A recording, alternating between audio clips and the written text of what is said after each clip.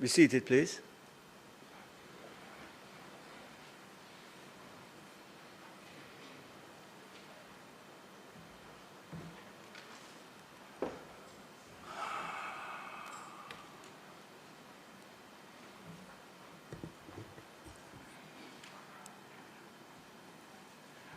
This meeting of the Honorable Senate for Friday, December the 5th, 2025 is called to order.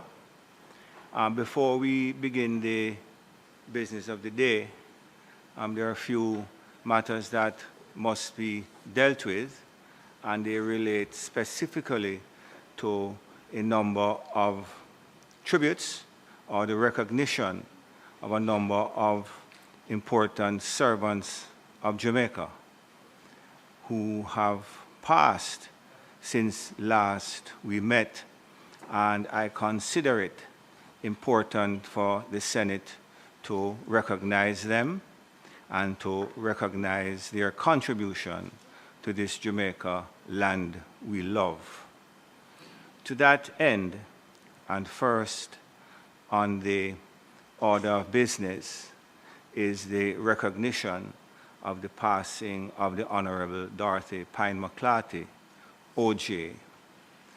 This morning, we pay tribute to her and the work that she has done for this country, and I asked the Senate to recognize a number of guests from the law firm of Myers, Fletcher & Gordon, where she spent so much of her time in her legal practice. Mr. Christopher Kellman, who is a managing partner, Peter Goldson, who is a senior partner, Christina Desai, Ethan Sinclair, and Barbara Alexander. Welcome to the Senate. It's a pleasure to have you.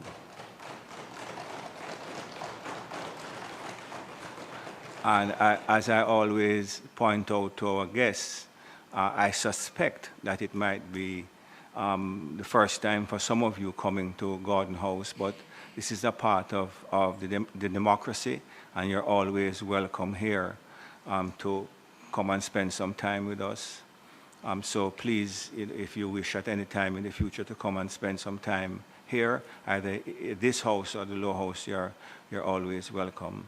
And I ask the Senate to recognize also Rachel MacDonald and Mr. Matthew MacDonald, the daughter and of course. Did I say, what did I say? I was wondering how that was working, Rachel. Both Rachel and Matthew McClarty, daughter and son of Dorothy, who are here to hear the tributes of the Senate. Now, I'm going to take, as I said, the tributes to Dorothy first of all, and those will be followed by a tribute to Consul General Miss Alison Wilson, who passed recently in New York and who is an outstanding servant of the country who we have to recognize, and also, of course, the Honorable Mr. Jimmy Cliff, who we will recognize before we begin the business of the day.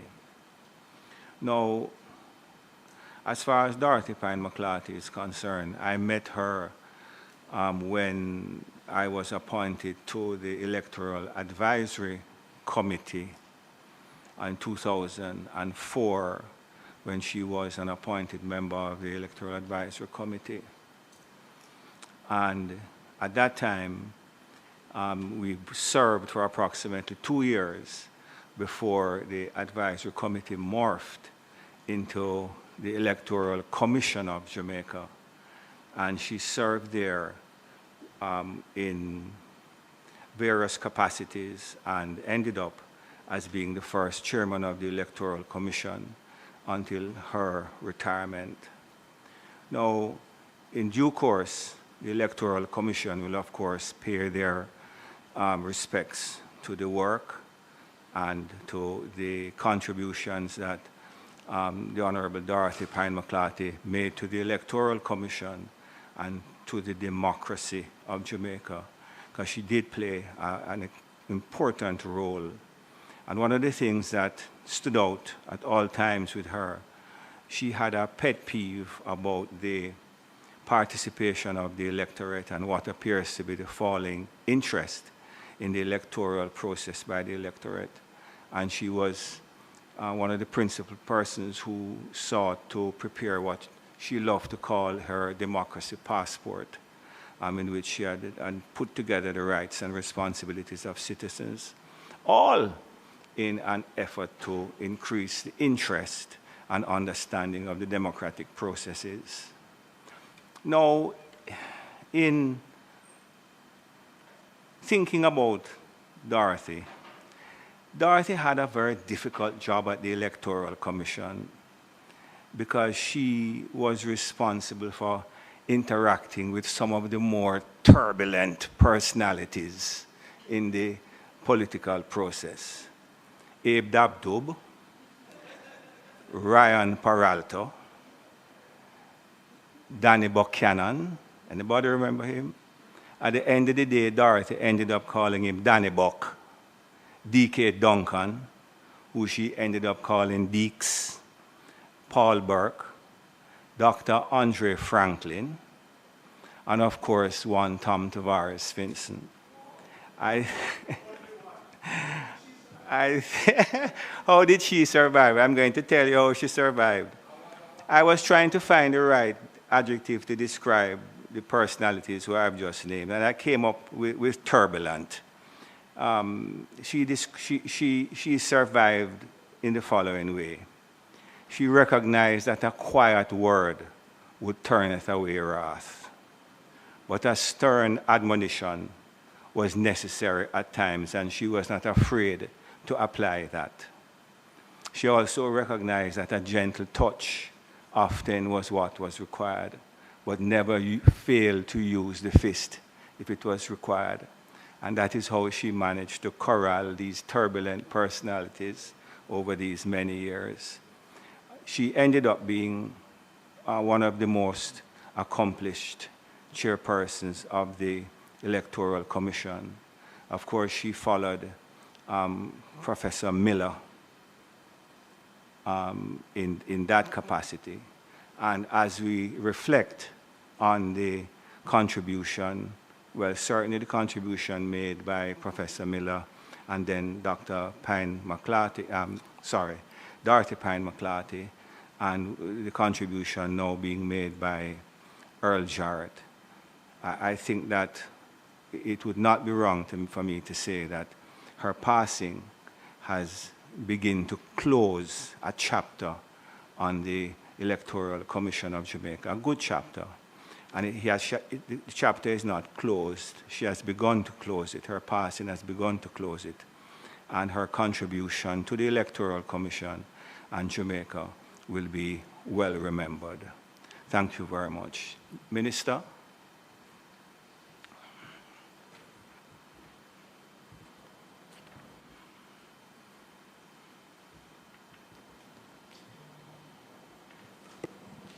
Senators, today we pause to honor the life and work of the Honorable Dorothy Pine McCarthy, who passed away on Sunday, November 30th, 2025.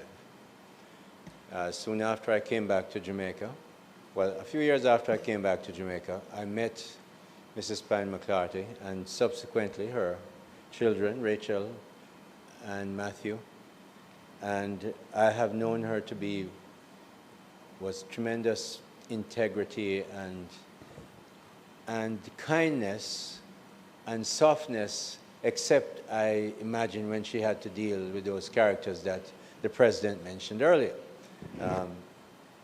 Mrs. Pine McCarthy was a distinguished attorney who broke barriers throughout her career.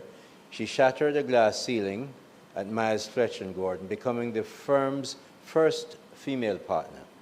She went on to make history once more as the first woman to serve as chair of the Electoral Commission of Jamaica, the ECJ, a position she held with distinction from 2013 to 2019.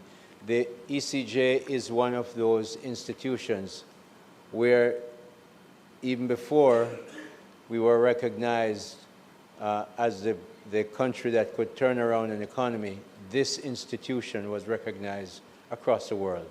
A great deal of that was due to the leadership and the team she had around her and the way she led them. During her tenure, she oversaw significant advancements in Jamaica's electoral system, strengthening our democracy and deepening public trust in the system.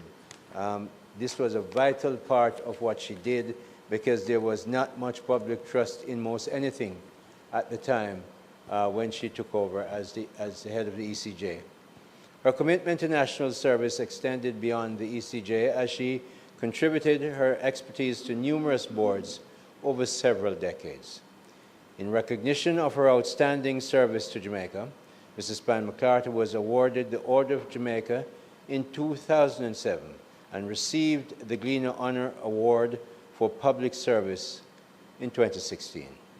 She was, Mr. President, indeed a remarkable woman, and her passing is a profound loss.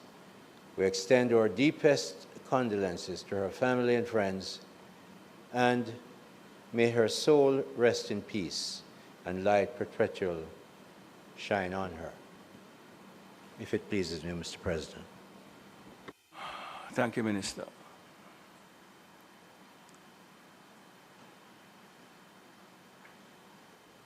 Where is the paper? Senator?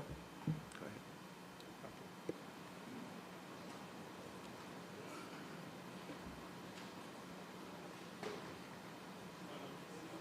ahead. Yes.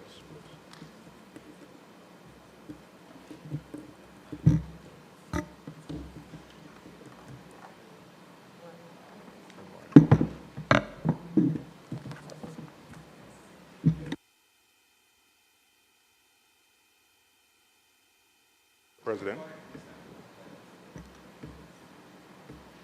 Mr. President, esteemed colleagues, it is indeed an honor for me to rise today to honor a woman who no one can argue is a true servant of Jamaica, the Honorable Dorothy Pine McCarthy, OJ.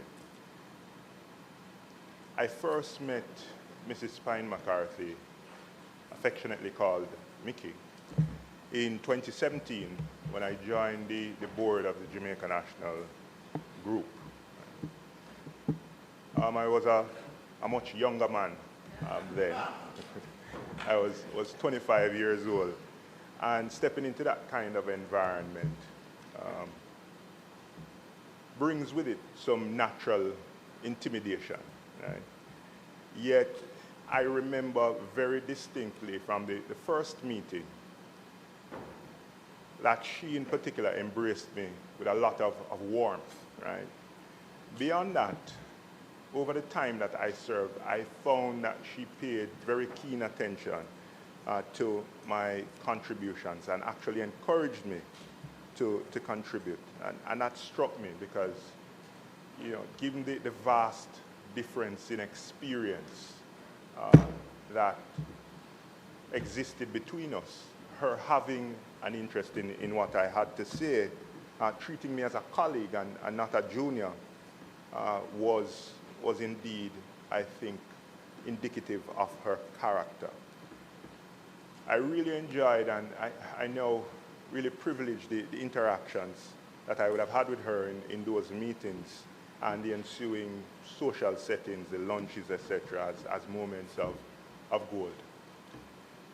Mr. President, in the boardroom, she was very thoughtful and precise, I'd say.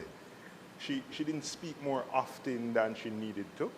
And when she did, everybody understood that her words came from a careful place of study and a deep sense of responsibility. Right?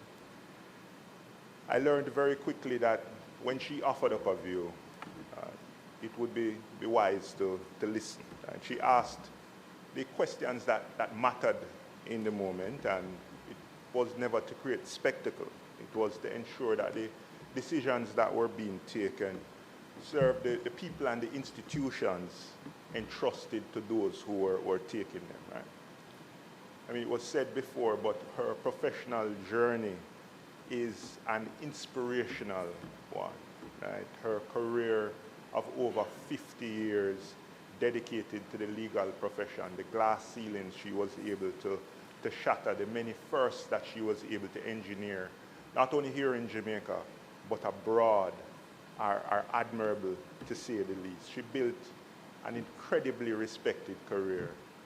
And I have learned over time, I'm told that she was exceptional in conveyancing. Even after I left the Jamaica National Group, she would occasionally check in to see how I was doing. And there were very sincere exchanges. I remember being very surprised by the first call that I received from her. I mean, I didn't even think that she remembered me, right? But you know, it was apparent to me that she simply cared about people, and that was behind her need, or her feeling of a need to reach out to me. Mr. President, I want to share a personal experience that I had with her that I think epitomizes, I think, a very human element of her character. A couple of years ago, she contacted me, right? And the subject of the conversation was the fact that a paralegal working with her firm was trying to secure a mortgage from an entity that I was associated with. And she made it very clear at the top of the conversation that she wasn't seeking any favor. Right? She wasn't trying to influence the decision. But she said her only request was that the application received a fair and expedient adjudication, right? Because what she said to me is that this moment in the life of this paralegal could be transformational, right? And she related it back to our experience at Jamaica National, which was all about home ownership. And she felt it important to reach out to me to seek to facilitate a fair process for this paralegal. It wasn't, you know, somebody, I'd say, that somebody would conventionally see as you know, of high rank, but rather it was an appeal for hard-working Jamaican. I think this really sums up the kind of character of the person. And that moment would have stayed with me. It showed me that despite the fact that she valued good systems and proper procedure, she never lost sight of the people that those systems were meant to serve. Right? Today, Mr. President, we honor a trailblazing attorney, a respected director, and a public servant who gave to her country with diligence and grace. Jamaica is undoubtedly better for her contribution, and so many of us who have had the privilege to interact with her have certainly learned from the examples that she's left. To her family, who is present here in the form of her son, Matthew, and her daughter, Rachel, I want to extend condolences. I want to extend condolences as well to the members of the MF&G team who are here. I mean, we share in your mourning, and we thank you for sharing her with Jamaica. May her soul rest in peace, and may her life continue to inspire all of us in some way, shape, or form. Thank you very much, Mr. President. Thank you very much, Senator Small Ferguson. Minister Morris Dixon.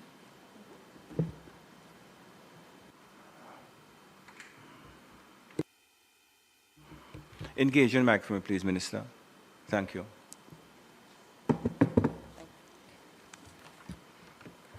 Thank you, Mr. President.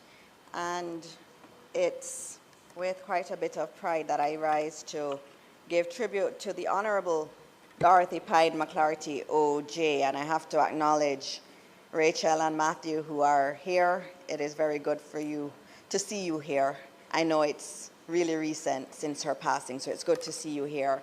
And I also want to acknowledge the members of the Maris, Fletchers, and Gordon team who are here also. Thank you for being here. I know Mickey would really, really be very happy to see all of you here. Mr. President, as Jamaica mourns the passing of the Honorable Dorothy Pine McClarty, we must recognize that she was one of our most distinguished citizens. Her life was defined by trailblazing achievements, professional excellence, and an unwavering commitment to democracy, justice, and the people of this country.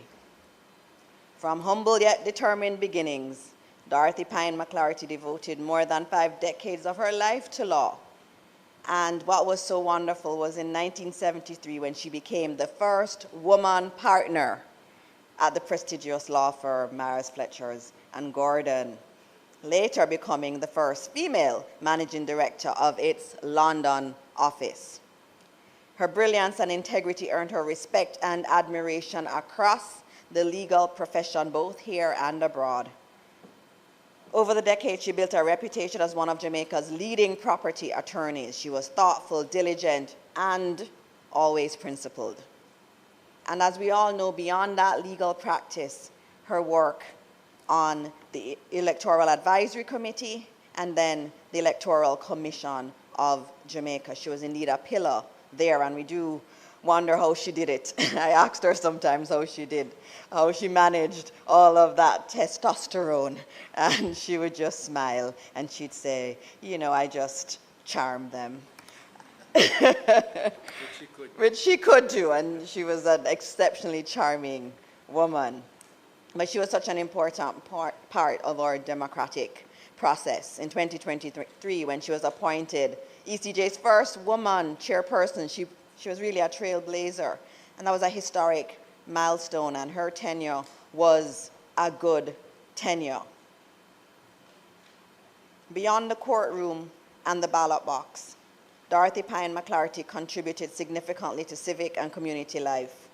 She served on the boards of the Jamaica National Group and its prior incarnation, the Jamaica National Building Society. And I'll speak about my time with her there. And I was there with Senator at the same time. She also was a part of the Access to Information Appeal Tribunal. She supported many educational institutions, such as the St. Andrew High School for Girls and the University of Technology. Her service was formally recognized in 2007 when she was awarded the Order of Jamaica for outstanding public service.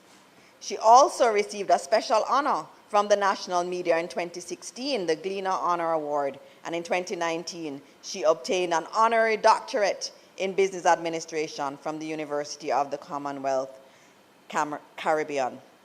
But Mickey was so much more than all of these accolades, and I'll tell you about my time with Dorothy Pine McClarty, who I call Mickey. I met her about 18 years ago, but then I truly met her when the International Women's Forum Jamaica invited me to join their membership in 2010. Now, the International Women's Forum is a body that brings together successful women, usually at the C-suite level, around the world. And the Jamaica chapter was filled with women who I only saw on TV. And I saw them on TV breaking glass ceilings, and so it was an honor to be asked to be a part of it because I wasn't C-suite yet. It had women like Pat Ramsey, Corinne McClarty, Minna Israel, Scarlett Gillings, and of course Dorothy Pine McClarty, and it had so many more, the list just went on. And we refer to ourselves, Mr. President, as sisters. And we meet regularly, and we just support each other. It's such an amazing thing to have and to see a bunch of successful women just being together and supporting each other. No competition, just being support for each other. And Mickey was central to that sisterhood that we have. And so I was honored to be a part of that group and to sit and learn from those women. And Mickey was one of those who welcomed me with open arms. She always had a kind word for me and was always encouraging me. She was the one that helped me navigate my time as vice president at JAMPRO. She said, this is a big job, and you're going to have to put your head down and get the work done. And she said, you know, you need to go and sit with my sister-in-law, Corinne McClarty. And Corinne McClarty was the first president of JAMPRO. And she arranged that sit-down with Corinne, and both of them walked me through being a first-time executive. And I was very honored to have had their support in that way. They didn't have to, but Mickey led on that, and I'm forever grateful for that. I then went to the Jamaica National Group, and Mickey was somewhat instrumental in convincing me that I should join the Jamaica National Group. At the time, it was the Jamaica National Building Society. But she was there from 1998, serving the people of Jamaica through providing home ownership to Jamaicans who ordinarily would not have been able to own a home. And she believed deeply in that mission of helping and empowering Jamaicans in that way. And so in my 10-year sojourn at the Jamaica National Group, Mickey was there, and she was there through the difficult times and the good times, when I had to be presenting to Oliver Clark many times. And you would go in the room and you see him there and you have to present your thoughts and you think he may not support it. There was always Mickey there smiling and giving a thumbs up. And I appreciated that. She definitely made me a better executive in her quiet support, and I know quietly she was supporting things that I had to take to the board. Because of her work on different JN boards, she had to be in London quite a bit, and I worked in London quite a bit too. And so we got to spend time together in taxis, many taxis going to meetings around London. And she'd tell me tales of her time in the London office, starting the office for MFG. She'd talk about her love for MFG. She can't have a conversation without talking about MFG. And one of the things I regret is she told me a couple years ago that she was going to give me a tour of the art collection at MFG. And I never got that tour, so you guys have to make it happen anyway. She was also very supportive of my decision to enter politics. She said, be careful, but you can do it. And every step of the way, she would just be supportive. Every time I saw her at a dinner or a lunch or any of our International Women's Forum events, she would just be encouraging me, and she'd say, I'm watching you and you're doing good. And I needed it. I've always needed it. She also taught me not just about breaking the glass ceiling, but about the importance of family. A lot of us women, as we're going through the corporate world and in other spheres and trying to move ahead, you forget your family. She never forgot her family. She was always talking about Rachel and Matthew, non-stop. You heard about Rachel and Matthew, everything that was happening. I knew Matthew so much before I ever met him many years ago, because his mother would not stop talking about him. She was also such a good wife. Always talking about Herman, Herman, Herman. And she taught me that, as you're going through this world, family is important. And you need to spend time with family. So I learned that too from her, that sometimes you have to step back and that your children matter and that your spouse matters. She taught me what real sisterhood looks like. It's really about supporting each other, being there for each other, whispering a good word, calling when you need to. Actually, her last message to me was about a topic we should discuss in one of our meetings. She wanted to talk about influencers and the rise of social media. That was the topic she wanted us to discuss. She also, even as she got older, she was still hip enough to want to know these things. And so the passing of the Honorable Dorothy Pine McClarty is definitely a great loss. It's a great loss, I know, to my sisterhood of the International Women's Forum. Tomorrow night we have dinner together, and it will be different. It will be different because Dorothy is not there. She's always there, always impeccably dressed, always so graceful, always smiling, always telling us that we're wonderful, and she's so happy to have us as her sisters. So this loss is pretty big for me too, and I know it's big for the family and for the MFG team. It's the loss of a guardian of our democratic values and a great supporter of other women. And I know other women say the same thing about her, that she just call them and support them. But though she has departed, the institutions she nurtured, the reforms she championed, and the lives she touched will continue to bear her imprint for generations to come. May her family, Herman, Matthew, and Rachel in particular, her friends, colleagues, and all of us who admired her find comfort in the knowledge that she served her country with grace, courage, and unwavering integrity. The foundation she helped build in law, governance, and community stand as a permanent tribute to her life and service. May the God who made her, the Son who saved her, and the Holy Spirit who sanctified her grant her light, happiness, and peace. Rest in peace, Mickey.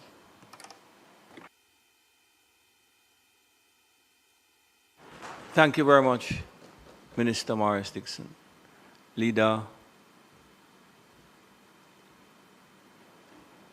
Scott Motley. Mr. President, I could not let this opportunity pass, although Junior Senator represented us so well. I want to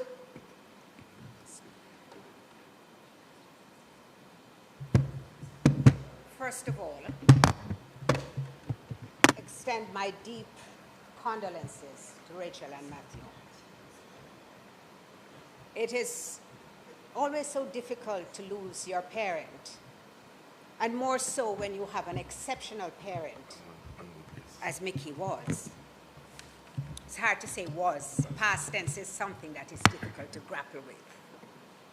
I also want, Mr. President, to acknowledge the presence of the Myers Fletcher and Gordon team, and you will forgive me. I very rarely do this, but I want to single out my dear friend Ethan, who I know how close he was to Mickey. You know, there are some great leaders who pop up every now and then. And there are some exceptional leaders. And Mickey was one of them. When she walked into a room, she was an imposing figure, helped along by her height and her stature and her grace and elegance.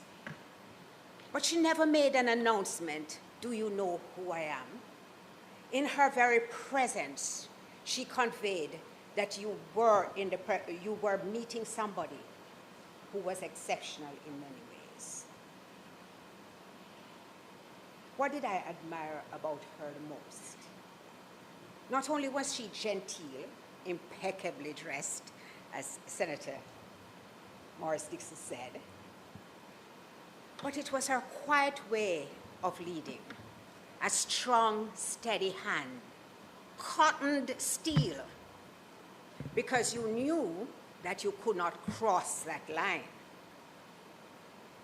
It was very rarely, even with people like Donnie Buck, people like somebody named Tom Tavares Vincent, and Ryan Peralta, and those rambunctious, strong, powerful men. Very rarely.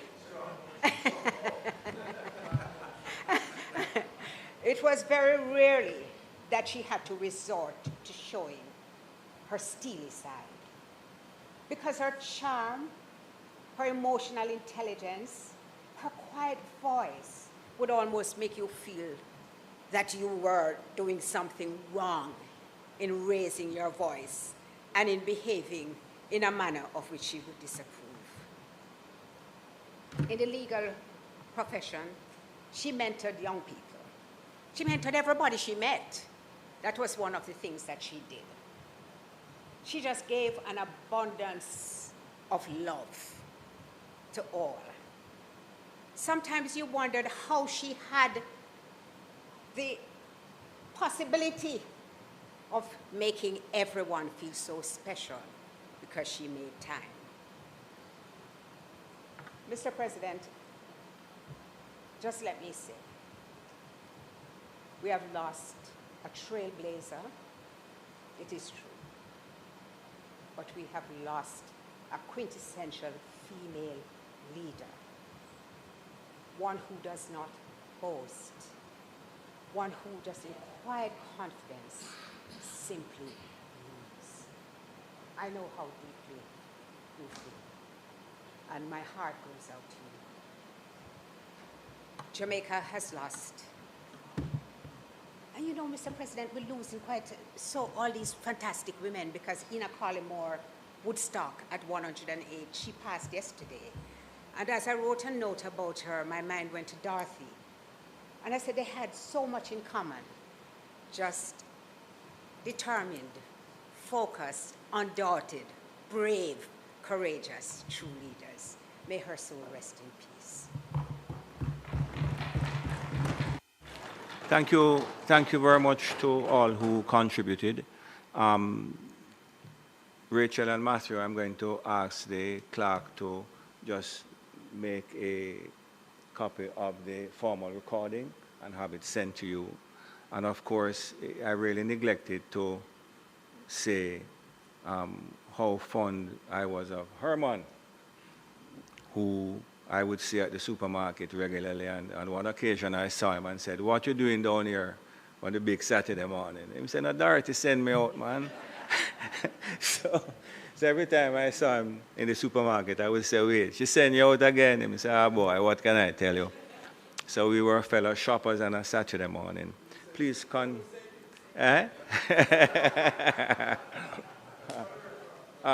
Just to say how very much I think it was important of all of us to put on the record of the Honorable Senate of Jamaica the contribution made by your mom, and please convey to your family our best regards. Thank you very much for coming and spending time with us this morning. Members, please acknowledge them as they leave.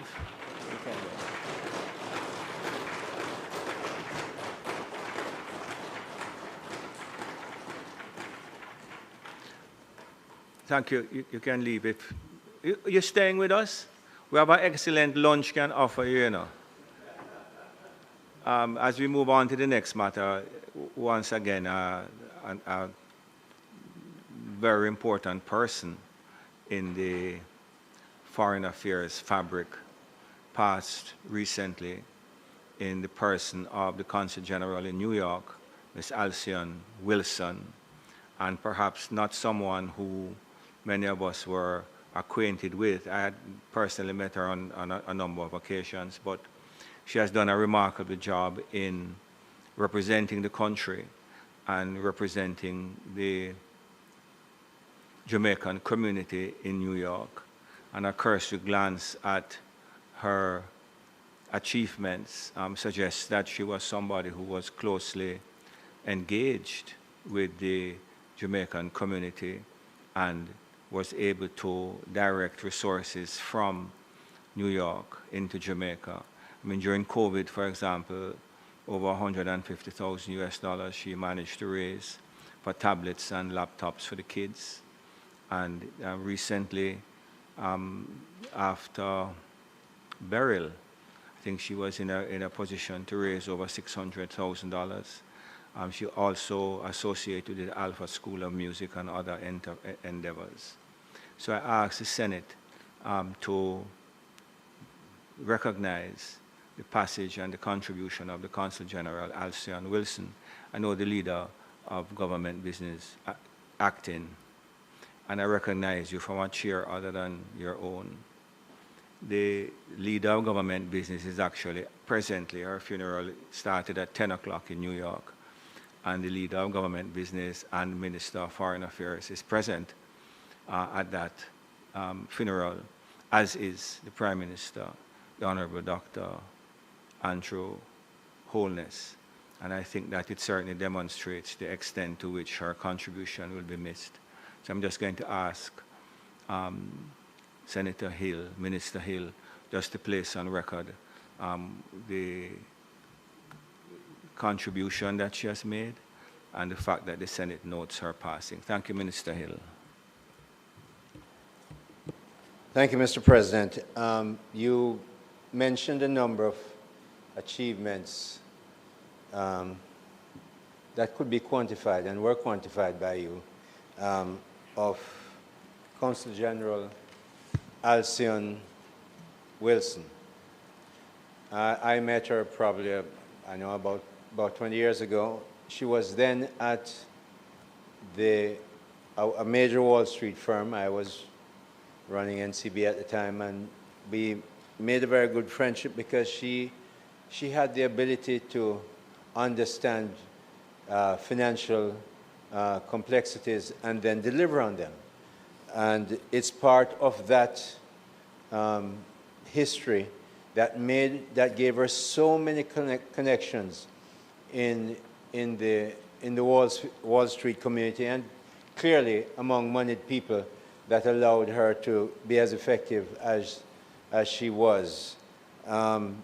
She then moved into government, the government service in the Foreign Affairs, and since assuming office, Consul General Alcyon Wilson, and I always at the beginning had to focus on saying Alcyon rather than Allison. And I'm sure I wasn't the only one who did that because it was an unusual arrangement of the letters. But I got used to it. Alcyon became easy to say. Alcyon Wilson has refined, or rather redefined, the scope and impact of Jamaica's diplomatic presence in New York. And that's really, really the truth. And across the 33 U.S. states under her jurisdiction. Her tenure has been marked by visionary leadership, very dynamic partnership, and an unwavering commitment to nation building and diaspora empowerment. Mr. President, under her stewardship, the consulate became a beacon of innovation and compassion, most notably throughout the CG on the Beat Community Outreach Initiative, which supported thousands of Jamaicans during the COVID-19 pandemic. Thousands of Jamaicans in the United States and thousands of Jamaicans in Jamaica. Her swift action in establishing appointment systems, coordinating food and repatriation efforts, and leading the Device for Every Child campaign, which raised over $150,000 US for tablets and laptops, demonstrated both administrative acumen, human warmth, and really good financial connections. A consummate connector, there you go, Consul General Wilson forged powerful institutional partnerships with leading entities such as Hartford Healthcare, University of the West Indies, Borough of Manhattan Community College, Monroe University, that's M-O-N-R-O-E, not M-U-N-R-O, Alpha School of Music, and others. These yielded scholarships, medical donations exceeding US $600,000, and landmark agreements that continue to advance Jamaica's health and education sectors. Her diplomatic reach extended to municipal and sister city partnerships with New London and Grattan, that's in Connecticut, Mount Vernon in New York, and Highland Park, again in New Jersey, reinforcing cultural and developmental bridges between Jamaica and U.S. communities. As chair of the CARICOM Consulate Corps 2023 to 2024, she demonstrated regional leadership, and this time she was not in the most perfect health, but she nevertheless continued to work really, really hard, coordinating hurricane responses, supporting World Cup engagement, and amplifying Caribbean unity. Her influence further extended through board service with the BMCC, Office of Diplomatic Engagement, Rosetown Foundation, and as founding treasurer and current chair of Jamaica's Promise. Consul General Wilson relaunch of the Jamaica Independence Gala stands as a hallmark of her tenure, transforming it into a premier New York celebration of national pride and philanthropy. The gala has provided scholarships to over 25 students, funded medical evacuations, and supported community foundations embodying her mantra of party with a purpose, and she could do both. She also successfully relocated the Consulate General and Permanent Mission to their modern headquarters at 300 East 42nd Street, a really lovely rearrangement, achieving reduced rent, improved terms, and greatly enhanced work environment for her staff. Her advocacy for staff development and welfare remains one of her most enduring legacy. I'm sure she constantly peppered the Foreign Ministry for resources to get that done. Through her force, and went out and found the money to do it. Through her foresight, warmth, and relentless dedication, Consul General Alcyon Wilson has elevated the image of Jamaica abroad, bridging hearts, building partnerships, Mr. President, and transforming goodwill into tangible national building impact. I know she was a woman of faith, and so may her soul rest in peace and light perpetual shine on her. If it pleases you, Mr. President. Thank you, Minister. Senator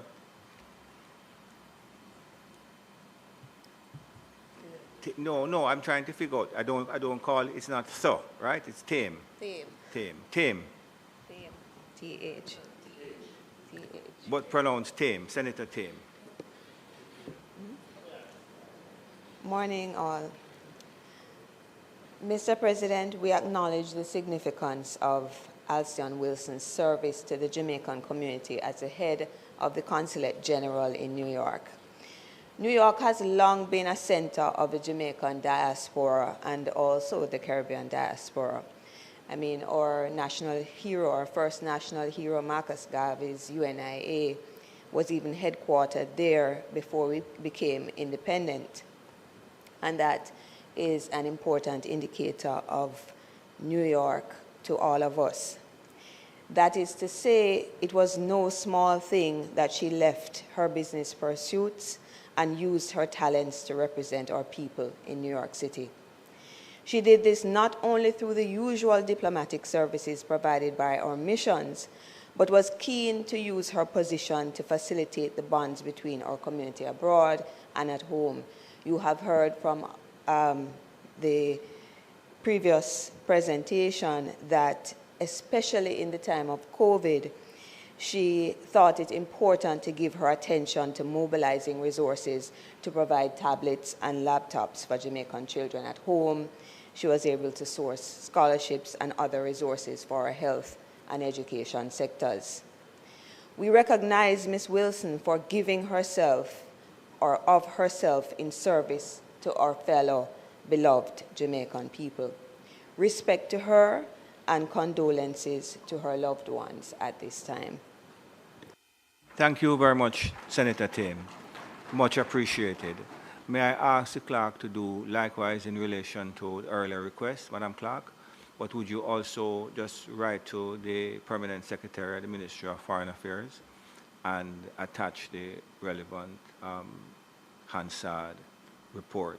Thank you very much for those who contributed to that. And finally, as it relates to this aspect of our morning's work, the Senate, I ask you to, of course, recognize and to add the voice to place on the record of the Senate a tribute to the Honorable Jimmy Cliff, James Chambers, whose music transcended generational, national, cultural barriers and continues to uplift the spirits of so many, even today, and how important his music is to us today more than ever. A true musical ambassador helped to cement our country's place on the global musical landscape. of course, it is fully recognized that we have lost a true icon. I personally, I'd like to extend heartfelt condolences to his family, his friends, and the musical fraternity during this difficult time. Once again, as I indicated, in relation to the Electoral Commission, a time of transition, really. And I would invite tributes from the members. Senator Sinclair.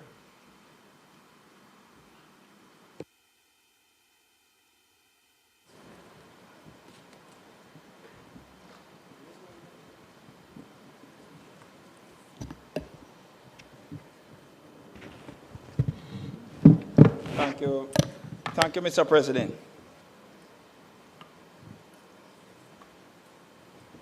Mr. President, James Chambers, better known to most of us as Jimmy Cliff. And in fact, when you started this morning, you referred to him as Mr. Jimmy Cliff. He came to life in the quiet rural community of Somerton in the parish of St. James.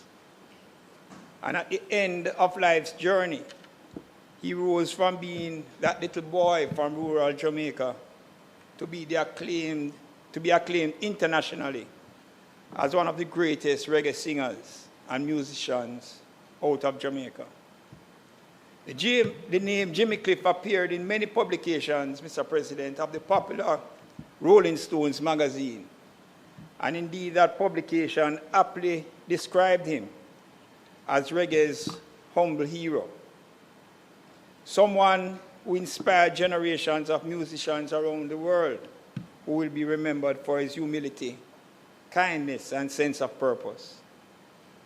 As one of our global superstars, Jimmy Cliff would have contributed to our island, Jamaica, carrying the description with little but with all. His contribution to building brand Jamaica is recognized and appreciated. His journey through life is one which should be recognized and adopted by every youth. He, Mr. President, gave life to the phrase, every ghetto youth is and can be a star. Jimmy Cliff was super and multi-talented. He was an actor, musician, and singer. In respect to the latter, even when he attained the title of being an elder, his vocals remained crisp and distinct. I recall his performance in March of 2019 at the ceremony in Montego Bay on the renaming of the former Gloucester Avenue as Jimmy Cliff Boulevard, where he moved himself into position at the microphone and where he sang the highly rated song, Many Rivers to Cross. His voice came through crisply and powerfully across the lawns of the old hospital park and the Montego Bay Harbor. The audience listened in absolute amazement, and we were left in awe at how powerful his voice was.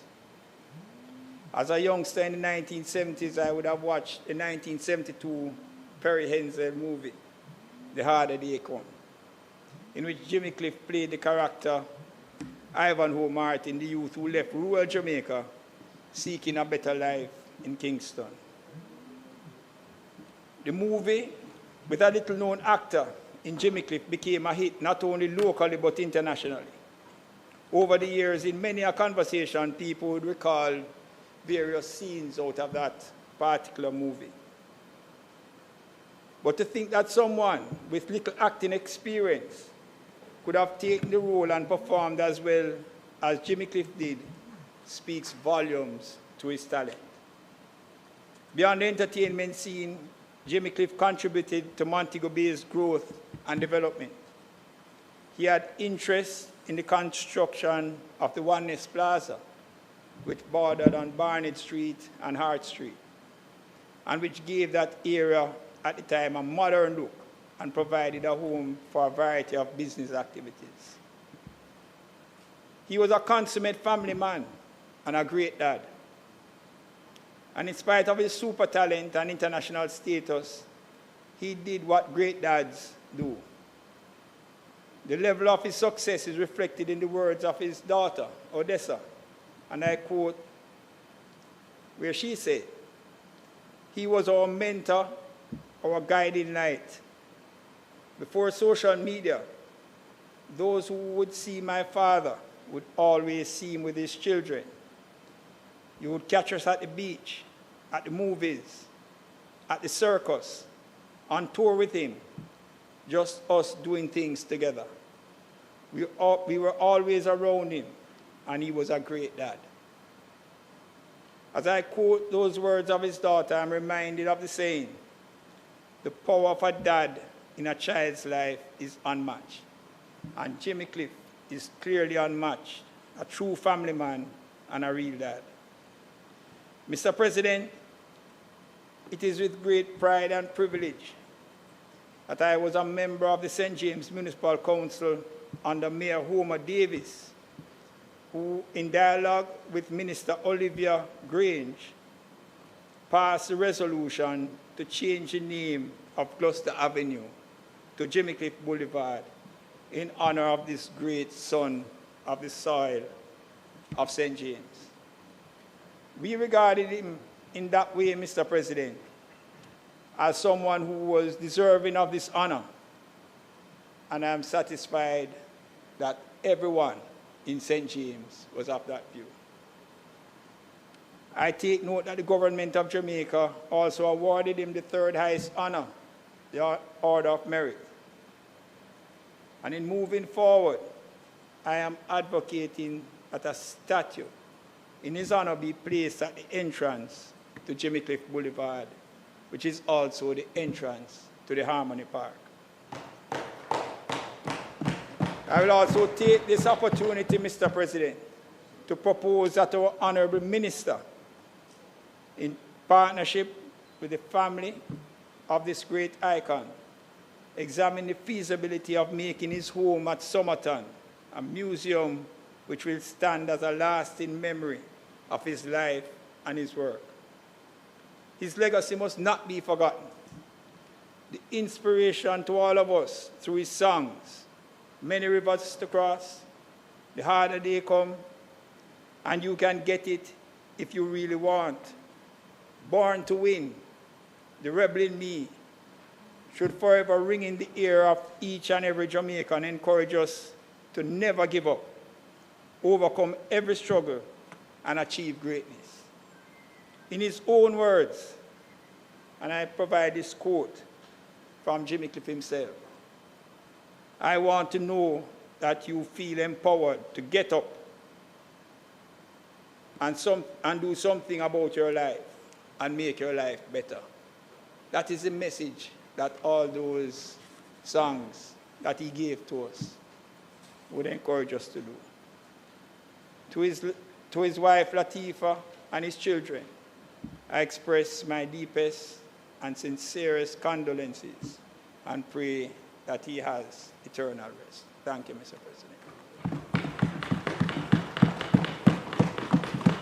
Thank you very much, Senator Sinclair. Captain.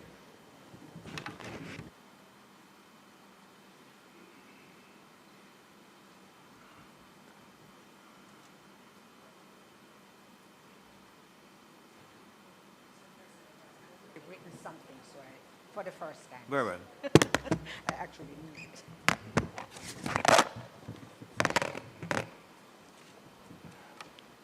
Thank you very much, Senator. Thank you, Senator Sinclair. Thank you very much.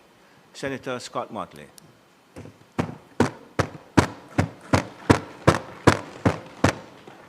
Mr. President, members of the Senate, it's an honor to be able to pay this tribute to Jimmy Cliff.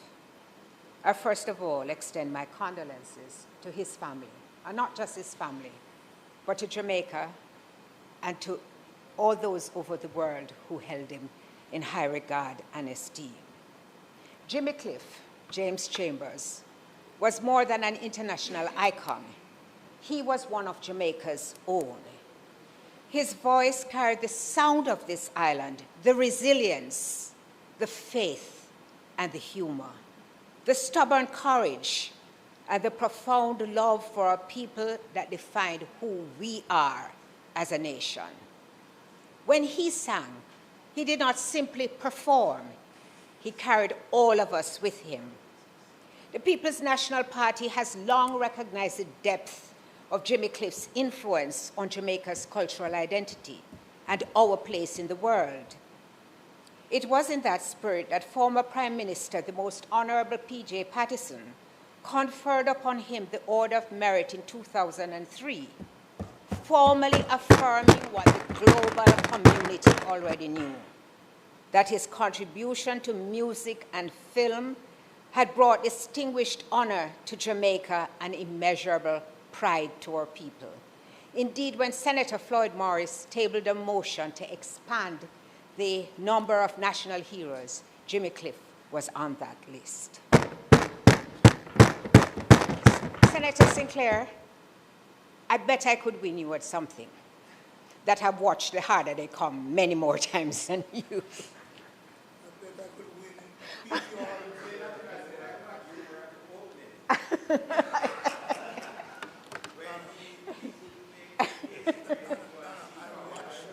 I watch it being filmed. Okay, so quite without expecting to have started a contest, but I'm still willing to do the poll. So, Madam Clerk, edit that out of anything you sent. In Rebel in Me, he captured something Jamaicans understand instinctively, that inner fire that refuses to stay silent in the face of injustice. Jimmy possessed that spirit abundantly. He never stood apart from the struggles he sang about. He felt them, he lived them, and he transformed them into music that challenged us to confront wrongdoing with clarity and conviction. Through Treat the Youths Right, he placed a spotlight on one of the most urgent truths in our society, that the destiny of our young people shapes the destiny of Jamaica. He believed that every child deserved a fair chance, especially those who started life with the odds stacked against them. Honoring Jimmy Cliff means doing what he urged us to do, guiding our youths with intention, loving them with conviction, and nurturing a Jamaica where they know they matter. And in Journey, he shared the wisdom of a richly lived life, one marked by triumph and trial, joy and heartbreak, lessons learned and grace received. He understood what Jamaicans have lived, that the road is long, the climb is steep, and yet with God's help, we press on. Jimmy walked his road with courage, creativity, and a generous spirit. What has made his message so powerful is that it came from a Jamaican child who rose from the humblest of beginnings, worked for every open door, learned from every fall, and carried his people with him wherever he went. When he told us, you can get it if you really want, he was not offering empty optimism.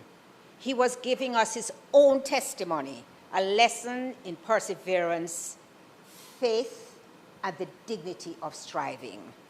So today we do not merely mourn an artist, we mourn a son of the soil, a brother, a voice that shaped the rhythm of our national spirit. We give thanks for the courage he modeled, for the hope he sustained, and for the love of humanity that powered every note he sang. His life's work will continue to inspire generations to come. May his soul rest in peace. Thank you very much, Senator Scott Motley.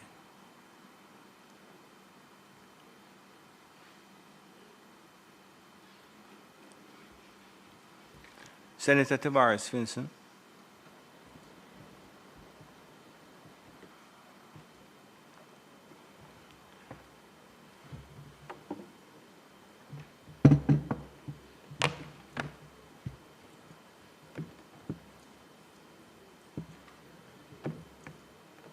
Mr. President, Jimmy Cliff was one of those Jamaicans that truly transcended generations, and therefore it is fitting I pay tribute. My fellow Jamaicans, brothers and sisters at home and across the diaspora, it is with a heavy heart and the deepest sorrow that I stand before you today to speak of the passing of one of our greatest sons, James Chambers, the incomparable Jimmy Cliff. Born on the 30th of July, 1944, in the quiet rural community of Somerton District in St. James, Jimmy grew up in circumstances that many of us knew all too well. Modest, hardworking, rooted in the soil of this parish, and has given Jamaica so many of its brightest talents. As a little boy, he tended to livestock and walked miles to school, but even then, those who knew him say you could hear music in his step and a melody in his voice. That voice, clear, powerful, full of soul, would one day circle the globe and carry the story of Jamaica on its wings. He burst onto the scene while still a teenager with Hurricane Hattie in 1962, a song that showed from the very beginning that he could take the pain and the joy of everyday people and turn them into something timeless. But it was in the years that followed that Jimmy truly found his purpose. Songs like Wonderful World, Beautiful People, Vietnam, Many Rivers to Cross, You Can Get It If You Really Want, and Sitting in Limbo were more than hits. They were sermons in 3 minutes, prayers wrapped in rhythm, messages of hope for anyone who ever felt the weight of the world on their shoulders. Then came 1972, a turning point, not just for Jimmy, but for the entire nation, when he took the lead role in Perry Hensel's groundbreaking film, The Harder They Come. And when that soundtrack dropped, something shifted forever. Overnight, the world that had only whispered the word reggae began to shout it. From the streets of Kingston to the clubs of London, from the campuses of America to the villages of Africa, people heard Jimmy's voice and understood. This small island had a mighty spirit. That movie and that album did not just make Jimmy Cliff a global star. They made Jamaica a global force. Reggae became the soundtrack of resilience, resistance, and celebration. Jimmy was its first great ambassador. He toured the world for decades, from Europe, Africa, Asia, the Americas, and everywhere he went, he wore Jamaica on his sleeve. He sang for Nelson Mandela's release. He performed at independence celebrations across the Caribbean and Africa. He brought down the house at Glastonbury and at Reggae Sunsplash locally. He collected honors most artists can only dream of. Inducted into the Rock and Roll Hall of Fame, awarded the Order of Merit by his own country, only the second reggae artist after Bob Marley to receive that highest civilian honor. Yet, no matter how many stages he conquered, he always came home. He never forgot Somerton. He never forgot St. James. He never forgot Jamaica. Jimmy was more than a singer. He was a teacher. In Many Rivers to Cross, he taught us that suffering is real, but so is the strength to keep moving. In You Can Get It If You Really Want, he reminded every young person listening that perseverance will overturn privilege every time. In The Harder They Come, he showed us that even when the system is stacked against you, the human spirit can still write its own ending. And now, though his voice has fallen silent at the age of 81, those lessons remain loud as ever. His music will play in our taxis and our sound systems, in our churches and our schools, in our homes and in our hearts for as long as Jamaica breathes. To his children, his grandchildren, his family in St. James, and to every Jamaican who ever stood a little taller because Jimmy Cliff was one of us, we grieve with you.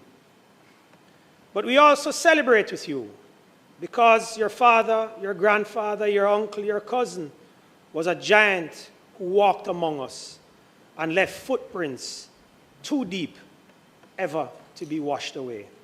Mr. President, in keeping with the wishes he expressed during his lifetime, the government of Jamaica will award Jimmy Cliff the full honor of an official national funeral. We will come together from Montego Bay to Morant Bay, from the diaspora in Brooklyn, Birmingham, Toronto, to give thanks for a life that lifted an entire nation. Details will be announced shortly, but let me say this clearly. Every Jamaican who wishes to pay respect will have the opportunity to do so. This will be a celebration worthy of a man and the legacy he leaves behind. Mr. President, Jimmy Cliff once sang, "I can see clearly now, the rain is gone." Today, the rain falls heavily on our hearts, but we know the sun will shine again because he showed us how.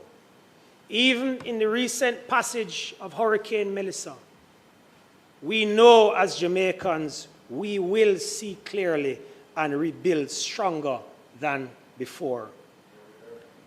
Rest in eternal peace, James Chambers, Jimmy Cliff, son of Somerton, son of St. James, son of Jamaica. You gave us more than music. You gave us belief. You gave us pride. Walk good, my brother. The rivers may be wide, but you have already crossed them all, and you carried us with you. Thank you, Jimmy, from the bottom of our hearts. Thank you, Mr. President. Thank you very much, Senator Tavares Vincent.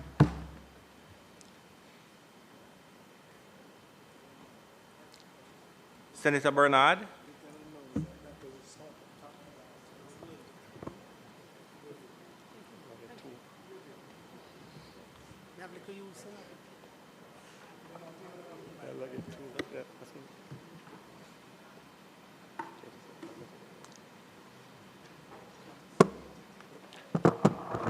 Thank you very much, Senator Tavares Vincent. Senator Bernard, you're recognized. Thank you very much, Mr. President. It is an honor and a privilege to pay tribute to Dr. James Chambers, Jimmy Cliff, an artist whose creative genius, humanity, and cultural influence have shaped Jamaica and the world. In November 1997, the University of the West Indies, Mona, conferred upon him the honorary Doctor of Letters in recognition of his extraordinary contributions to music and film. My own connection to this national icon began years later on February the 4th, 2005, during the inaugural concert at the UWI Distinguished Concert Series. held at the Oriental Gardens to celebrate the launch of his Black Magic album. The event, Senator Charles, Senator Thompson, was in many respects a St. James event and a Cornwall College event, and I'll tell you why. Yes, but no. Never leave out Senator Charles Sinclair. I did say that. But the event was in many respects a St. James and indeed a Cornwall College gathering, as it was guided by Vice Chancellor Emeritus at the time, Professor Rex Nettleford. It was coordinated by Deputy Principal Joseph Pereira, was sponsored by CVM-TV, well at the time, led by Dr. David McBean, and with yours truly acting as the logistics coordinator for the event. Yet the true significance of the evening was the opportunity it provided for my personal encounter with Jimmy Cliff. In conversation, he was soft-spoken, deeply philosophical, reflecting on race, religion, politics, the university, and of course, the music. Although he was fully aware of his legendary status, he held no rigid, purist views on the music. Instead, he approached culture and music as dynamic, context-shaped expressions, distinct, yet never mutually exclusive. His performance that night was unforgettable. Senator Morgan, you were there with me. Was unforgettable. He introduced the audience to a young Tessan Chin, one of his backup singers. She delivered a powerful solo cameo. And he also stunned the distinguished gathering by incorporating, Mr. President, Ivanhoe Martin's notorious knife-slashing scene from The Harder They Come in his musical performance, reciting the infamous expletives as he reacted or reenacted the Defiant Outlaw. While Professor Rex Nettleford later intellectualized the moment, many of us at the time who were dancehall fans simply welcomed Jimmy Cliff's bold engagement with the realities of violence and popular culture. And it allows us to carry the debate a bit further, knowing that Dr. James Chambers was a part of the discourse. My understanding of Jimmy Cliff, however, predated the U event. Again, during one of my visits to South Africa, you were not on this one, Senator Morgan. Yes, ma'am. During one of my visits to South Africa, I learned of his profound influence during the apartheid struggles. His controversial decision to perform there, despite calls for boycott, created an integrated audience that challenged apartheid's rigid racial divisions. One of my South African colleagues, to my surprise, astonishment, one of my South African colleagues ranked Jimmy Cliff only below Peter Tosh as his favorite freedom fighter musician, noting that Jimmy did not merely sing about liberation, he enacted it, breaking barriers by simple, powerful act of insisting that all people could stand together in one space. Mr. President, beyond his global stature, as one of reggae's most iconic voices, Jimmy Cliff, as was outlined in some degree by Senator Sinclair, Jimmy Cliff embodies a lesser known but equal remarkable quality, a sharp business acumen grounded in community, humility, and respect for ordinary Jamaicans. His ventures illustrated a man who used his success to create opportunities for others. A defining example is his acquisition of an underutilized property at 38 Bond Street in Montego Bay in the 80s, as mentioned before, where many saw an aging structure. Jimmy saw potential, both economic and social. He transformed the building into a two-story 1S Plaza, as was mentioned earlier, a name that reflected his philosophy of unity and inclusiveness.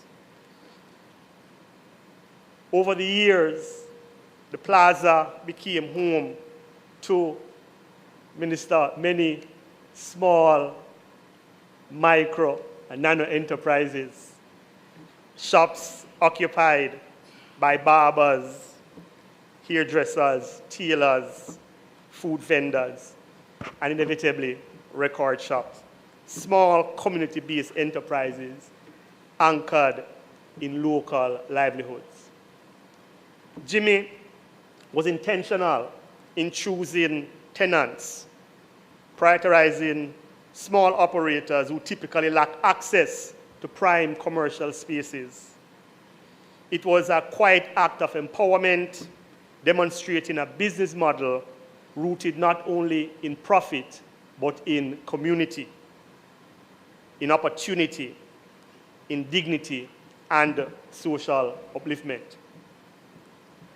As mentioned previously, his imprint on Montego Bay was further cemented on March 28, 2019, when Gloucester Avenue, the globally known hip strip, was officially renamed Jimmy Cliff Boulevard in recognition of his immense contribution to Jamaican culture and international music. The ceremony signaled not only national pride, but a deep integration of his legacy in Jamaica's cultural identity. Yet, even with international acclaim and national honors, Jimmy's heart remained planted in Somerton, St. James. He returned home frequently, maintaining personal relationships and offering quiet support to the community, especially children. Mr. President, I personally can remember Jimmy Cliff's famous back-to-school treats as a Montegonian. Many who were not even from the immediate environs would participate in that venture. Many Somerton families recall his generous back-to-school sessions and always delivering without fanfare. His values were shaped by growing up in his father's, Brother Pally, he was called, small wayside shop, where we learned the dignity of enterprise and the importance of people, where people feel seen, welcome, and respected. In this way, Mr. President, Jimmy Cliff's life transcends stages and studios. He's not only a cultural icon, but a symbol of Jamaica's resilience, creativity, and opportunity, where none exists. He widened the circle for the marginalized and used his gifts to uplift rather than to elevate itself. His legacy teaches us that greatness is found not only in international accolades, but in the quiet, consistent acts of generosity and humanity that change lives. Mr. President, Jimmy Cliff stands among the finest examples of what Jamaica has to offer the world. Talent anchored in purpose, success grounded in community, and a relentless belief in the power of unity. His life's work, musical, social, entrepreneurial, remain an enduring testament to the idea that one can rise to global heights while keeping both feet firmly planted in the soil of home. Walk good, Jimmy Cliff. Head high, shoulders back, as you take your rightful place among the constellations of immortals. I thank you.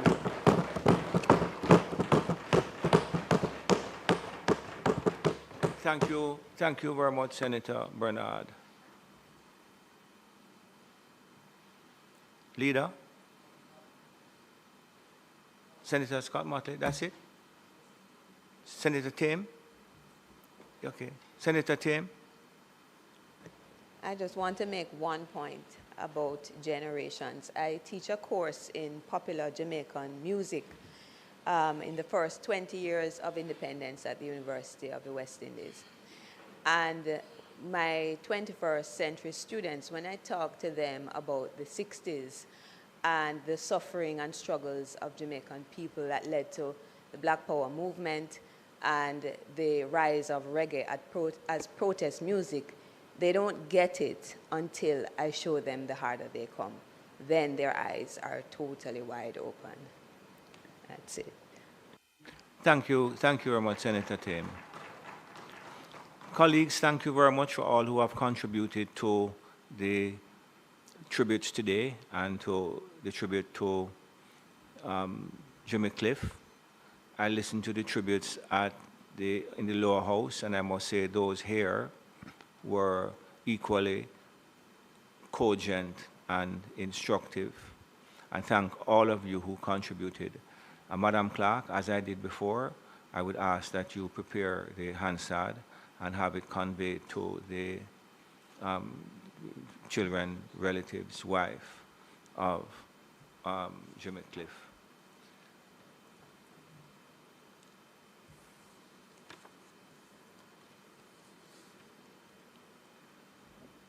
Statements by ministers? No. Statements by ministers?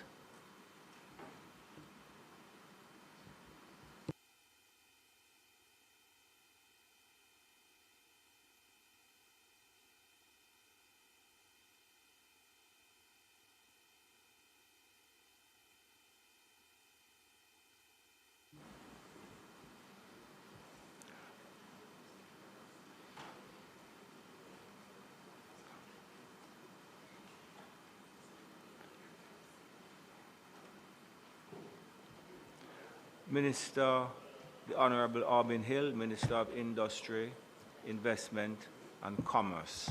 I recognize you from a seat as on your own. Thank you very much again, Mr. President. And this morning I rise because of the hurricane. But before I go any further, this is my first time in the Senate after we were appointed or reappointed. And so, Mr. President, it's the first time I've heard, I know it's the second time, but it's the first time I've heard Christian, Senator Christian, that's a nice name, give his statement in the Senate. So I'm pleased to be back with my colleagues on this side. And Mr. President, I'm equally pleased to see that my friend of a long time, Senator Brown, is firmly ensconced where he was before that particular event in September. No, before that event he was around the back. He has you promoted him, Mr. President? He has been promoted here now. So it's good to see you back, Senator Brown. I know we will hear from you from time to time. I'm going to talk about the Prime Minister gave my ministry the responsibility to get businesses back up and running. And I'm not talking about Grace Kennedy and Wisynco. They know where to find us if they need us. I'm talking about other businesses at a lower level, small and medium-sized enterprises, how they get back on their feet. We decided to look at the 5 parishes that were, all 7 that were badly affected, but we started on the first 5. The work that I'm going to show you and talk about today happened primarily in St. Elizabeth, Westmoreland, and St. James. We're on to Trelawney and Hanover next. But before I start, Mr. President, I'm just going to ask my staff members to show you a couple of slides as to what happened after Melissa arrived on border, which is right between the border of Westmoreland and St. Elizabeth, and the work that has been done, not yet completed, but you can see the change. I wonder if they'd run them for me.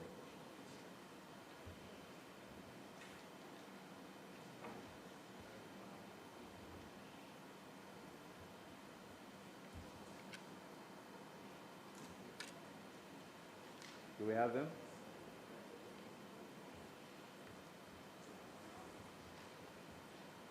I see the IT gentleman is moving, Mr. President, so. In the meantime, here we go. This is how the shops at Border looked after Melissa arrived. We arrived there a few days after the hurricane. Of course, Border is just west of Black River, which was completely denuded by the hurricane. So if you could go to the next. This is another set of shops. Look at the rubbish at the top left-hand of that slide. You can see what had to be moved from behind it. Next. This is just one of the names of stalls that was left there. One or two you see down there. And let's move now to see what that was at the far end in the Westmoreland part of the Border area. This is what they've begun to look like. Substantial investment by the Ministry of Industry, Investment and Commerce, approved by Cabinet, and we are continue. That was in Border. Here we are delivering generators in parts of St. James. We actually started in South St. James and right across to deliver generators so that small shops who do not have power, they can't buy chicken because they have no refrigeration, no freezer, they can't sell cold drinks. We provided them with generators until the JPS power returns so that the communities can come back and begin to, again, to do business. There you are, that's a bigger generator, and you can see different members of Parliament, and Senator Sinclair was with me on some of those visits. And here we are in another place. I think this is partly Minister Ed Bartlett's constituency, way up in the countryside. These are really country places. And of course, before that, you saw MP Burchell getting a generator for her people in her area. In fact, her constituency was the first one that we attended. So on October 31st, yes, it's there. There's a picture with Sean Paul, if I remember correctly. All in black. I was standing with them.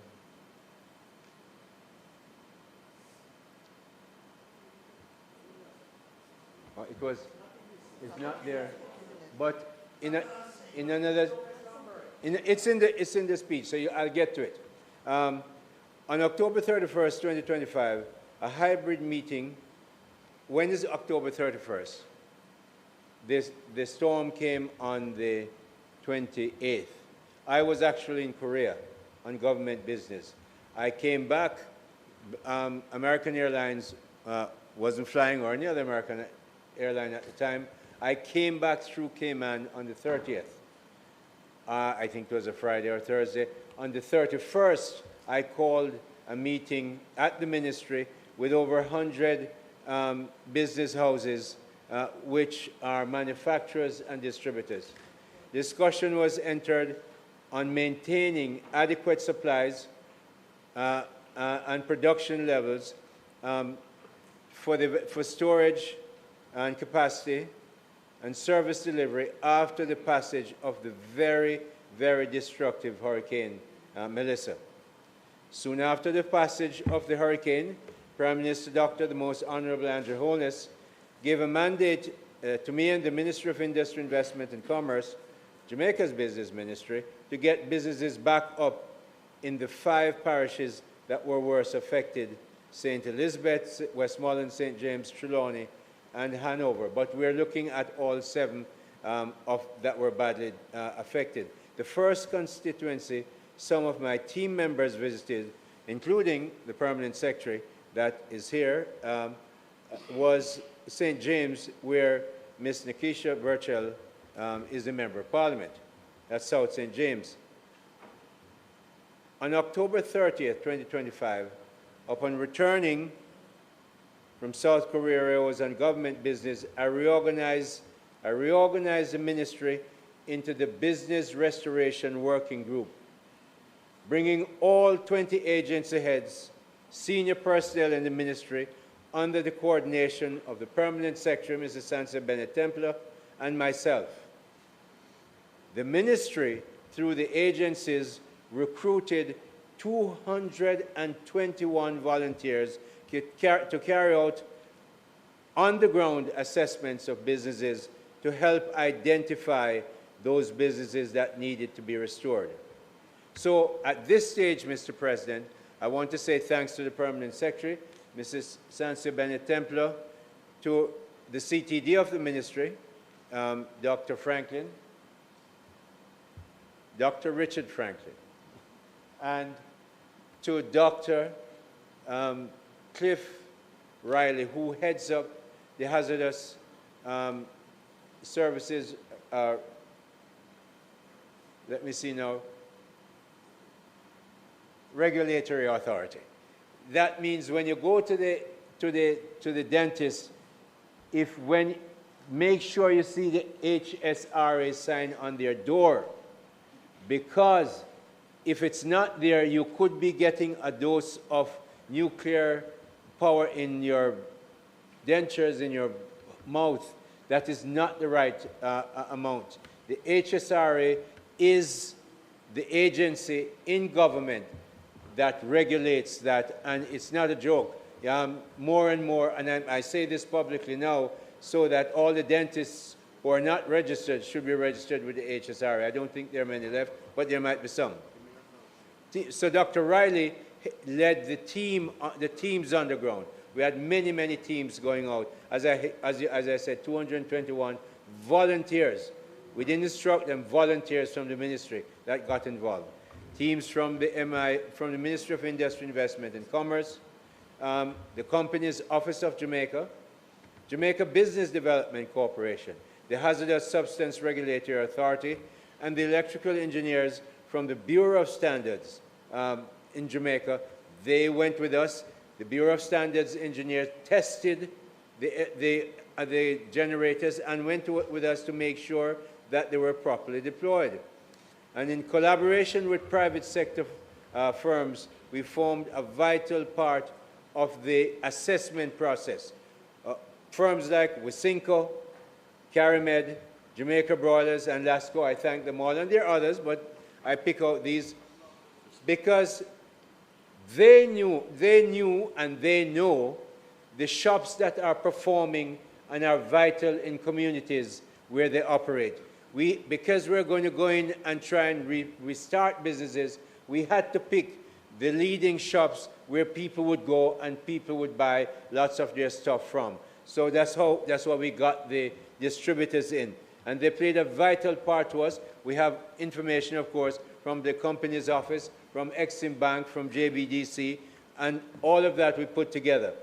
Generators had to be given to several businesses in St. James because St. James was so badly affected.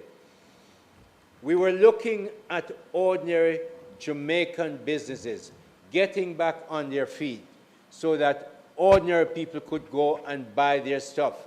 You can't continue to give out care packages forever. People must get back to businesses. And there's a reason why we do that. The supply chain, which you will see there, but I'm going to talk about it right here, is vital.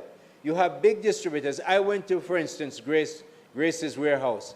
They showed me that they had enough for between 7 weeks and 6 months. And while I was there, more merchandise was coming in. So we have had enough food and stuff to go around. But the supply chains were cut in 7 parishes. So our job in the ministry is to get those stores back up and running.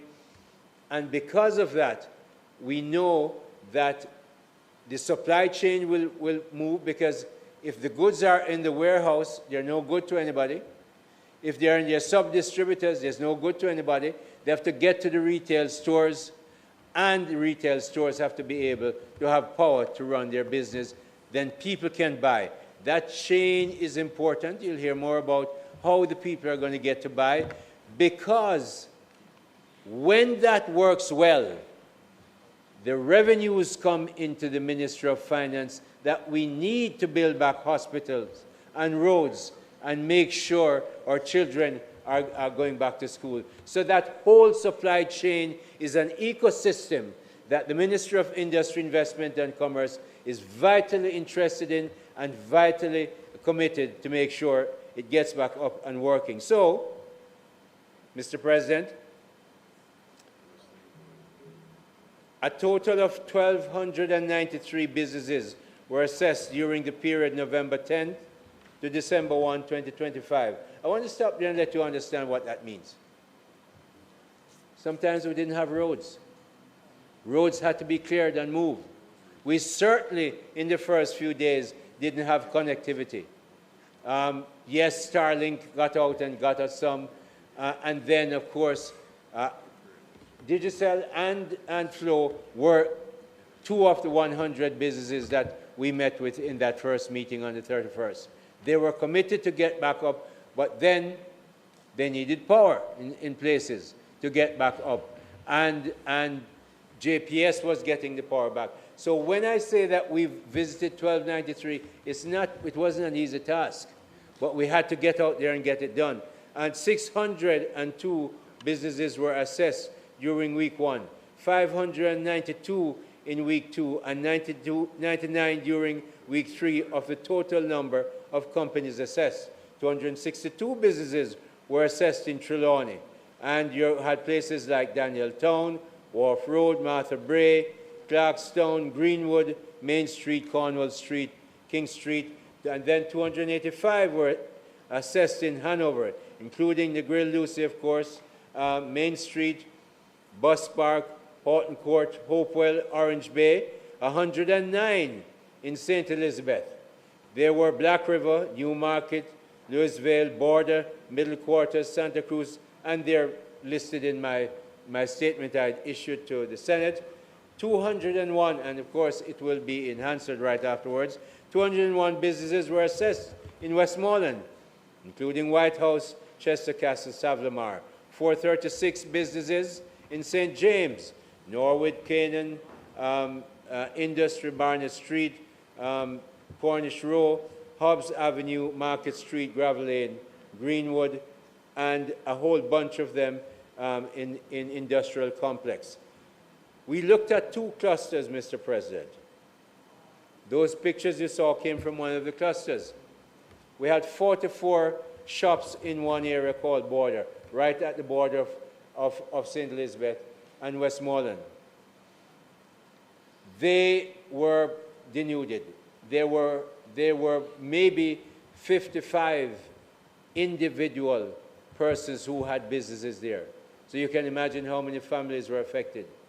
There were 26 fishermen behind those people. It was there that I met Sean Paul, and I didn't meet Sean Paul. Sean was there, and his team. I met the team, of course, and they were giving out board and zinc to people, and people were very happy and receptive for it.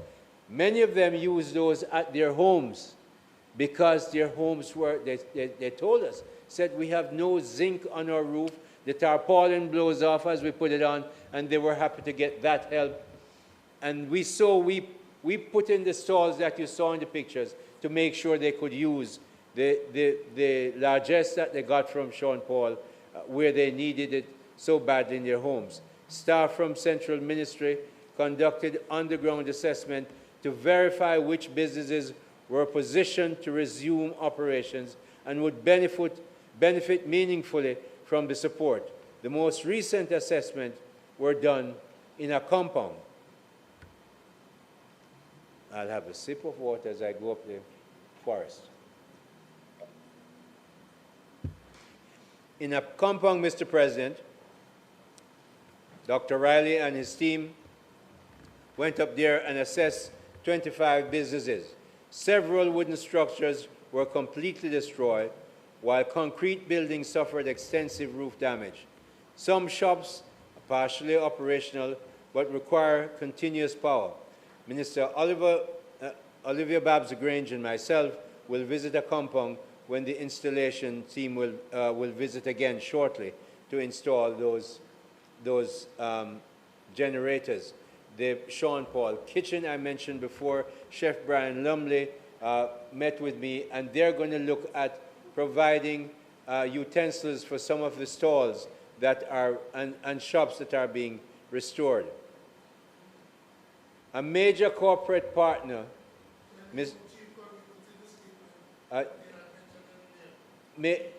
a major corporate partner has agreed to undertake the branding and beautification of retail shops and stalls at border and middle quarters.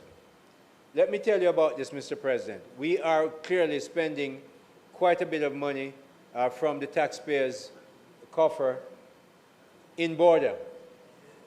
But in addition, we have had a major corporate sponsor that says we will decorate and name and put back the branding of the shops up there. And we want to thank them. When the agreement is completed and the work is done, we will, of course, disclose.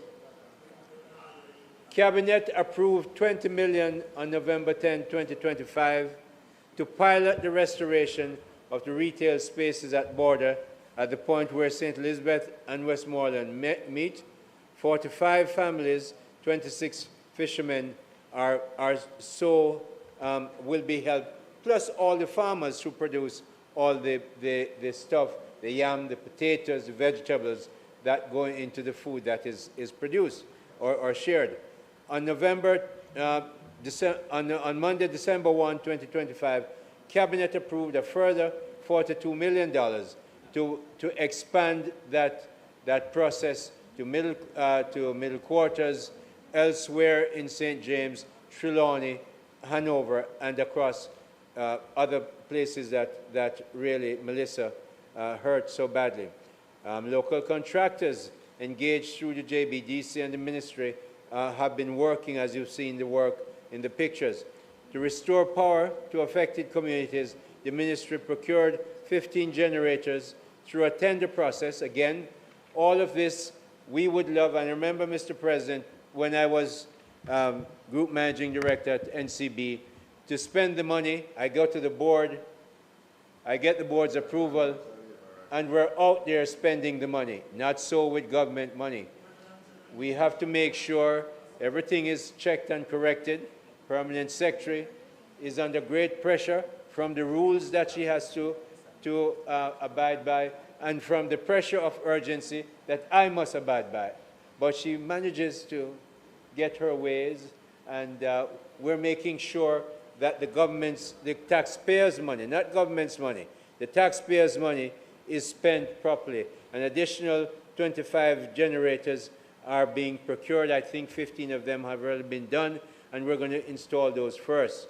One major grocery business in White House, we're looking at giving them substantial assistance because they are the main meat purveyor in the area.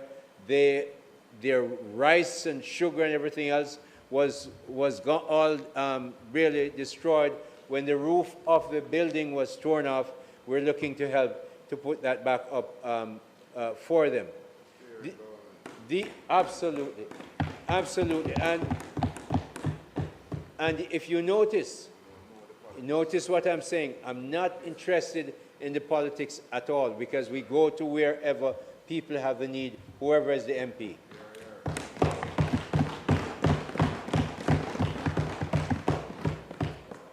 These recovery efforts commenced just 3 days after the hurricane, guided in part by the technical direction from the major distributors who helped to identify the most critical needs among our small businesses.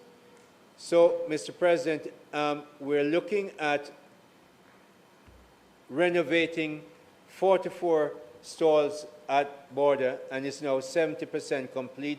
We expect that early in the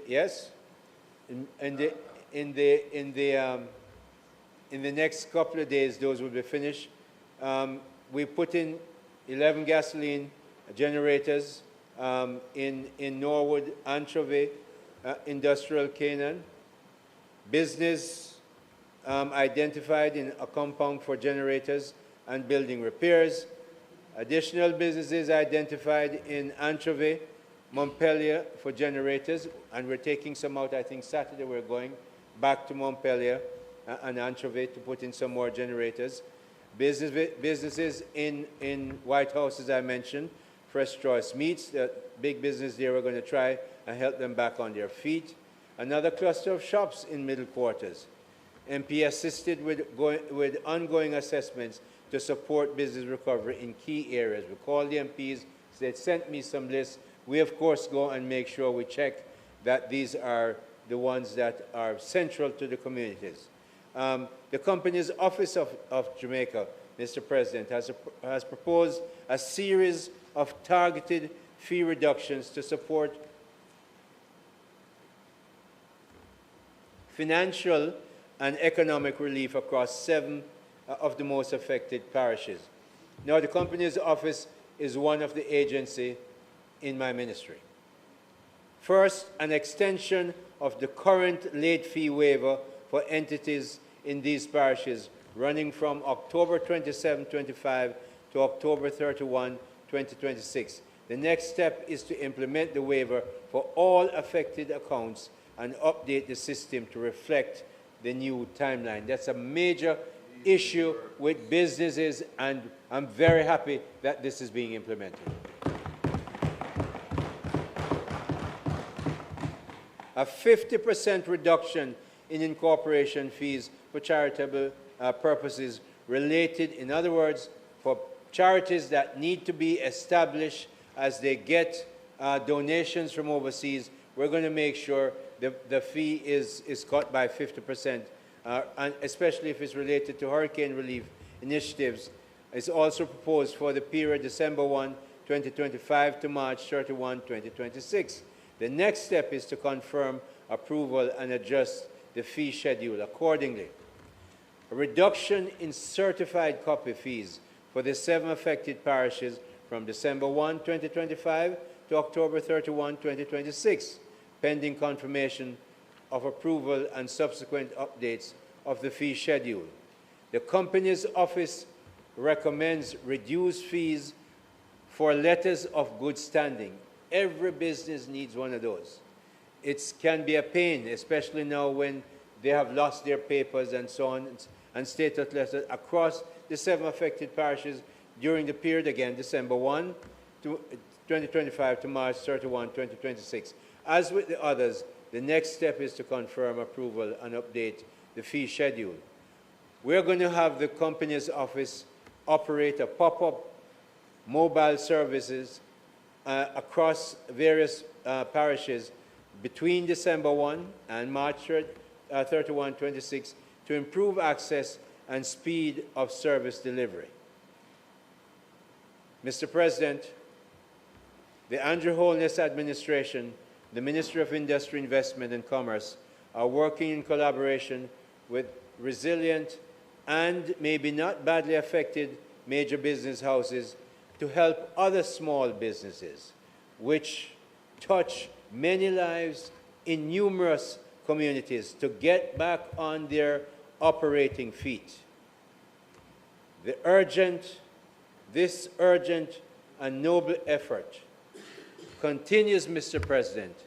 Even as I speak, our teams are out there, and this will continue until we get Jamaican businesses back up and running to make sure that supply chain that will end up in people's pots and on their tables, and gratefully in the Ministry of Finance revenue bucket.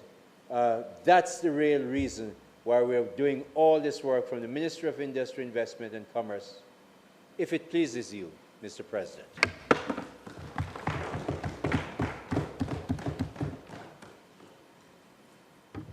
One minute, Minister.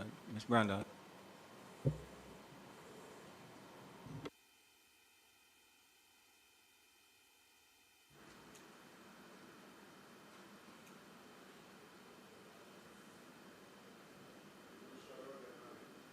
Ms. Senator Anderson. Yes, Mr. President.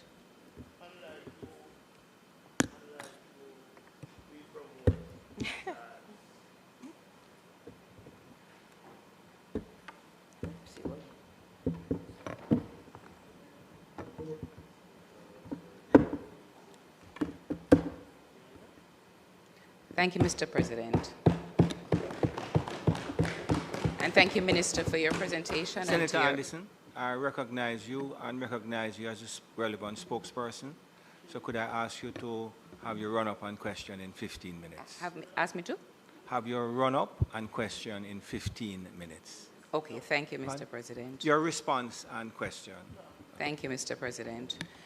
Minister, I thank you so much for your presentation, and I thank your hardworking team, though they have left. That's all right.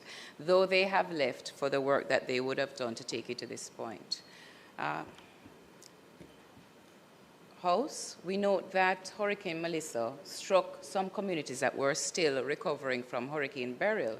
So for thousands of Jamaicans in that part of the island, recovery is no longer a phase. It is almost like a cycle, with families losing their homes, income, and the very tools they need to rebuild their lives.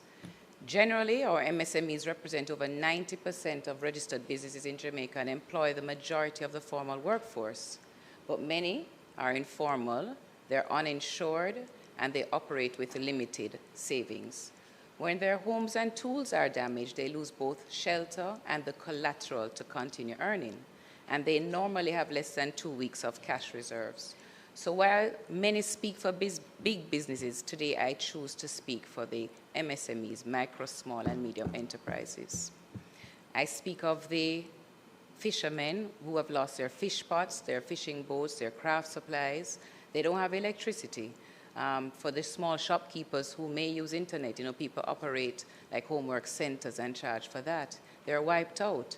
And in cases where they may not be wiped out, they have a loss of their customers because there's a loss of income for persons in those areas. So we can anticipate what Jamaicans will face in the days ahead. It's not looking like a bright Christmas, and unless we take some deliberate and conscious action, 2026 is not going to be very bright for them either. While we rightly focus on roads and essential services, and the Minister spoke quite a bit about building and structure, I want to center on the engine of economic life in rural Jamaica, or MSMEs. They're not abstract economic units. Let me remind you, they're hairdressers, they are shopkeepers, they're dressmakers, they're farmers, they are our bar operators, or craft vendors and small suppliers who keep communities functioning, and others. When they fail, though, what the Minister didn't say is that entire local economies fail with them. In light of that, Mr. President, I support the opposition leader in calling again for a broad-based national task force to involve government, opposition, private sector, civil society, including some of these MSMEs. Recovery must be transparent, coordinated, and equitable. We cannot rebuild in a piecemeal fashion. We owe them, and as a matter of fact, all Jamaicans, clarity, and they need it now. So, Mr. President, I had some questions for the Minister in response to his statement, which I will pose them now. We need to look at, Minister, the working capital that these persons will need. So we can anticipate for the more formal ones who have loans with banks, we may see an increase in their ability to repay, and so default rates will rise. The risk appetite of financial institutions, therefore, may also fall in the short term. But, Minister, payment deferral, like what most financial institutions normally do, with interest accumulated, cannot be the solution this time. Is the government prepared to incentivize banks to offer genuine interest-free moratoriums? And I'll soon come to DBJ, Senator Morgan. Immediate recovery support, the Prime Minister had indicated that your ministry, and you also shared with us today, would develop a strategic plan to reopen small community shops. I understand what you have shared so far, but what I want to know is the full scope of the plan. I want to understand a little bit more about how the communities that you listed so elaborately were prioritized. How will success be measured to say that they have been supported to recover? Is the 62 million so far approved by Cabinet the full sum? I reiterate that if small shops remain closed, communities will die. So we recommend, in addition to the 1,293 that you say are already recorded, that there's a parish-level MSME recovery registry that can continuously assess and monitor the impact to them and determine if recovery is coming at the pace that we envisioned. I also wonder if the leaders who support our MSMEs were aware of the tool that's being used to assess, and if they're not, it's not too late, because they can still be asked to ensure that they have input in the design of the tool. They are the people in that area, they would know. So on behalf of them, Minister, I thank you for the late fee waiver, and I ask that you go one step further and look at all those fees. Could you contemplate in those 7 hit parishes waiving licensing, vending fees, fees for letters of good standing until October 2026, and not just reducing the fees? I had also anticipated to hear more about e-vouchers to stimulate local commerce, and I ask that you do something about that or tell us a little bit more about that strategy. The generator loan program that you spoke about, we were told 50 generators before. Today you spoke to 30. I'm a little surprised to know that 1 month later, only 15 have been deployed. I am not quite sure how the benefactors were selected and what's the impact of giving it to them if you got the result you desired. And I want to know if, as we build back better, will renewable options be considered rather than just what I consider an impractical rotation of 30 generators. And now to Senator and Minister Morgan, access to DBJ funding. Oh, yes, yes. My apologies. Look how elevating you to that. Thank you, Senator. All right, call that a youthful, exuberant slip. All right, so access to DBJ funding. So the DBJ initially said 10 billion, a little bit of a, change of what was explained after, because now we hear only 1 billion is previously or now available, and 3 billion to come, and then the rest as a part of the 3-year program. So what I want to know is where the remaining 6 billion will come from. Is it that they are going to do it from own source, or will it be provided to them in the years, in the remaining 2 years? What adjustments, though, will be made to streamline access from DBJ? Because it says that it's a 20 million minimum loan amount. So that means only a few hundred businesses will benefit, and certainly not the smaller businesses. So what specific interventions will exist for the smaller operators, shopkeepers, vendors, farmers, and all the persons that the minister spoke to? So I guess, Minister, I really want to know if you're going to come back to us with a more medium to longer term strategy. In closing now, Mr. President, I want to raise one more important issue before I end, and that's of price gouging. During disasters, we all know when supply is limited and the need is high, sellers will take advantage. The Disaster Risk Management Act provides temporary protection, but after it's lifted, vulnerabilities will remain, because this is going to continue the situation we find ourselves in for a few more months to come. I commend the government for activating the orders, and I join my party in supporting the interventions that they supported. When the disaster order is lifted, the question remains, what happens next for consumer protection? Minister, I noticed on your page and also in the newspaper, you commented on a situation out west to say it really wasn't a situation of price gouging, but it was price increases due to shortages. Respectfully, I think that we need a data-driven approach to validate your statement. I think we need a more systematic method of collecting, storing, and analyzing data as it relates to market activity. I'm therefore recommending that some monies are allocated to building back stronger, strengthening our capability in data protection to protect consumers. The opposition would also propose a more modern consumer protection strategy anchored on detection, so that's real-time monitoring with technology, market surveillance, coordinated data and analytics, and corrective action, stronger enforcement and penalties. I think this will strengthen Jamaica's ability to identify and respond to price gouging, and indeed could be a part of a wider legislative modernization agenda. A more comprehensive approach would reinforce Jamaica's resilience, stabilize our prices, protect households, and preserve our macroeconomic balance. I know it's a delicate balance, but I think we need to strengthen the foundation for recovery and reconstruction while preserving the delicate balance between market forces and state responsibility in times of crisis. So in closing, I offer that these actions will be a tangible demonstration of your ministry's commitment to continue looking after the safety and fairness of the country's commercial activities. It will stabilize prices, protect consumers, strengthen recovery, and do justice to our MSMEs. I thank you. If it pleases you. Thank you very much. Minister, you want to answer now or wait until the end? You want to respond now. Go ahead, please. Thank you very much, Senator Anderson. You notice when I started and when I ended, I said our teams are out there even as I speak. The 1293 was never at all suggested that it was final and comprehensive and done. In fact, everything I said is that we're out there. I said we're going back tomorrow. Today's Friday? Tomorrow. We're back in South St. James installing generators. There's a reason why you have, you know, when you are coming to something new, you see things differently from when you have been there.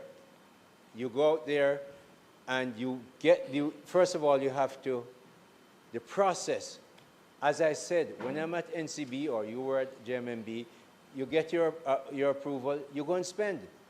I can't do that. I have to go and get at least 3 generator purveyors to bid. I can't just go and buy it from the store and take them and install them. Then, when we get them from the purveyors, they have to be tested. Luckily, the BSJ, Bureau of Standards of Jamaica, is in my ministry. Each one has to be tested. We can't just go out there and put in a generator, and if it doesn't work, what do we do? But I do more than that. I take some of the technicians from the Jamaica Business Development Corporation and the BSJ to install them, to make sure they're properly done, and whoever, sometimes it's not the owner who is going to operate it. Many times these shops are owned by ladies, okay? And we have to take, because you have to assess who wants. Remember, I must tell you, I ask MPs for where generators to go. And sometimes for days I don't get response. I follow them up to get, because I don't want to hear next that you never even talk to the MPs. So it's a process. I understand what you're saying. So what you see there is not at all. If you notice, on the 10th of November, I got some money from Cabinet. I'm doing it because as I install, I said, this is what we've done. There's a bigger budget that we're looking at, so I prefer to go back on performance, which is, of course, how we run the government. So that's why you see it in tranches like this. Tranches is something I know you understand as a financier. On the consumer side, I made that statement. The Consumer Affairs Commission of Jamaica is very, very capable. They go out, they make assessments. Those statements weren't made because I sat down in my office and think that's a good thing to do. I checked with the Consumer Affairs Commission. We have the Fair Trade Commission that does other things.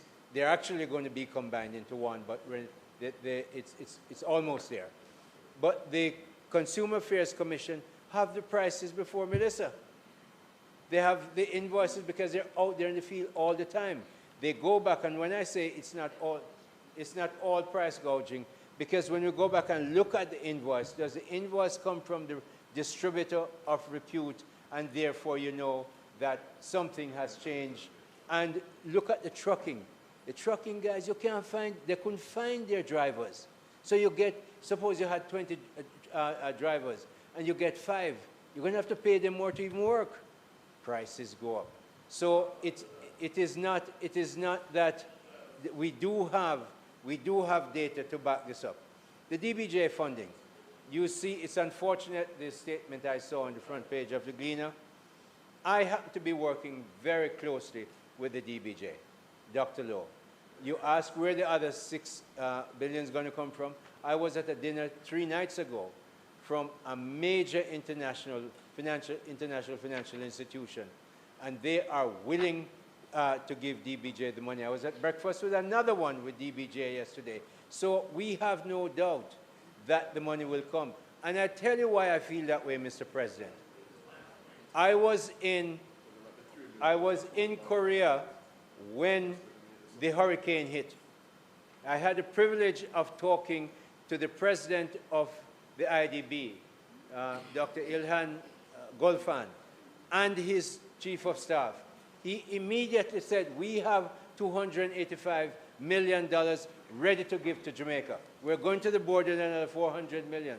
Well, you can see where by the time he came to Jamaica, he's offering $1 billion, and we have $6.7 billion, Mr. President. We didn't ask. We didn't have to write a letter and ask. The record of the Andrew Holness administration, and I want to make it very clear, the strong performance, financial performance record of the Andrew Holness administration made it sure that the international partners, before we ask for loans, because we haven't been asking for loans, offers us $6.75 billion US dollars. It is on that basis, Senator Anderson, and from the meetings I've been having, that I know that the additional $6 billion will not be a problem. In fact, they want us to take more money, but we're a prudent government, and we're very careful as to how we take people's money on loans. So the money is coming. Right now, the truth is DBJ of his size, and you're from the banking institution, DBJ in the next 2 years could not easily deploy $4 billion US dollars unless it has arrangements with the AFIs. But also, I'm linking DBJ with Exim Bank, another of my agencies. Exim has the small and medium-sized enterprise business, as you know, and therefore, they are going to be looked after. My job is not out there, as I said when I began. I'm saying I'm not out there for Grace. I'm not out there for Wysinco. They need me, they know where to find me. And I will be responsive to them. I'm out there for the people who don't have, mom and pops, who don't understand how to do this. We're out there to help them. That's what this caring administration does. So I'm pleased for your questions, but I promise you, we are out there. I tell you, I haven't, most times, you don't see me in a suit. He knows I'm out there in St. James 5, 6 times for the week, out there to make sure I see what's going on. No, man, we just picked St. James because of the border, okay? And the first place I went was to MP Burchell's constituency, believe it or not. So late nights, I come home 11, 12 o'clock. So I'm not taking just people's word. Me go out there and see it myself. Okay? Me go out there and see it myself. And I will return with more information in due course. Thank you.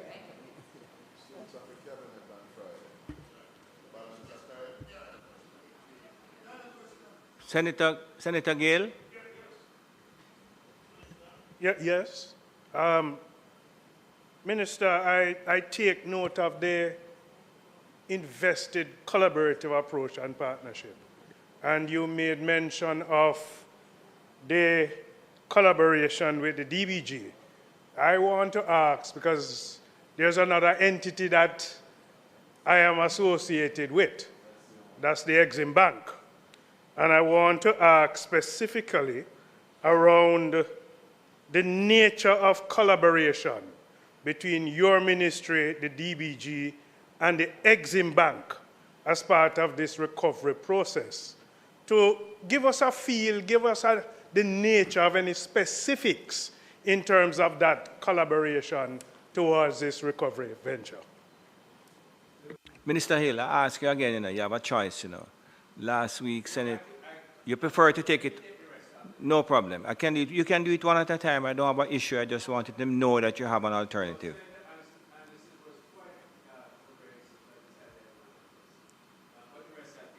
So you want to take the rest together?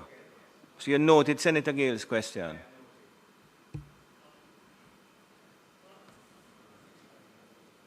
Senator Tomlinson. Oh, I'm sorry. Senator Tame again. Senator Tomlinson. Okay, good. Senator Tame, go ahead, please. I note the minister's reference to substantial investment and, use of significant taxpayer dollars. And you showed us some board structures in Border that, in all honesty, appear as if I could have done them myself. So I'm wondering, what kind of investment in dollars are we talking about that goes into building? What do these structures cost? And what does the dollar figure look like when you are looking at what has actually been constructed already? Thank you very much, Senator Tame. Senator, anybody over here? Senator?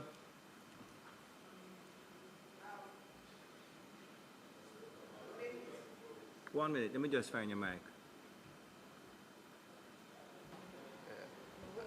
No, I'm going from, okay, yes, okay, Senator Tomlinson, go ahead.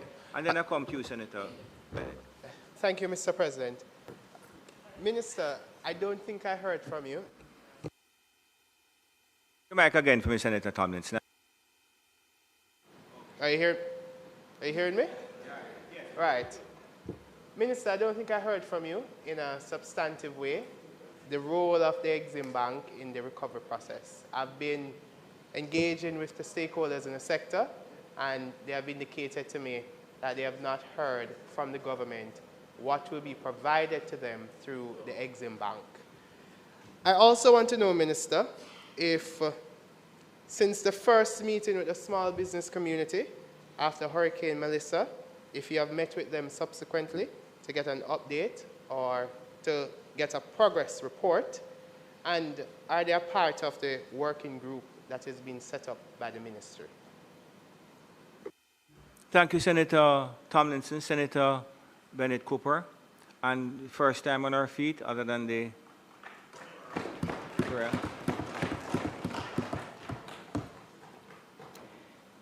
Linked to the issue of collaboration that Senator Gale mentioned, if I may ask, is the ministry partnering with any private sector organization to fast-track business recovery in the affected areas?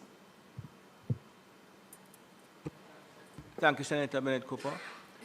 Senator and Leader Scott Motley. Minister, Engage again for me, please, sorry. What is happening is that I neglected to take off that mic when I disengaged. Yes, so, Minister, I noticed the photograph that you put up on screen and the shops which you have restored. Are restoring, 70% complete, but projected to be completed by December 6th, is what you said. I could hardly distinguish which one was before and which one was being restored. And I want to ask you this. Is there no element of improvement, no element of not just putting back people where they were, but building back better than before in what you do? We have a song too, so just, it's shared. And that's what we do, it's shared. We're both we owning it. But no, but seriously, the ones that I assume you are restoring looked even more fragile than before, because there was a piece of zinc there that looked like it wouldn't take a hurricane to blow it off. And I'm simply asking, is this not an opportunity to rebuild in a different way rather than to restore to what was before? Yes, yes. Thank you very much. Senator Thompson. Thank you, Mr. President. Thank you for your presentation, Minister. I note some time ago we had an issue in Hero Circle, and looking at what is taking place in Border now, where the government is actually putting in place, I'm sure the persons in Border who are vendors there, they are very grateful to see what the government is doing for them. My question is regarding the ongoing works now, what provisions have been made so far for the installation of bathrooms and dining gazebos moving forward with this project? Thank you. Not on similar question to Senator Scott Motley. Anybody else? Senator, the esteemed Senator Lambert Brown. Minister, nice to see that government senators are asking questions of the government. Nice to see that government senators, excluding Minister Fitzhenley, are asking questions of the government, which means that they seem not to have had the information that they need why they come here to ask questions. And that's how it seems to me. I'm sure you don't have information, exit back, not to ask. Minister, in paragraph 4 of your speech, I'm going to read, text your supply house. It says, in a compound, 25 businesses were assessed on Monday, December 1st, 2025, with the assistance of Chief Richard Curry. But you didn't call Chief Curry's name when you delivered the speech. First question, is there a reason why you omitted in the Senate to call Chief Curry's name when you wrote it down? I'm asking you that because I need to know. I need to know why you refused to call Chief Curry's name in the Senate. Second thing I want to ask about is whether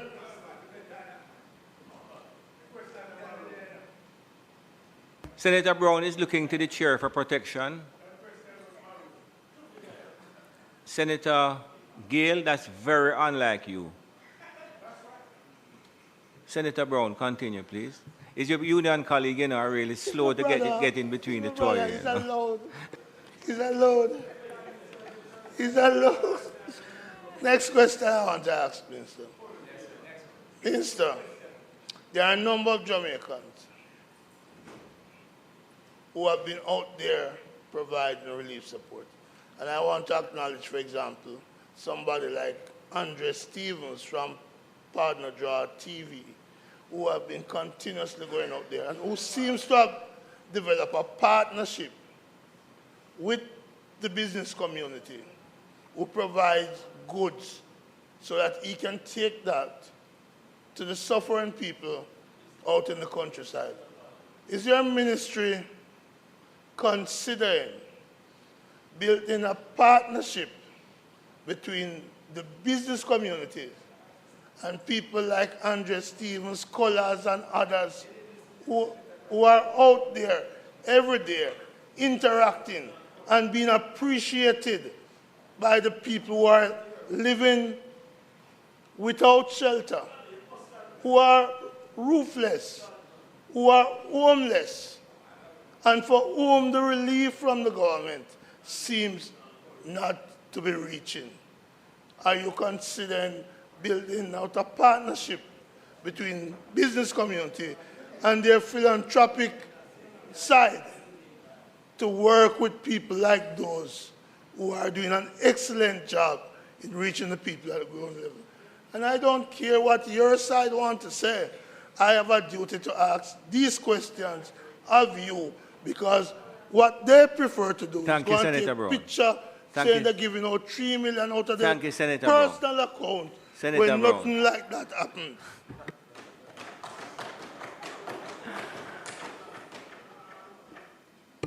Minister?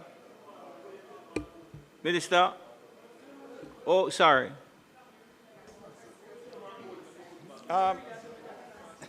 It happened last week when you weren't here. Thank you, Mr. President. Mr. President, I just want to say, first of all, my name was called by the minister in his presentation, and I did happen to have been with the minister and seen the assessment process. And the assessment process was very detailed with technical engineers and members from the ministry and other departments that fall under the ministry. And I must commend them for their diligence in how they proceeded. But I look on page 6, in which it says at item 7, MP assisting with ongoing assessments to support business recovery in key areas.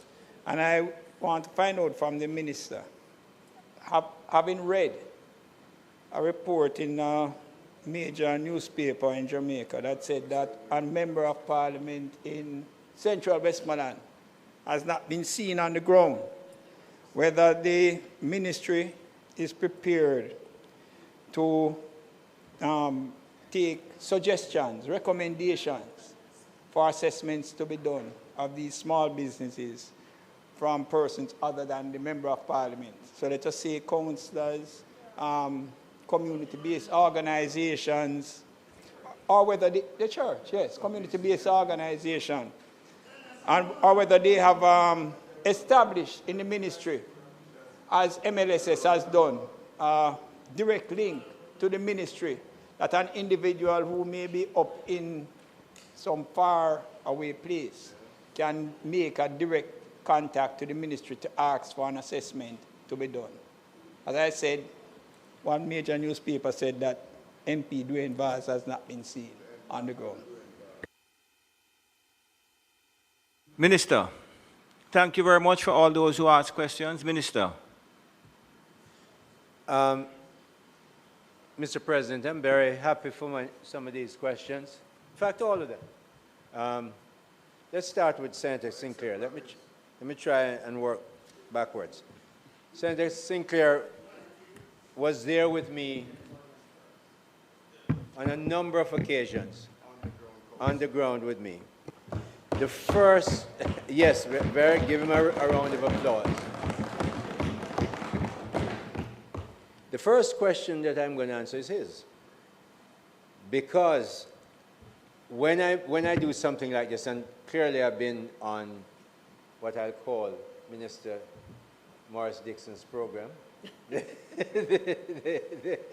post-cabinet press briefing. I've been on social media, I've been on radio and television, and clearly when I'm saying and the process we've gone through means that I've made it public. If people want to say, look, Minister, we would like you to take a look at this community. Remember now, we're looking first at shops that are vital in a community. Not every shop in a community. We have to start off where they will affect communities most. So if you see, if you're a councillor, you're an influencer, you want to say, Ministry, we wanted to take a look at this, we'd be happy to have you. JAMPRO handles the connection with, we have different working groups from the 221 persons who volunteered. JAMPRO handles this part of that business for us, but it's also at the ministry. The ministry's website, we have our numbers out there. Please contact us, and we'll be very, very happy to make sure we go and assess it. Remember, we're not going to do it because Senator Cavan Gale, who is a big union man, he and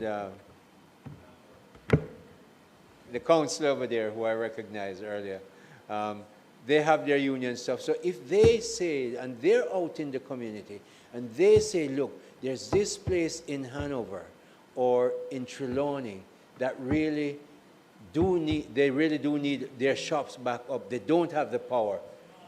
We can look at that very quickly and respond, because it's not just Senator Anderson, the 15 and the 25 that we bought generators, we're always in the process of procuring because it's a process. So we have, and we're going to take them out. No, so you'll send me and we will assess, because next thing you hear, some, you know me, I give away a generator, taxpayers' money.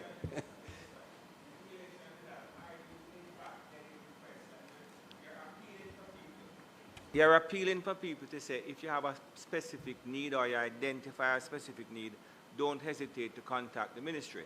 Are you in fact getting requests from persons other than, say, the Member of Parliament who's making the recommendation? So far, none. In fact, some of the members of Parliament, Mr. President, I have to follow up myself and say, look, I ask you for the numbers. Where are the numbers? Where are they, so we can go and assess? So, yes. So that tells you, as the minister, and tells your technical staff who are here, that what you need to do is to engage in a public education program that bypass the persons who you say is not responding to you. Because this is the first time. I'm sure that if people in whatever constituency recognize that they could contact the ministry with a view to getting somewhere in their community remedied, that you would get the approach. Mr. President, so I commend you on it, and I'm not criticizing you. You know, it's a good thing. You know where we get the best response from? You know where we get the best response from? The business community, because they are in the business. They have responded to us. That's why we had the first meeting I had with 100 business people. I have to address the president. Come on, must be respected.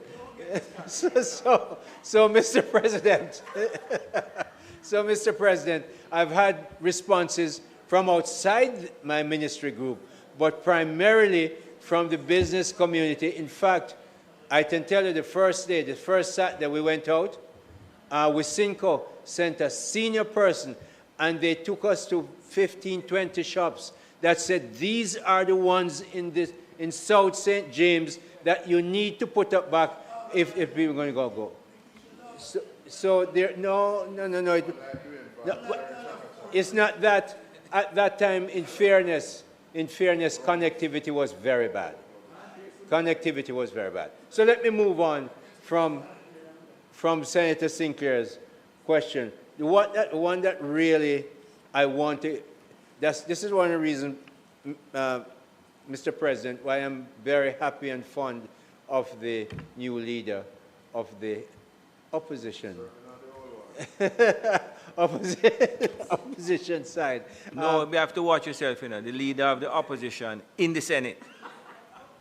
Oh, I left out the Senate? Sorry, I meant in the Senate, Mr. President. So, I tell you this, Senator Scott Motley. I'm glad you asked that question, because that's where I spent a lot of my time. When you see the muck that was there to be moved before we could even begin to do what we have to do, we had to move that. So first thing, you make that better. Second thing that you saw, remember now, if you see a piece of zinc up there, it's one of the old shops. We're moving from left to right on the border, which should be finished by tomorrow or day after. So you may see old zinc there, not ours. Good. Most of what you saw there was not zinc, the new ones. Zinc is going on. When we finish this, we made sure the shops that were there before weren't embedded in concrete. You can't see that. They're all embedded. I went to the old shops and stood up there and just shook it, but with one hand. You can't move these. We make sure that they're embedded in concrete, and they have hurricane straps on the roof to hold it on. The metal sheeting is not nailed on. It's screwed on, so it cannot be easily lifted. No. Building back better. The kitchens, they don't have any kitchens. They have some little thing them cook on. We're putting up 2 or 3 kitchens behind there. There is no place for people to eat. They have to stand up and get it from the car and so on. Right now we make a space, a front in front of it, so the cars can't run up and break down their shops. They told us that. We're putting up a gazebo that people can eat.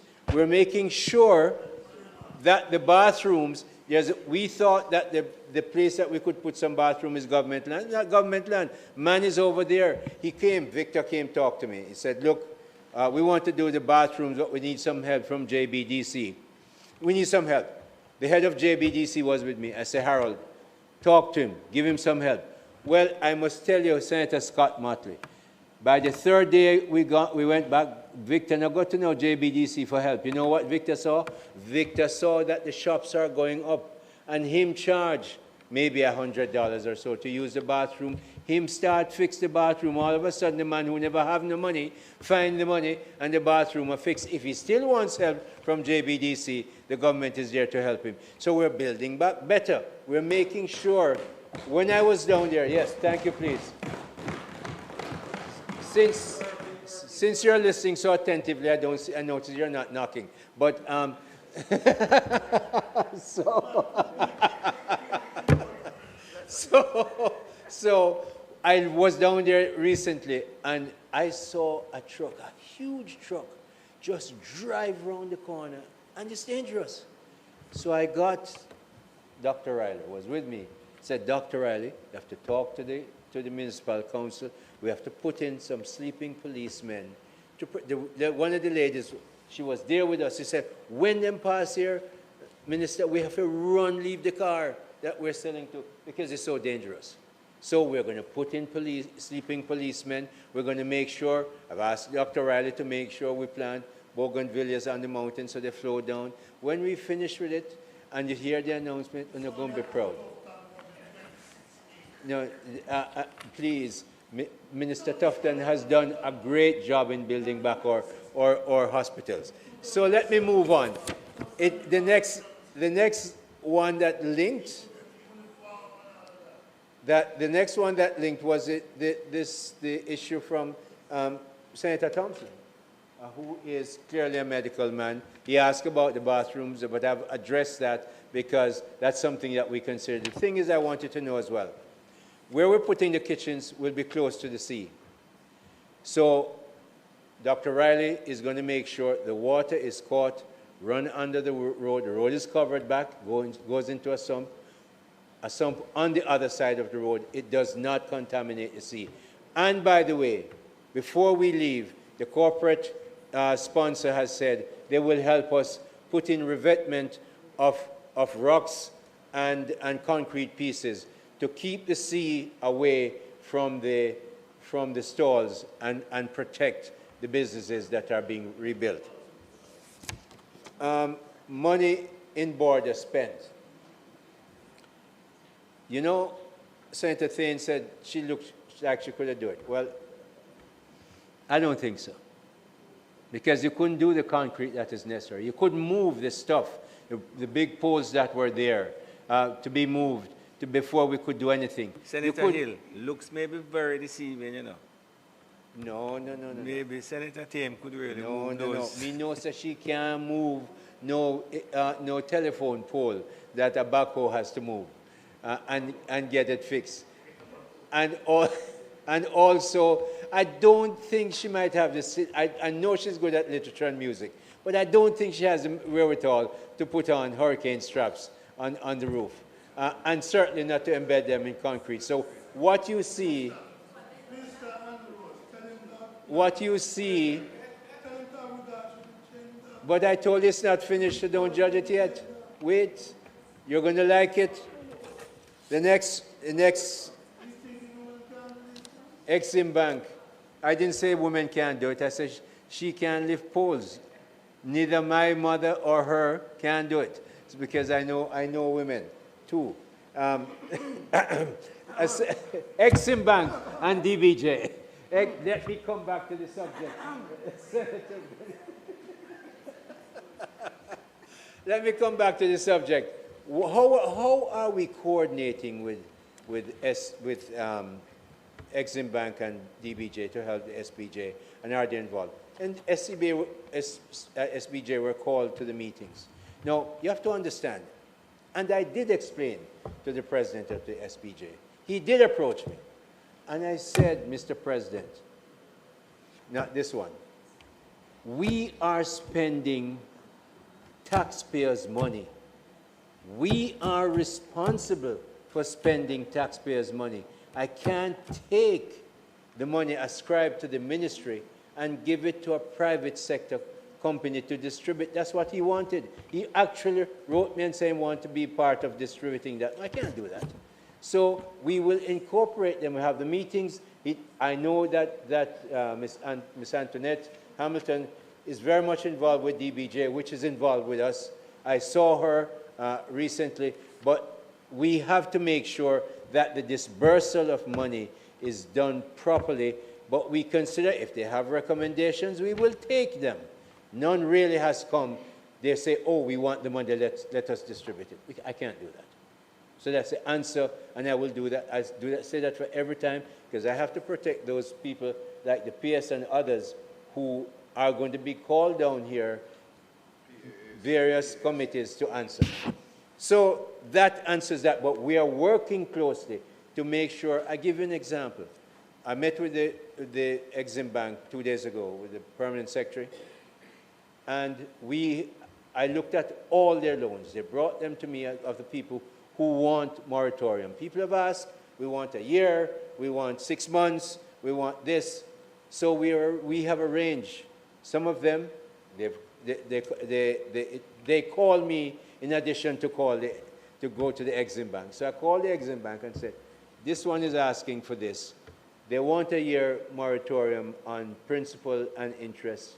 Maybe what you want to do is offer them a 6-month moratorium on loan payment and interest. Give them time to get back on their feet. You assess it again. That's how bankers operate, as you very well know.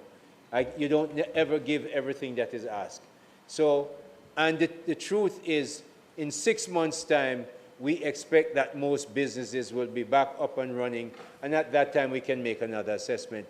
DBJ is doing the same thing, and in fact, I suspect many banks are doing some of that. So we are doing the MSME part. And remember, we have a whole MSME section in the ministry.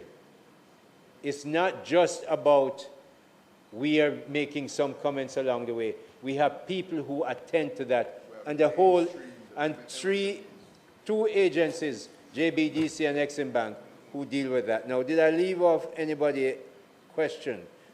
Don't say anything here. I think I've covered.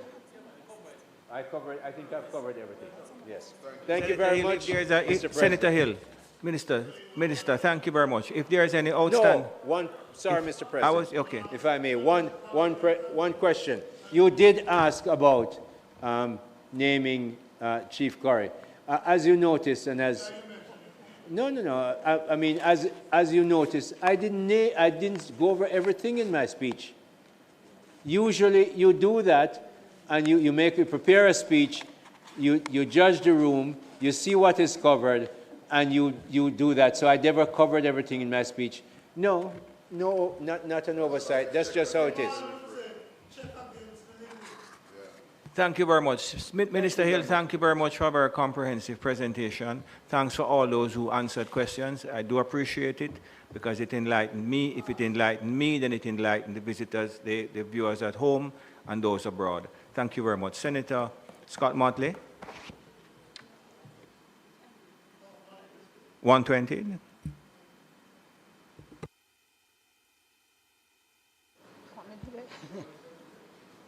Mr. President, may I ask that we be allowed to sit beyond the 120? Thank you very much. The question is that the Continue Senate the business of the House. Thank you very much, Leader. The question is that the Senate be allowed to sit beyond 120 to complete the business of the day. Those in favor? Against? Ayes have it. Thank you very much. No. Announcements? I didn't mean to be curt. Hello, Mr. Minister. Consult with the Senator Gale, please, because there has been correspondence with Senator Scott Motley. Announcements? Laid on the table of the Senate are the following: the Road Traffic Reduction of License Duty Order 2025 and its resolution under the Road Traffic Act. Annual report of the Anti-Dumping and Subsidies Commission for the financial year 2020-2021. Annual report and audited financial statements of the Jamaica Social Investment Fund for the financial year 2024-2025.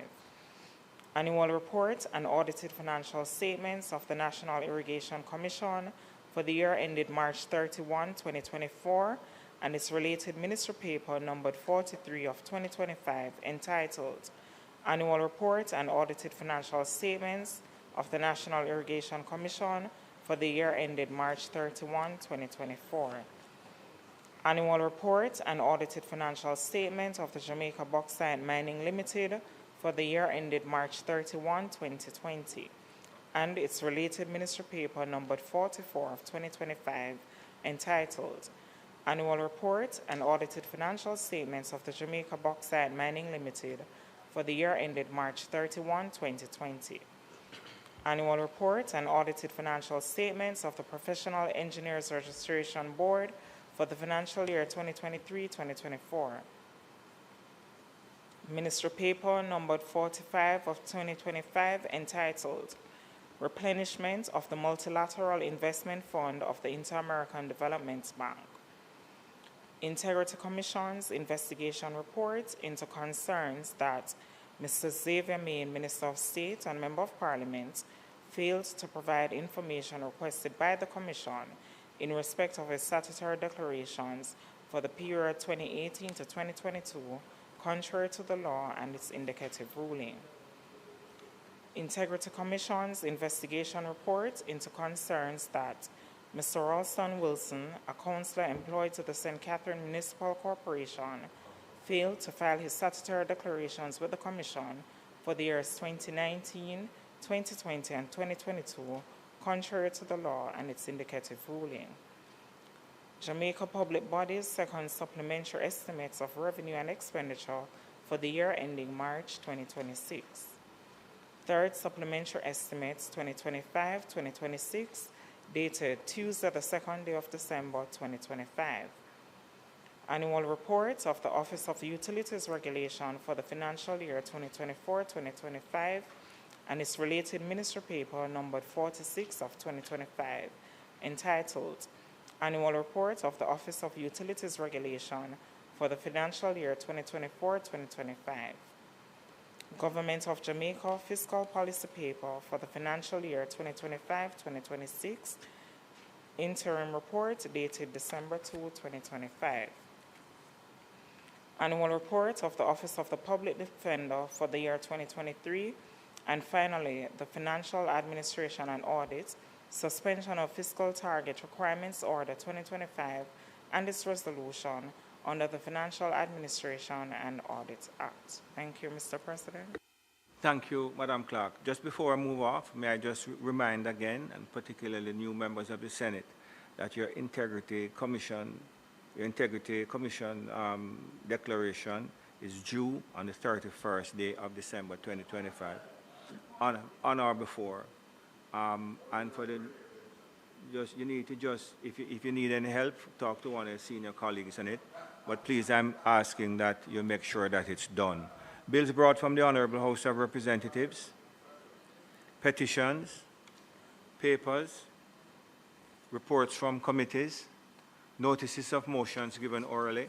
And may I just say before you stand, Minister, that the Leader of Opposition Business in conjunction with Senator Gale have determined that we will deal with the road traffic reduction of license duty order and then take a break and come back for the FAA. So you could just give notice of motions in relation to all of those, and then we will continue.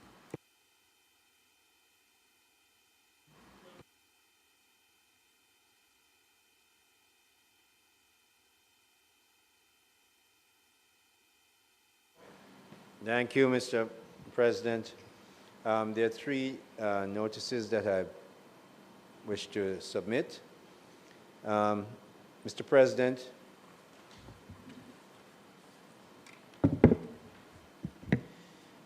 I beg to give notice that at the next meeting of the Senate, I will move the Road Traffic Reduction of License Duty Order 2025 resolution. It reads, whereas Section 18 of the Road Traffic Act hereinafter referred to as the Act, provides that the Minister with responsibility for finance, after consultation with the Minister, may, by order, revoke, increase, reduce, or alter any license duty specified in the third schedule to the Act, and may add any license duty to that schedule.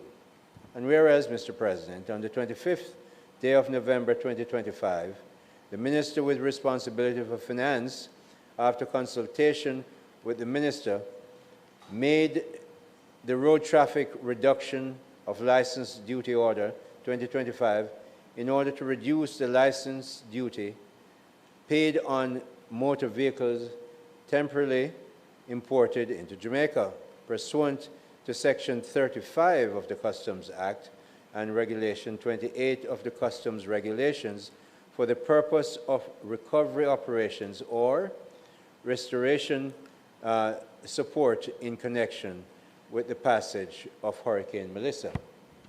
And whereas, Mr. President, subsection 2 of Section 18 of the Act provides that every order made under the section shall be subject to affirmative resolution. And whereas, Mr. President, it is desirable that the road traffic reduction of license duty order 2025 be affirmed by resolution. Now, therefore, Mr. President, be it resolved by the Honorable Senate as follows. 1. This resolution may be cited as a road traffic reduction of license duty order 2025 resolution. And 2. The road traffic reduction of license duty order 2025, which was laid on the table of the Senate on the 5th day of December 2025, is hereby affirmed. Thank you very much. Next. Mr. President, no, we're reading all three. Mr. President, I beg to give notice that at the next meeting of the Senate, I will resolve the Financial Administration and Audit Suspension of Fiscal Target Requirements Order 2025 resolution. And Mr. President, whereas Section 48C, subsection 1 of the Financial Administration and Audit Act, hereinafter referred to as the Act, requires that, subject to subsection 2 and 4 of the section, the Minister shall take appropriate measures, A, to attain a fiscal balance as a percentage of the gross domestic product as at the end of the financial year ending on March 31, 2018 and thereafter, and allows the requirement specified in paragraph B to be achieved and to be maintained or improved thereafter, and the fiscal balance to be attained shall be computed in accordance with the 5th schedule.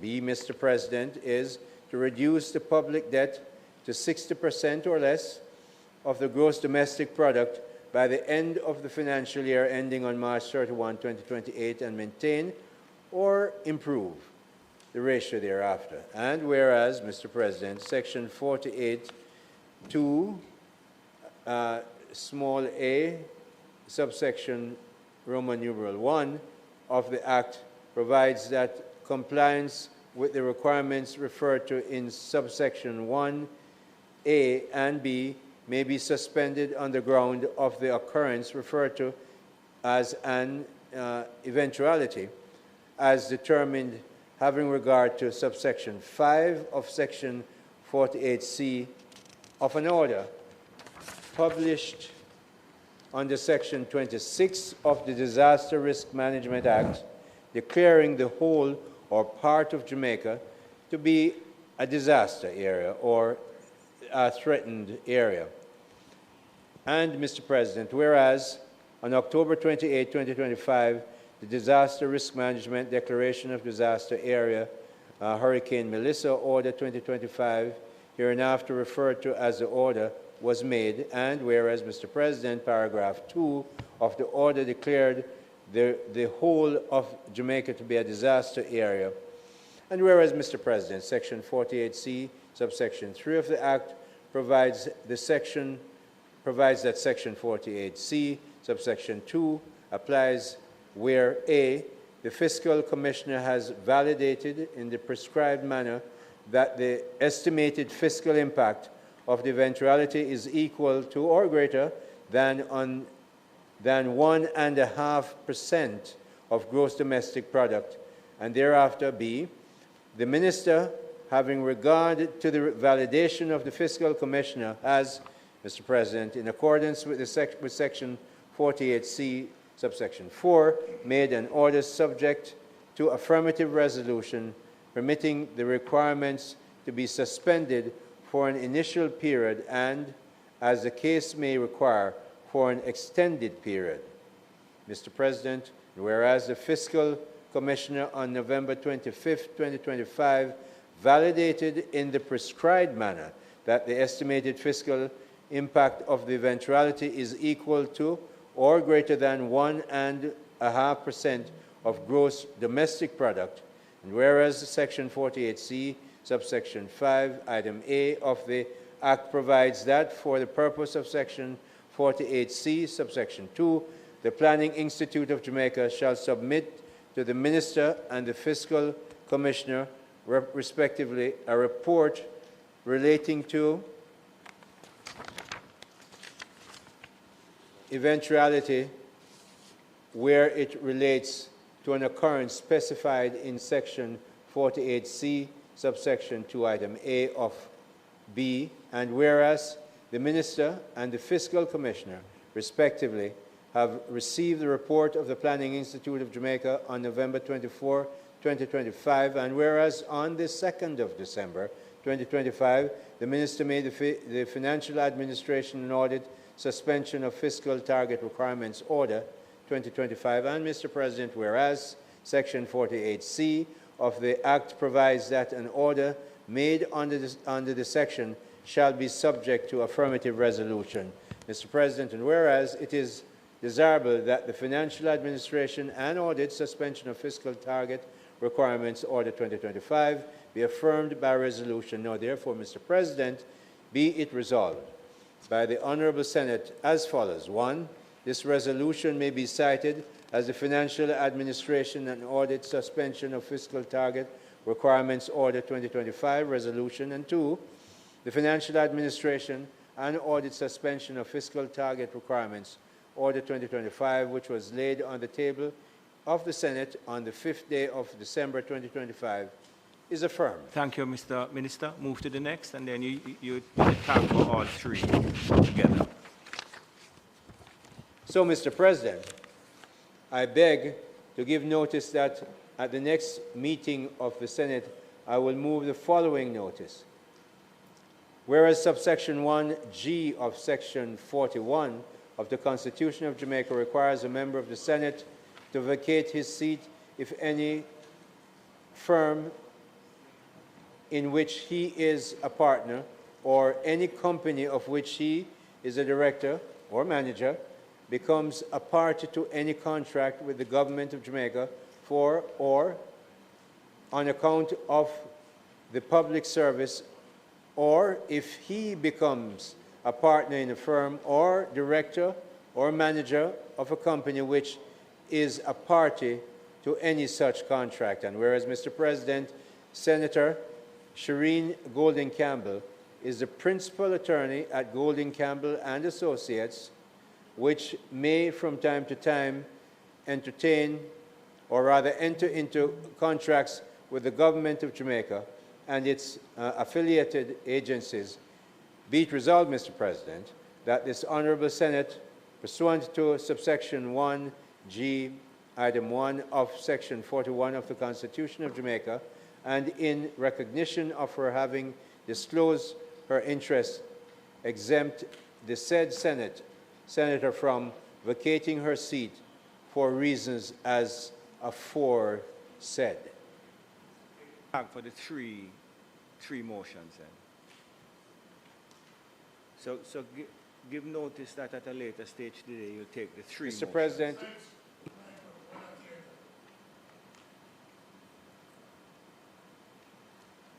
Mr. President, I beg to give notice that at a later stage today, I will move for the suspension of standing orders to enable me to take these motions. Three motions that I've read. Thank you very much, Minister. Questions and answers to questions? Sorry? Questions and answers to questions? Minister, you can take your seat. Motions that may be made at the commencement of public business requiring notice. Motions relating to the sitting of the Senate. Motions for leave to introduce bills. The presentation of bills without the leave of the Senate first obtained. Public business. Minister, I think you're going to do the road traffic regulation.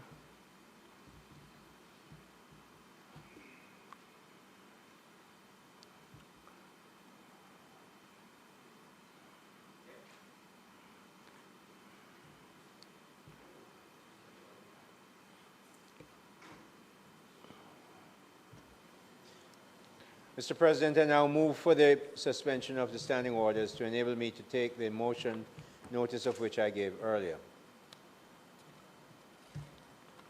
Is there any question in relation, any debate in relation to it? No, I have none. That you think of? Okay. You have a question? Yes.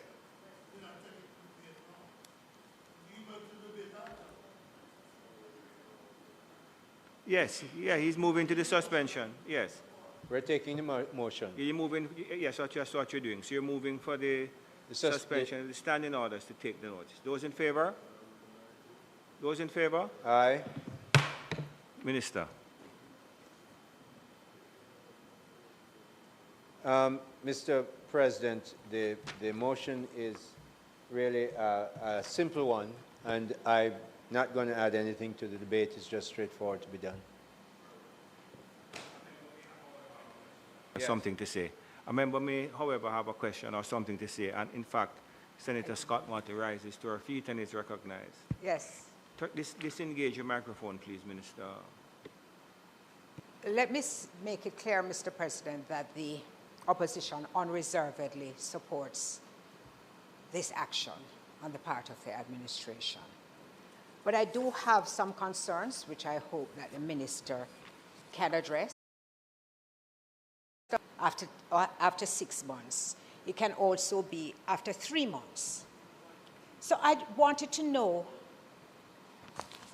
whether any controls were in place to ensure that when the vehicle comes into Jamaica, that it does in fact leave, since it's a temporary suspension of duty, or will the section of the Customs Act which says that the full duty can then be imposed, is it contemplated that it will be used? I wanted to know if there's going to be any monitoring of how those vehicles which are imported is utilized, because the order specifically speaks to recovery operations or restoration support. And so I believe that there should be some mechanism where when the vehicles come in without the payment of duty, then we could monitor their use so that we know that there's no diversion. And for example, it's not to build an apartment complex. You understand where I'm going? So it has to be in the accountability model to ensure that there are people always with improper motives, but we should make sure that we close all the loopholes which exist, Mr. President, and that is my main concern, to understand. If you have not addressed it, yet, then I hope that at an appropriate time you will report to the Senate exactly what it is that you have put in place. But it's easy now for people to build apps, for people to set up all kinds of ways in which you can track. And I did note that the government has established some tracking. May I express one disappointment? The Customs Act, which is now being amended, is the 2020 Customs Act. That is because the 2025 did not come to us. Minister, passed in the House, sometime in 2024, and we're still using the old legislation. Thank you, Mr. President. Thank you very much, Senator Scott Motley.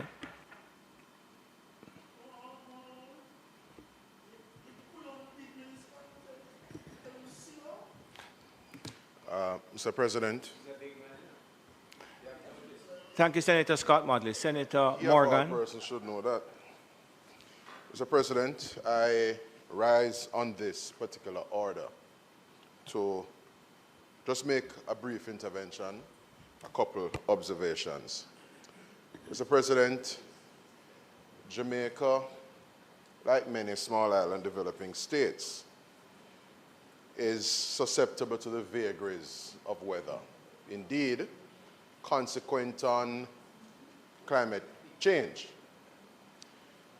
and the increased intensity of adverse weather systems, the certainty from time to time of countries like Jamaica having the experience of a devastating hurricane will ensue. And notwithstanding our efforts to prepare and notwithstanding our own local capacity, building capacity and benefiting from the influx of support from other countries is of paramount importance as we seek to respond and manage post-disaster. And so I wish to place on record, Mr. President, the government's profound appreciation for all our international partners who have come to Jamaica's aid, who have extended considerable support, particularly persons from the NGO community, the humanitarian outfits generally, as they have helped to build capacity and enhance our ability to respond. We would have seen the United States in the early days post the passage of Hurricane Melissa making available to Jamaica Chinook helicopters, which have considerable capacity vis-a-vis the storage of food and other critical relief supplies. In terms of ground transportation, which is what the order here pertains to, ground transportation has been critically important in moving and getting relief to the constituents and indeed the parishes that have been most adversely impacted by the system.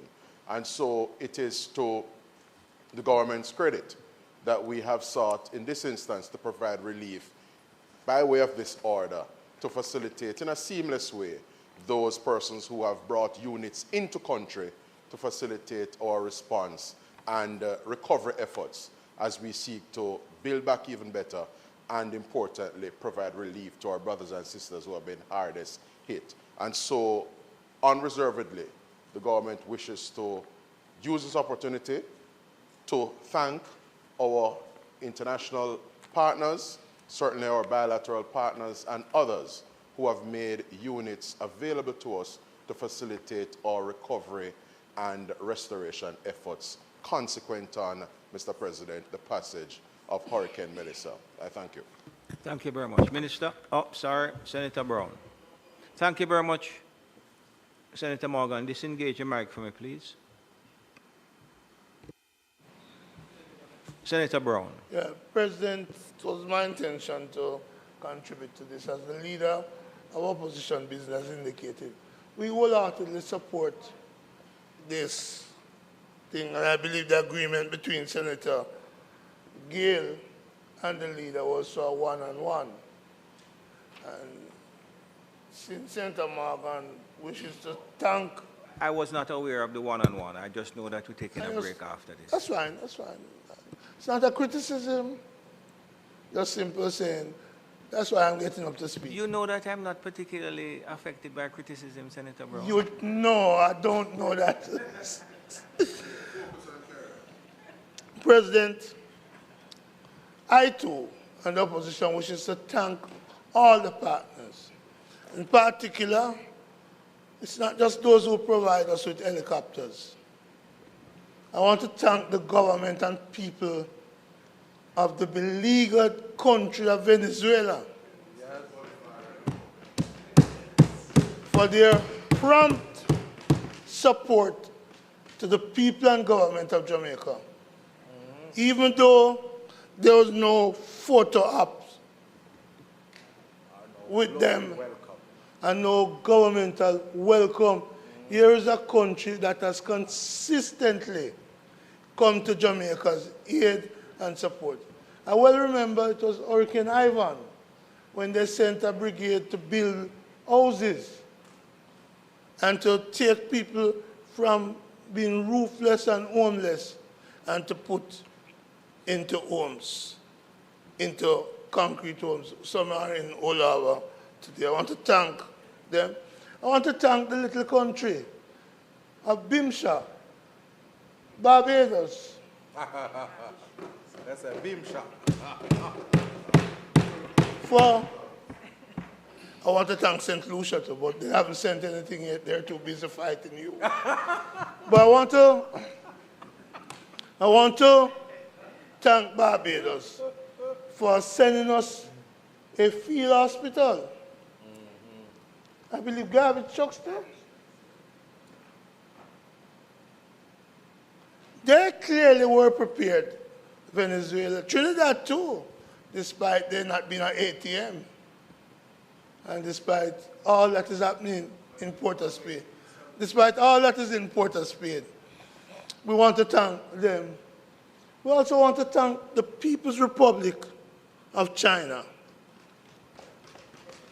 They have always said they remember those who helped dig the well.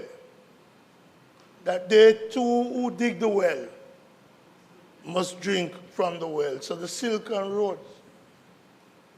And China sent us a big field hospital down in Falmouth. The Bahamas with the desalination plant in Falmouth. Ghana. And we hear that Chief Curry is to welcome, Chief Curry is to welcome Ethiopians, Ghanaians, so that the goodwill built up over decades by the government of Jamaica. The importance of the South-South relationship built by Michael Manley is paying off today. So we mustn't believe that the Hurricane Melissa is a response to any God, whether brew or otherwise. I think you'd say, President, it's an ill will that blows no good. And strangely, there are some goods coming out of Melissa, as dangerous as it was. The solidarity that the world has responded to Jamaica with. And I'm glad, Minister, when you made your presentation the other day, and I asked a question about the tents and the sleeping bags from Japan, I'm happy to say that I've now seen some photographs of the tents being put up subsequent to me asking it in the Senate. I'm not sure that the number of photographs I have seen, I'm not sure that the number of photographs I've seen match the 1,400 sleeping bags and the 300 plus tents.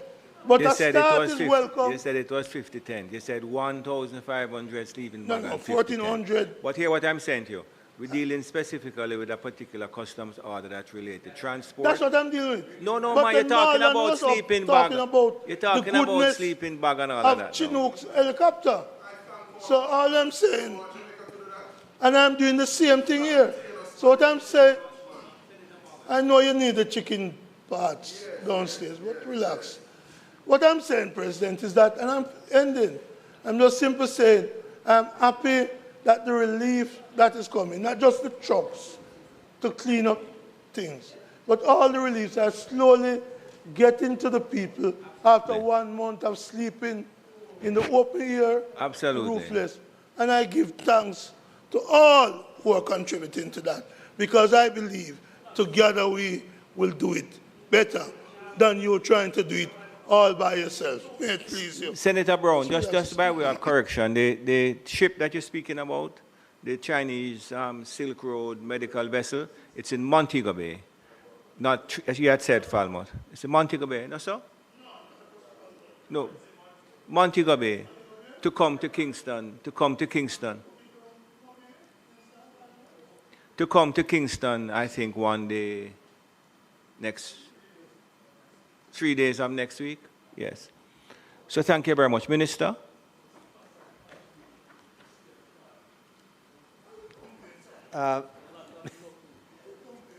Mr. President, Senator Fitzhenley, might not put you around back to the back there to prevent Senator Brown from troubling you.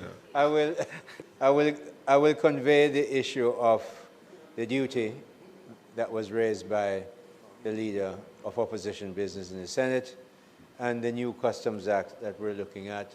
Mr. President, I think it would be good. Yeah, what the Senator was asking was, I guess you'll appraise her of that. What sort of control mechanism you have for the vehicles? And I will take it to responsible ministers. Thank you. And come back. Because I can't answer those issues. It's a Customs Act. It's a Customs Act. I just want to be as big as you are. I just want to be as big as you are. No, you don't want to be. Mr. President, so you're moving now. Is the time of the day when we should look to take a...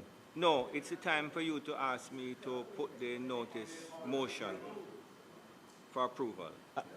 For it to be affirmed? Yes. Thank you very much. Can you kindly I do will that, do Mr. so. President? Thank you. The question is that the motion so ably put by the minister and supported by the various contributions, notice of which the minister gave earlier, be approved. Those in favor?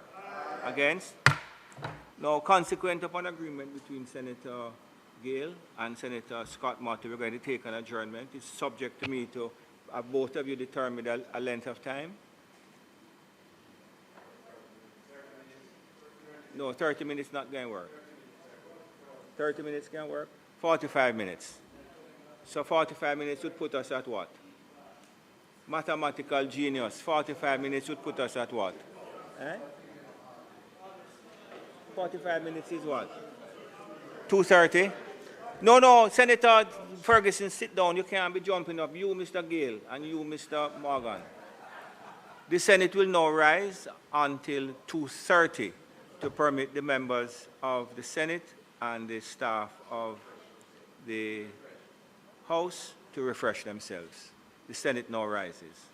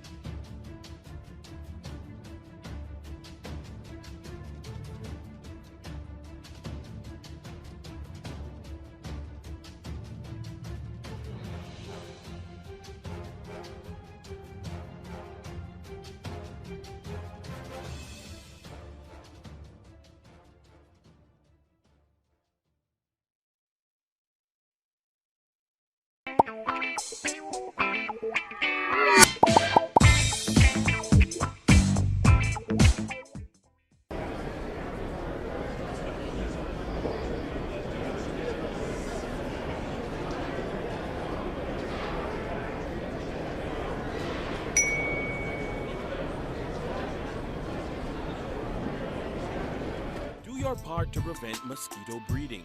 Mosquitoes will breed in any container that holds water. Tightly cover water storage containers such as drums, barrels, buckets and tanks. If this cannot be done, pour cooking oil on the water surface. Punch holes in all tins, plastics and beverage boxes to prevent the collection of water before disposal. Cover all tires or fill with dirt to prevent water collection. Scrub all vases once per week to remove mosquito eggs. Use mosquito repellents to protect yourself from mosquito bites. Dispose of garbage properly by placing in plastic bags and securing properly to prevent water collection.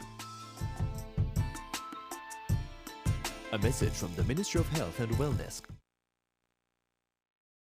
Dengue is ordinarily a mild disease. Persons may get a fever, headache, joint and muscle pains. The illness is often resolved through rest and adequate hydration along with paracetamol to treat the accompanying fever. However, on occasions the illness can progress to severe dengue, which can result in organ failure, bleeding and severe fluid depletion that can lead to shock and even death. Therefore, it is important for persons who are experiencing fever, vomiting, severe abdominal pain, bleeding under the skin, feeling very weak, or getting confused to seek immediate attention. Let us work together to protect ourselves against dengue.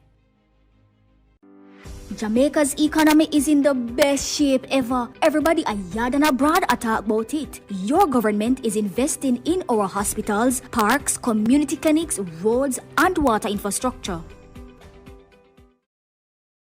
The following is brought to you by the Office of the Prime Minister.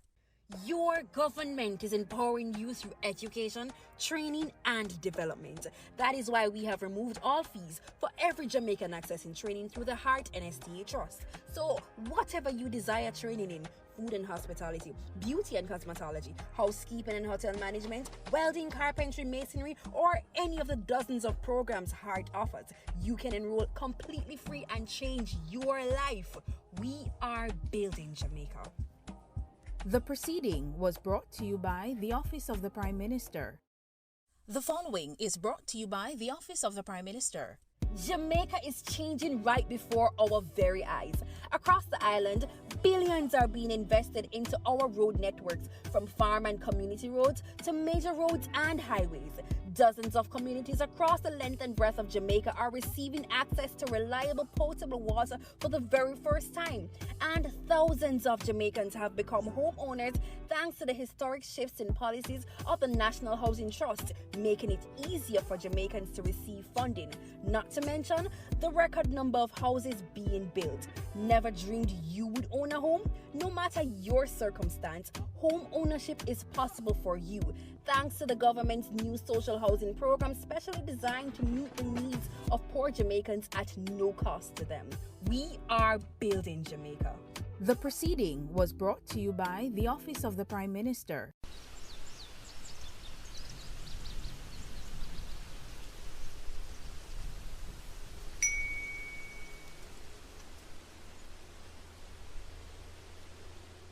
What is the role of a backbencher in government? I'm glad you asked.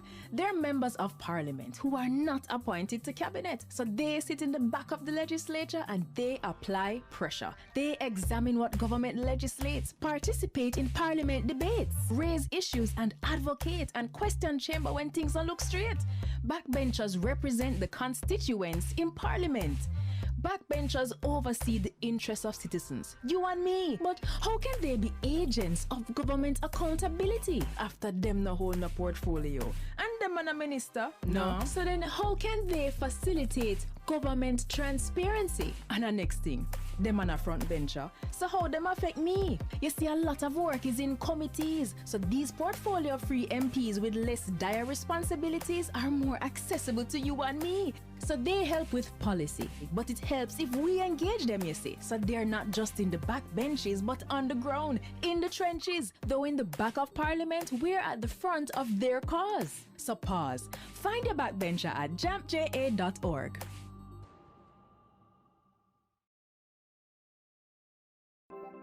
Jamaica, I can help you protect our citizens. Jamaica Eye will play a part in increasing your public safety. Jamaica Eye is part of an island-wide network of camera surveillance systems designed to increase the safety of you, our citizens. If you have a camera system outside your home or office facing a public space, log on to jamaicaeye.gov.jm today. Jamaica Eye, we're all connected. The Ministry of National Security, creating a safer and prosperous Jamaica. The following is brought to you by the Office of the Prime Minister. To fight crime and violence in your country, your government has invested over $9.7 billion into national security systems. This includes the construction and renovation of dozens of police stations, the acquisition of critical security equipment such as patrol vessels and police vehicles, the recruitment and training of more police officers, and the build-out of the Jamaica Defense Force. Your government is investing in your safety. We are building Jamaica. The proceeding was brought to you by the Office of the Prime Minister. What can a little germs do?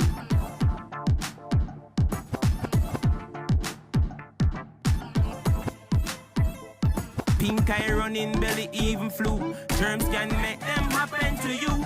Put germs on our manners with these. Cover your mouth when you cough and sneeze. Always wash your hand with water and soap. Keep dirty hands from your eyes and your nose and your mouth. You don't want to be sick, take care. Practice every day, no germs around here. A message from the Ministry of Health.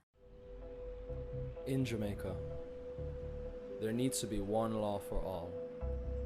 Every member of this society, regardless of profession, finances, or the area you live in. I have some bad news. The company didn't get the contract? The money they paid us for it has gotten out. Are you serious? I'm afraid so, and I understand that there are going to be corruption charges. Minister, please come with us, sir. Breaking news. A senior politician and senior civil servant have been charged for corruption. Thank God not all of them stay, sir. Build integrity. One law for all. A message from NIA. Hey, I'm Abijah, the Roots Man. Today, I want to talk to you about something powerful. Peace. Peace isn't just the absence of conflict. It's about kindness, understanding, and respect. It starts with us. Every choice we make can build bridges or burn them. Let's choose peace in our words, our action, and our hearts. Peace begins with you. Together, we can create a brighter and safer future for everyone. Join me. Let's be that change we want to see.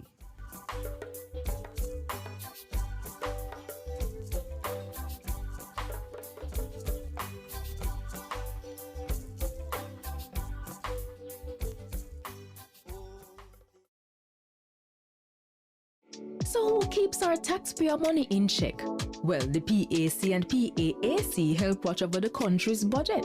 And one might sound like it just have an extra A, but they're way different. Here's how. The PAAC and PAC are two committees that watch the money. The Public Accounts Committee reviews government projects after them close. They do a post-audit check to see what problems arose with the costs and call officials to explain decisions that cause budget mismanagement. And then they recommend corrective action. So the problem will happen from when, not happen again. But what about the money we are spending right now? The PAAC. That's how Public Administration and Appropriations Committee pretty much means your money will protect as it happen, we check. While projects go on, things are fair accurate. As government spend the nation's budget, PAAC reviews it. They examine proposals and summon officials to find problems before them don't use it. So the PAC and PAAC are two parliamentary committees that watch over the country's wallet to protect the budget and keep it in check. And you can get involved. Just visit jampja.org.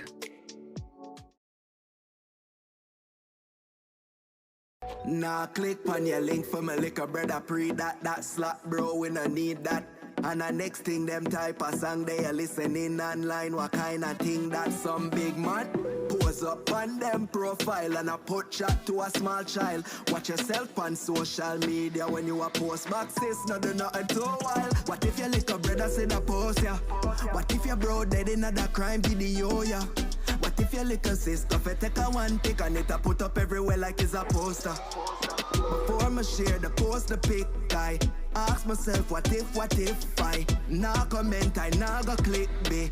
Before I ask, what if I nah comment, I nah go click me. Before I ask, what if, so before you share the post, the link, just ask yourself, what if, yeah. When you're there online, make it a new day at the rhyme. Keep up with the time. Broadcasting commissioner remind you. Peace begins with us. Every act of kindness, every step towards understanding brings us closer to a brighter tomorrow. Let's choose unity, compassion, and hope. Together, we can build a future where peace reigns. Brighter tomorrow starting today.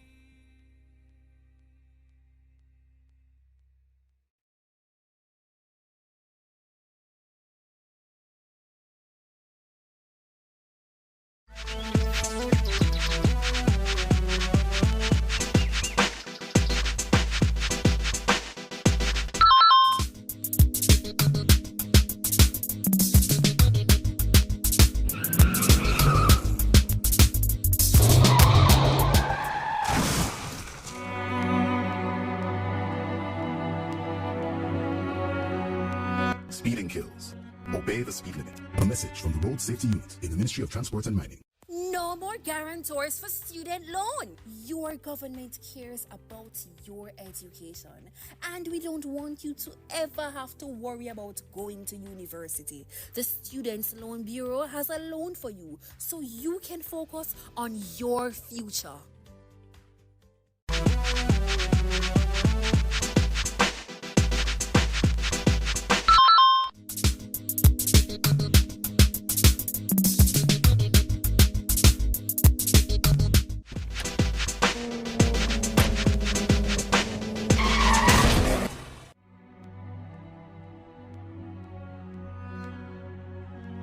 Give yourself a fighting chance. Wear an approved helmet. A message from the Road Safety Unit in the Ministry of Transport and Mining. Do you wish there were a way your community could get funding to improve a school, health center, sports program, and more? There is. It's the Constituency Development Fund.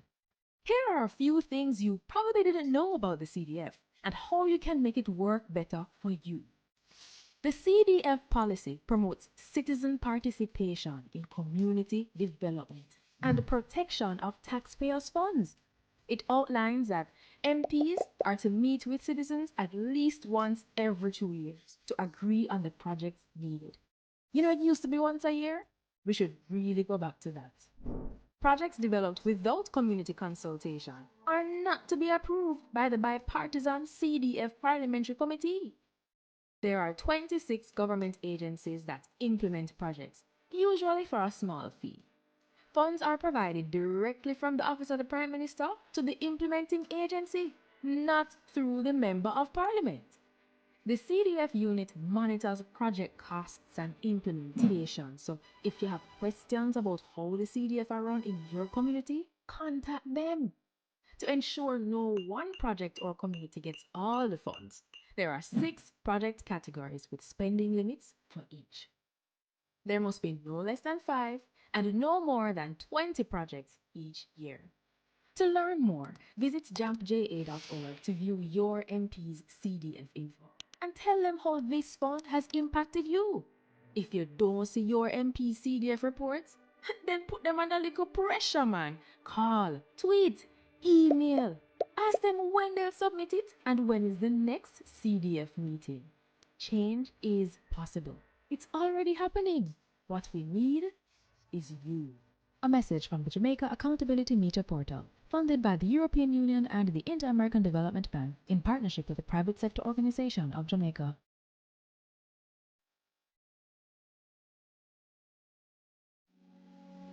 PBCJ's Student National is an excellent soundstage with a reputation for producing superior acoustics. Equipped with blue and green screens, it facilitates digital insertion of visual effects and exciting backgrounds in post-production. Studio National is the largest drive-in studio in the English-speaking Caribbean. Yes, You can actually drive a vehicle right onto the studio floor. With over 4,000 square feet of floor space, the studio can easily be transformed. It has hosted a wide variety of live and recorded productions, including Digital Rising Stars, Schools Challenge Quiz, gospel concerts, the TEF Tourism Debate Competition, and election night coverage. During the COVID-19 pandemic, it was a location for Reggae Sumfest and has hosted several reggae concerts, has hosted workshops, launches, town hall meetings, and over the years has been home to several TV dramas, including Oliver at Large and Lime Tree Lane. In addition to the rental of the studio, we can furnish a full crew to shoot and edit your production. So for your next major live or recorded event, or as a location to shoot films, programs, and commercials, PBCJ's Studio National is your best option. For smaller productions, you can book our more compact studio, Studio B. For bookings, call 876-665-7225 or email prod_pbcj@pbcjamaica.org. Jamaica improve, heart free, wages increase, housing scheme bill up, we have more opportunities, roads bill, and the dollar stable. We are building Jamaica. Hi everyone, here are 5 benefits of being a beneficiary of the Students' Loan Bureau. 1. Benefit from our 99% approval rate. 2. Benefit from our low interest rate, so less burden when you need to repay. 3. Benefit from the fact that we require no collateral when applying. 4. We're giving you more time to focus on your studies while we focus on the financing. No need to worry about repaying while in school. Number 5. Receive a 14 months grace period after your graduation date before you enter repayment. Don't forget to follow us on all SLB platforms for more SLB info. Do your part to prevent mosquito breeding. Mosquitoes will breed in any container that holds water. Tightly cover water storage containers such as drums, barrels, buckets, and tanks. If this cannot be done, pour cooking oil on the water surface. Punch holes in all tins, plastics, and beverage boxes to prevent the collection of water before disposal. Cover all tires or fill with dirt to prevent water collection. Scrub all vases once per week to remove mosquito eggs. Use mosquito repellents to protect yourself from mosquito bites. Dispose of garbage properly by placing in plastic bags and securing properly to prevent water collection. A message from the Ministry of Health and Wellness. Dengue is ordinarily a mild disease. Persons may get a fever, headache, joint, and muscle pains. The illness is often resolved through rest and adequate hydration along with paracetamol to treat the accompanying fever. However, on occasions, the illness can progress to severe dengue, which can result in organ failure, bleeding, and severe fluid depletion that can lead to shock and even death. Therefore, it is important for persons who are experiencing fever, vomiting, severe abdominal pain, bleeding under the skin, feeling very weak, or getting confused to seek immediate attention. Let us work together to protect ourselves against dengue. Most Jamaicans will tell you corruption in politics is deep-rooted, and I just saw it said, and nothing can do about that. But actually, there is, and another 152 countries are doing it. It's called asset declaration, and it works best where citizens themselves understand it and help to ensure the law is enforced. Corruption happens when public officials abuse their power to benefit themselves, family, or associates. Jamaica's Integrity Commission Act was designed to prevent corruption, and here are 5 things you should know. 1. Under this law, every year MPs and senators must report what they earn, own, and owe, and if they don't, they'll be sanctioned. 2. Their report must include the same kind of information for their wife or husband and children. 3. If they get a gift worth more than $100,000 from anyone who's not family, they must declare it. 4. A summary of the declarations of our Prime Minister and opposition leader must be published where the public can read it. 5. Parliamentarians can now be prosecuted by the Integrity Commission. they can be fined up to $2 million or serve up to 2 years in prison if they don't file their declaration or if they give false information, and $500,000 for not filing on time or ignoring requests for information. Unfortunately, our parliamentarians made changes that prevent the public from knowing when they've broken the law or when they're being investigated. We really need to change that. Visit jampja.org to find out more about the act and to track if your MP is obeying this law. If they're not, JAMP's MP Tracker will help you write, tweet, or call your MP. Ask them, you submit your declaration yet? The Integrity Commission clear you? Let's help the Parliament stay honest. A message from the Jamaica Accountability Meter Portal, funded by the European Union and the Inter-American Development Bank in partnership with the Private Sector Organization of Jamaica.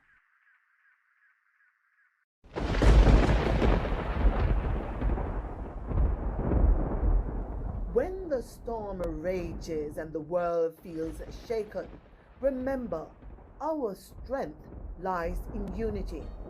It's in coming together, sharing hope, and standing shoulder to shoulder that we find resilience.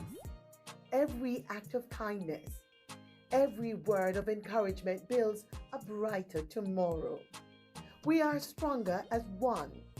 Our courage, compassion, and hope will light the way forward. Together we rise. Together we rebuild, because hope is never lost when we stand united, because we are stronger together.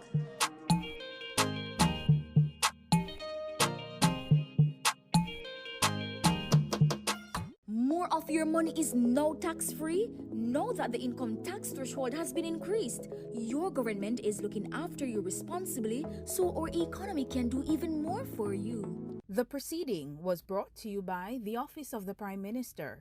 Hey, I'm Abijah, the Rootsman. Today, I want to talk to you about something powerful. Peace.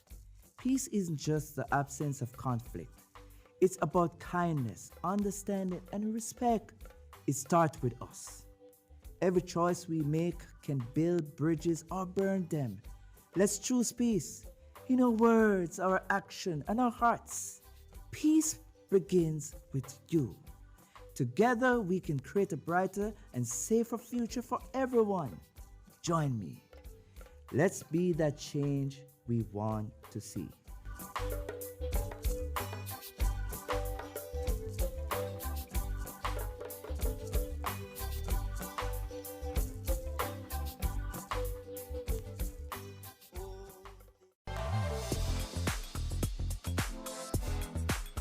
Jamaica is on the move with smarter and cleaner transportation. The government is enhancing the JUTC fleet with 100 new CNG buses with 10 specially outfitted for the disabled. Running on compressed natural gas, these buses reduce emissions while offering advanced safety features and Wi-Fi. Jamaica is driving in comfort towards a sustainable future.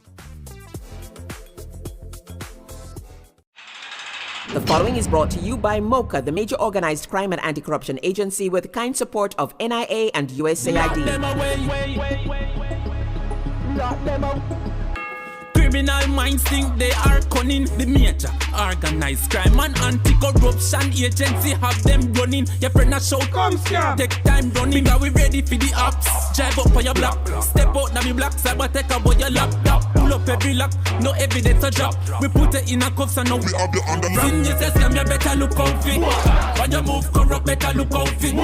They say you get wet, look out fit. Look out fit, look out fit. From you say scam, you better look out fit. When you move corrupt, better look out fit. They say you get wet, look out fit. Look out fit, look out fit. The proceeding was brought to you by MOCA, the major organized crime and anti-corruption agency with the kind support of NIA and USAID. MOCA! Do your part to prevent mosquito breeding. Mosquitoes will breed in any container that holds water. Tightly cover water storage containers such as drums, barrels, buckets, and tanks. If this cannot be done, pour cooking oil on the water surface. Punch holes in all tins, plastics, and beverage boxes to prevent the collection of water before disposal. Cover all tires or fill with dirt to prevent water collection. Scrub all vases once per week to remove mosquito eggs. Use mosquito repellents to protect yourself from mosquito bites. Dispose of garbage properly by placing in plastic bags and securing properly to prevent water collection. A message from the Ministry of Health and Wellness. Dengue is ordinarily a mild disease. Persons may get a fever, headache, joint and muscle pains. The illness is often resolved through rest and adequate hydration along with paracetamol to treat the accompanying fever.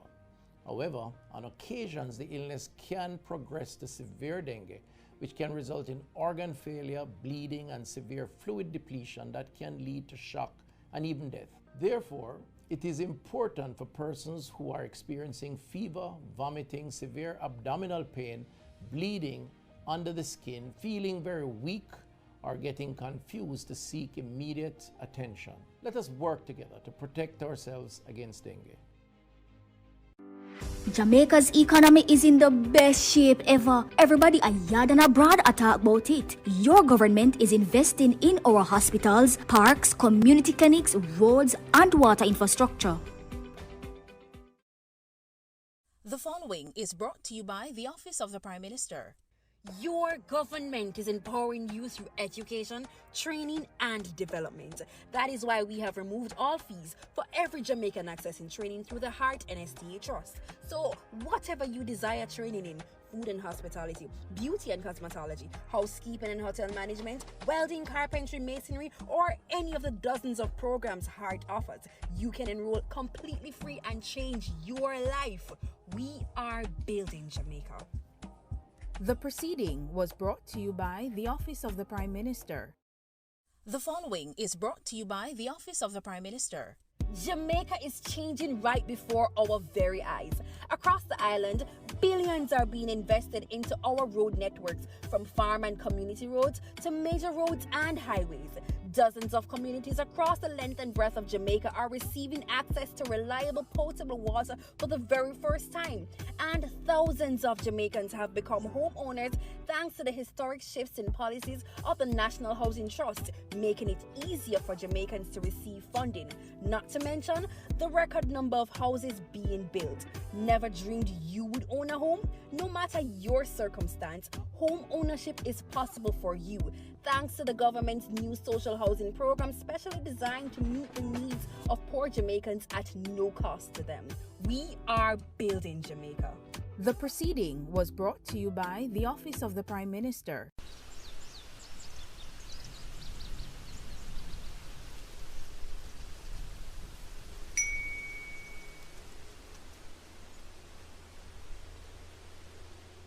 What is the role of a backbencher in government? I'm glad you asked. They're members of Parliament who are not appointed to cabinet. So they sit in the back of the legislature and they apply pressure. They examine what government legislates, participate in Parliament debates, raise issues and advocate and question chamber when things don't look straight. Backbenchers represent the constituents in Parliament. Backbenchers oversee the interests of citizens, you and me. But how can they be agents of government accountability after them no hold a portfolio? And them and a minister? No. So then how can they facilitate government transparency? And the next thing, them and a front bencher. So how them affect me? You see, a lot of work is in committees. So these portfolio-free MPs with less dire responsibilities are more accessible to you and me. So they help with policy, but it helps if we engage them, you see. So they're not just in the back benches, but on the ground, in the trenches. Though in the back of Parliament, we're at the front of their cause. So pause. Find your backbencher at jampja.org.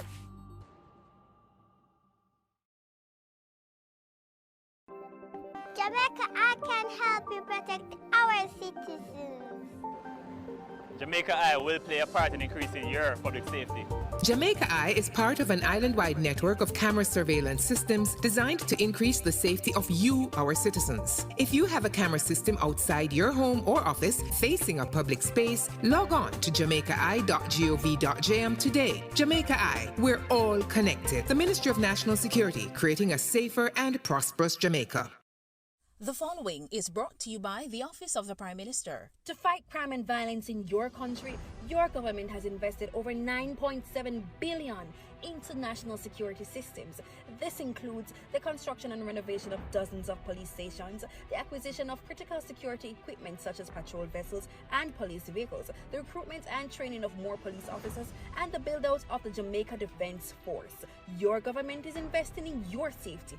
We are building Jamaica. The proceeding was brought to you by the Office of the Prime Minister. What can a little germs do?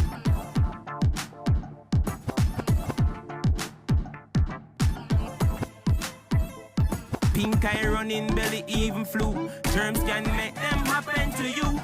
Put germs on our manners with these. Cover your mouth when you cough and sneeze. Always wash your hand with water and soap. Keep dirty hands from your eyes and your nose and your mouth. You don't want to be sick, take care. Practice every day, no germs round here. A message from the Ministry of Health. In Jamaica, there needs to be one law for all. Every member of this society, regardless of profession, finances, or the area you live in. I have some bad news. The company didn't get the contract? The money they paid us for it has gotten out. Are you serious? I'm afraid so. And I understand that there are going to be corruption charges. Minister, please come with us, sir. Breaking news. A senior politician and senior civil servant have been charged for corruption. Thank God not all of them stay, sir. Build integrity. One law for all. A message from NIA. Hey, I'm Abijah, the Roots Man. Today, I want to talk to you about something powerful. Peace. Peace isn't just the absence of conflict.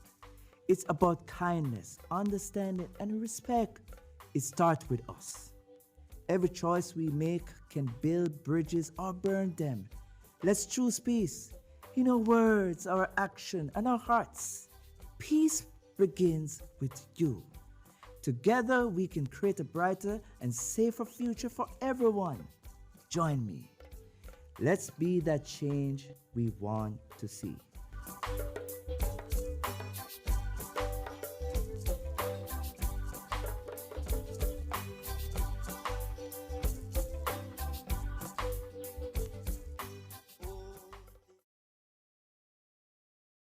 So who keeps our taxpayer money in check? Well, the PAC and PAAC help watch over the country's budget.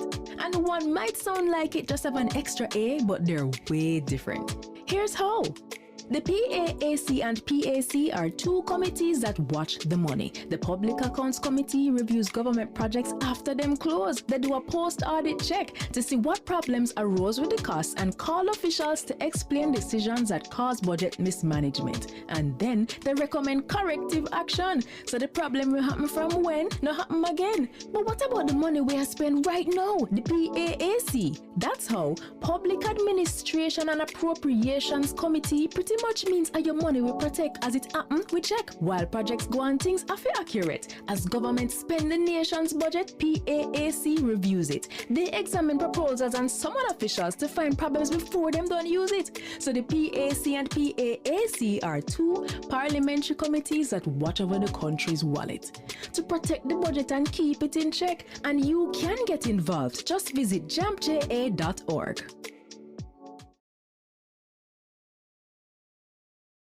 Nah, click on your link for my liquor brother pre that slap bro, we no need that. And the next thing them type of song they are listening online, what kind of thing that some big man pose up on them profile and a put chat to a small child. Watch yourself on social media when you a post boxes, no do nothing too wild. What if your little brother said a post ya? What if your bro dead in another crime video ya? What if your little sister fi take a one pic and it a put up everywhere like it's a poster? Before me share the post, the pic, I ask myself what if I nah comment, I nah go click B. Before me ask what if I nah comment, I nah go click B. Before me ask what if, so before you share the post, the link, just ask yourself what if, yeah. When you're there online, make it a new day at the rhyme. Keep up with the time. Broadcasting commission, I remind you. Peace begins with us. Every act of kindness, every step towards understanding brings us closer to a brighter tomorrow. Let's choose unity, compassion, and hope. Together, we can build a future where peace reigns. Brighter tomorrow starting today.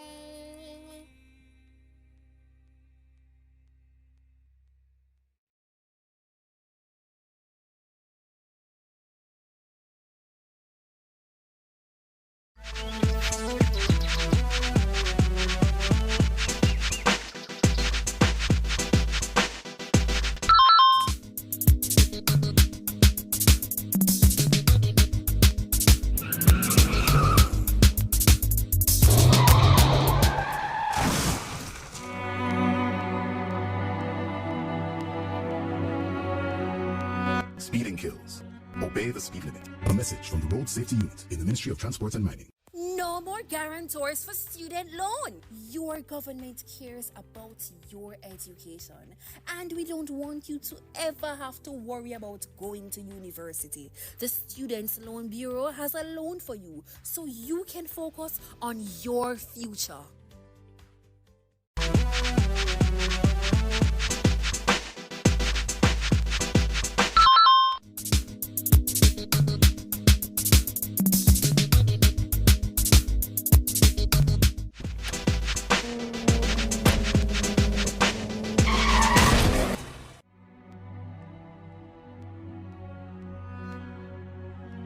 Give yourself a fighting chance. Wear an approved helmet. A message from the Road Safety Unit in the Ministry of Transport and Mining. Do you wish there were a way your community could get funding to improve a school, health center, sports program, and more? There is. It's the Constituency Development Fund. Here are a few things you probably didn't know about the CDF and how you can make it work better for you. The CDF policy promotes citizen participation in community development and the protection of taxpayers' funds. It outlines that MPs are to meet with citizens at least once every 2 years to agree on the projects needed. You know, it used to be once a year. We should really go back to that. Projects developed without community consultation are not to be approved by the bipartisan CDF Parliamentary Committee. There are 26 government agencies that implement projects, usually for a small fee. Funds are provided directly from the Office of the Prime Minister to the implementing agency, not through the Member of Parliament. The CDF unit monitors project costs and implementation, so if you have questions about how the CDF are run in your community, contact them. To ensure no one project or community gets all the funds, there are 6 project categories with spending limits for each. There must be no less than 5 and no more than 20 projects each year. To learn more, visit jampja.org to view your MP's CDF info and tell them how this fund has impacted you. If you don't see your MP CDF reports, then put them on a little pressure, man. Call, tweet, email. Ask them when they'll submit it and when is the next CDF meeting. Change is possible. It's already happening. What we need is you.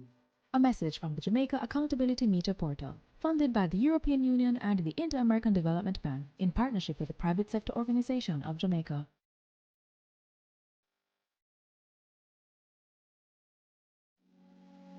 PBCJ's Student National is an excellent soundstage with a reputation for producing superior acoustics. Equipped with blue and green screens, it facilitates digital insertion of visual effects and exciting backgrounds in post-production. Studio National is the largest drive-in studio in the English-speaking Caribbean. Yes, you can actually drive a vehicle right onto the studio floor. With over 4,000 square feet of floor space, the studio can easily be transformed. It has hosted a wide variety of live and recorded productions, including Digicel Rising Stars, Schools Challenge Quiz, gospel concerts, the TEF Tourism Debate Competition, and election night coverage. During the COVID-19 pandemic, it was a location for Reggae Sumfest and has hosted several reggae concerts, has hosted workshops, launches, town hall meetings, and over the years has been home to several TV dramas, including Oliver at Large and Lime Tree Lane. In addition to the rental of the studio, we can furnish a full crew to shoot and edit your production. So for your next major live or recorded event, or as a location to shoot films, programs, and commercials, PBCJ's Studio National is your best option. For smaller productions, you can book our more compact studio, Studio B. For bookings, call 876-665-7225 or email prod_pbcj@pbcjamaica.org. Jamaica improve, heart free, wages increase, housing scheme build up, we have more opportunities, roads build, and the dollar stable. We are building Jamaica. Hi everyone, here are 5 benefits of being a beneficiary of the Students' Loan Bureau. 1. Benefit from our 99% approval rate. 2. Benefit from our low interest rate, so less burden when you need to repay. 3. Benefit from the fact that we require no collateral when applying. 4. We're giving you more time to focus on your studies while we focus on the financing. No need to worry about repaying while in school. Number 5. Receive a 14 months grace period after your graduation date before you enter repayment. Don't forget to follow us on all SLB platforms for more SLB info. Do your part to prevent mosquito breeding. Mosquitoes will breed in any container that holds water. Tightly cover water storage containers such as drums, barrels, buckets, and tanks. If this cannot be done, pour cooking oil on the water surface. Punch holes in all tins, plastics, and beverage boxes to prevent the collection of water before disposal. Cover all tires or fill with dirt to prevent water collection. Scrub all vases once per week to remove mosquito eggs. Use mosquito repellents to protect yourself from mosquito bites. Dispose of garbage properly by placing in plastic bags and securing properly to prevent water collection. A message from the Ministry of Health and Wellness. Dengue is ordinarily a mild disease. Persons may get a fever, headache, joint and muscle pains. The illness is often resolved through rest and adequate hydration along with paracetamol to treat the accompanying fever. However, on occasions the illness can progress to severe dengue, which can result in organ failure, bleeding and severe fluid depletion that can lead to shock and even death. Therefore, it is important for persons who are experiencing fever, vomiting, severe abdominal pain, bleeding under the skin, feeling very weak, or getting confused to seek immediate attention. Let us work together to protect ourselves against dengue. Most Jamaicans will tell you corruption in politics is deep-rooted, and I just saw it said, and nothing can do about that. But actually, there is, and another 152 countries are doing it. It's called asset declaration, and it works best where citizens themselves understand it and help to ensure the law is enforced. Corruption happens when public officials abuse their power to benefit themselves, family, or associates. Jamaica's Integrity Commission Act was designed to prevent corruption, and here are 5 things you should know. 1. Under this law, every year MPs and senators must report what they earn, own, and owe, and if they don't, they'll be sanctioned. 2. Their report must include the same kind of information for their wife or husband and children. 3. If they get a gift worth more than $100,000 from anyone who's not family, they must declare it. 4. A summary of the declarations of our Prime Minister and opposition leader must be published where the public can read it. 5. Parliamentarians can now be prosecuted by the Integrity Commission. They can be fined up to $2 million or serve up to 2 years in prison if they don't file the declaration or if they give false information, and $500,000 for not filing on time or ignoring requests for information.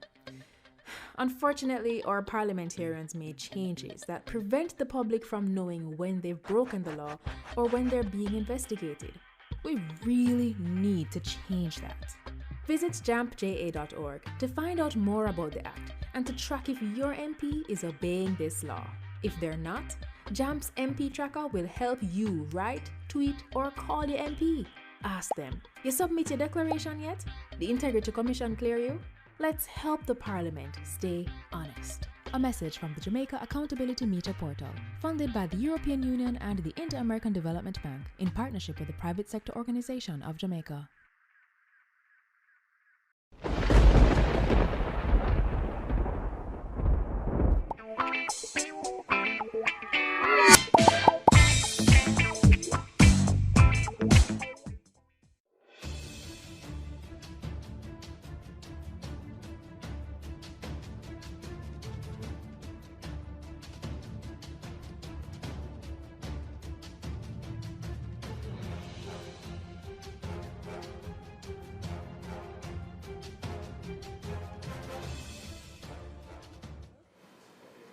I know.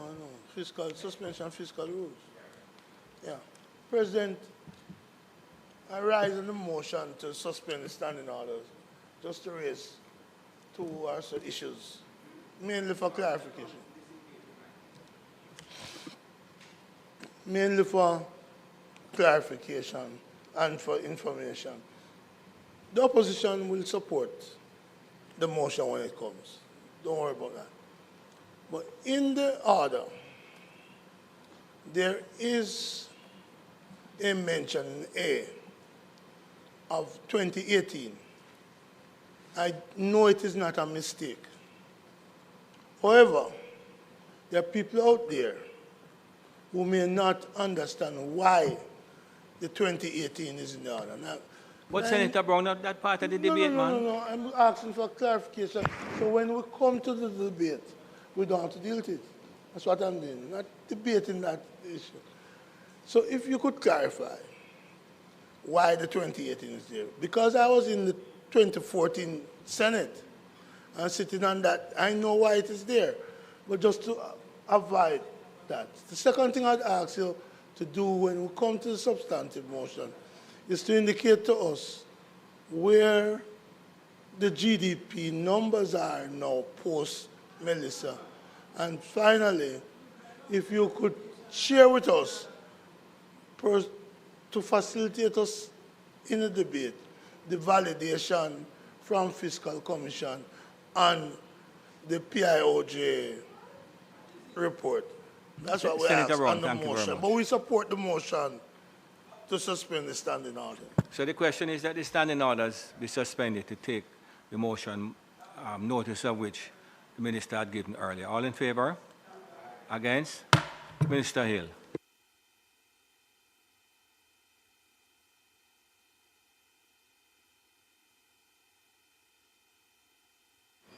Mr. President, I now move for the suspension of the standing orders to enable me to take the motion. All right, the question is that the standing order be suspended.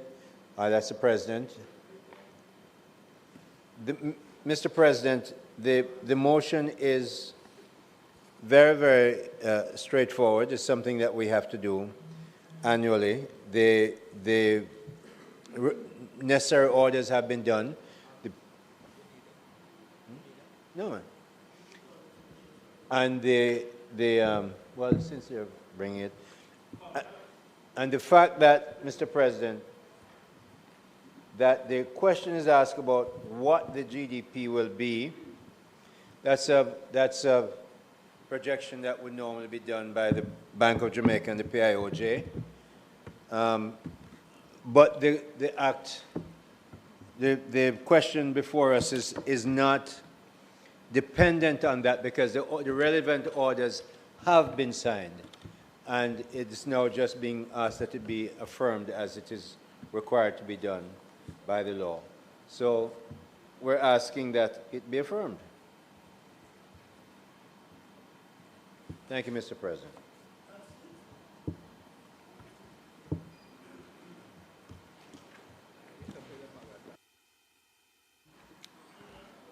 Senator Small Ferguson. Thank you, Mr. President. You know, somebody said that you should be Senator Tall Ferguson, not Small Ferguson. You want the... I'm accustomed to that one, Chair. I wouldn't do that to my mother. I'll keep it small. Senator Kevin, he needs it. Yes, of course. Please. Senator Hill, to remove your. Thank you. Exactly.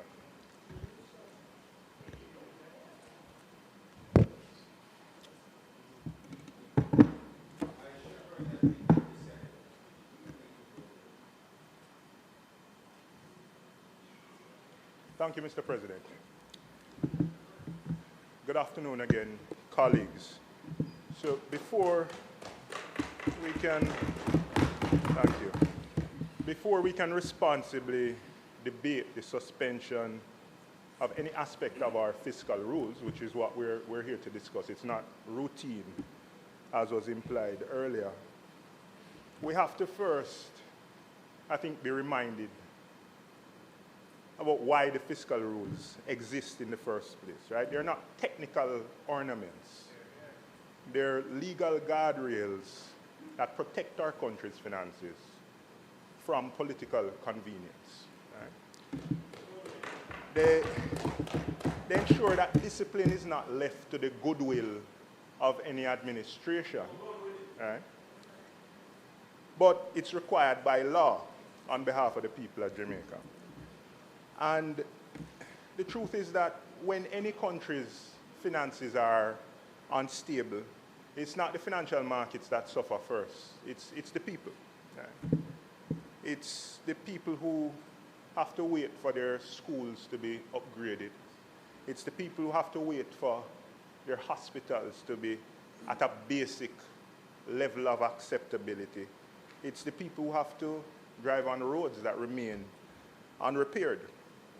Our citizens are the ones who feel the strain of daily life when the finances of the country are unstable. Therefore, fiscal rules are not established to restrain ambition, but they're established to protect opportunities for our workers and our families and our communities. Right? So Jamaica didn't arrive at the fiscal stability that we claim by accident. It came out of the legislative work that underlines the discussion that we're having here, and it came during a very difficult period in our history. It was when our debt burden was at its worst, and when we were in the wake of a failed engagement with the IMF, right?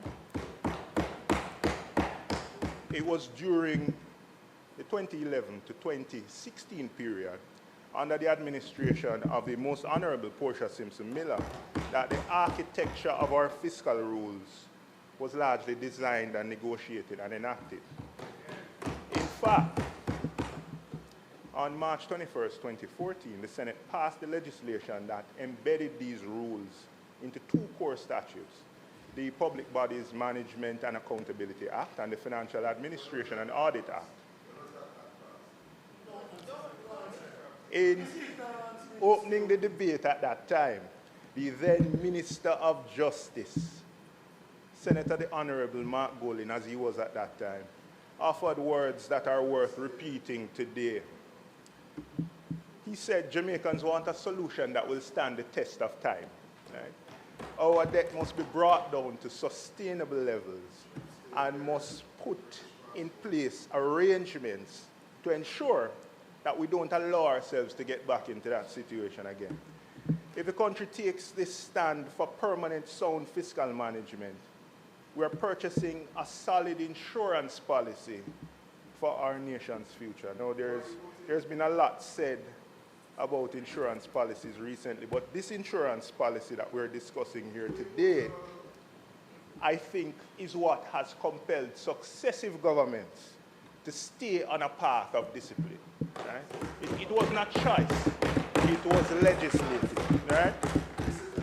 There are a number of reasons, right, why this is of critical importance, right? And this particular matter is one of the main reasons why when Jamaica entered into recent global shocks like the pandemic and now the unfortunate occurrence of Hurricane Melissa, we have been in a stronger position. Right? It's precisely because the fiscal rule worked why we can today contemplate a suspension of the rule in response to a national emergency. But any decision to activate the escape clause must be guided by some seriousness, the same seriousness that went into putting the rule in place to begin with. Any escape must be temporary, it must be transparent, and it must be firmly tethered in the goal of protecting our people, which is what brought us to the fiscal rule in the first place. Because without that, we're going to be sacrificing the tomorrow of the people of Jamaica.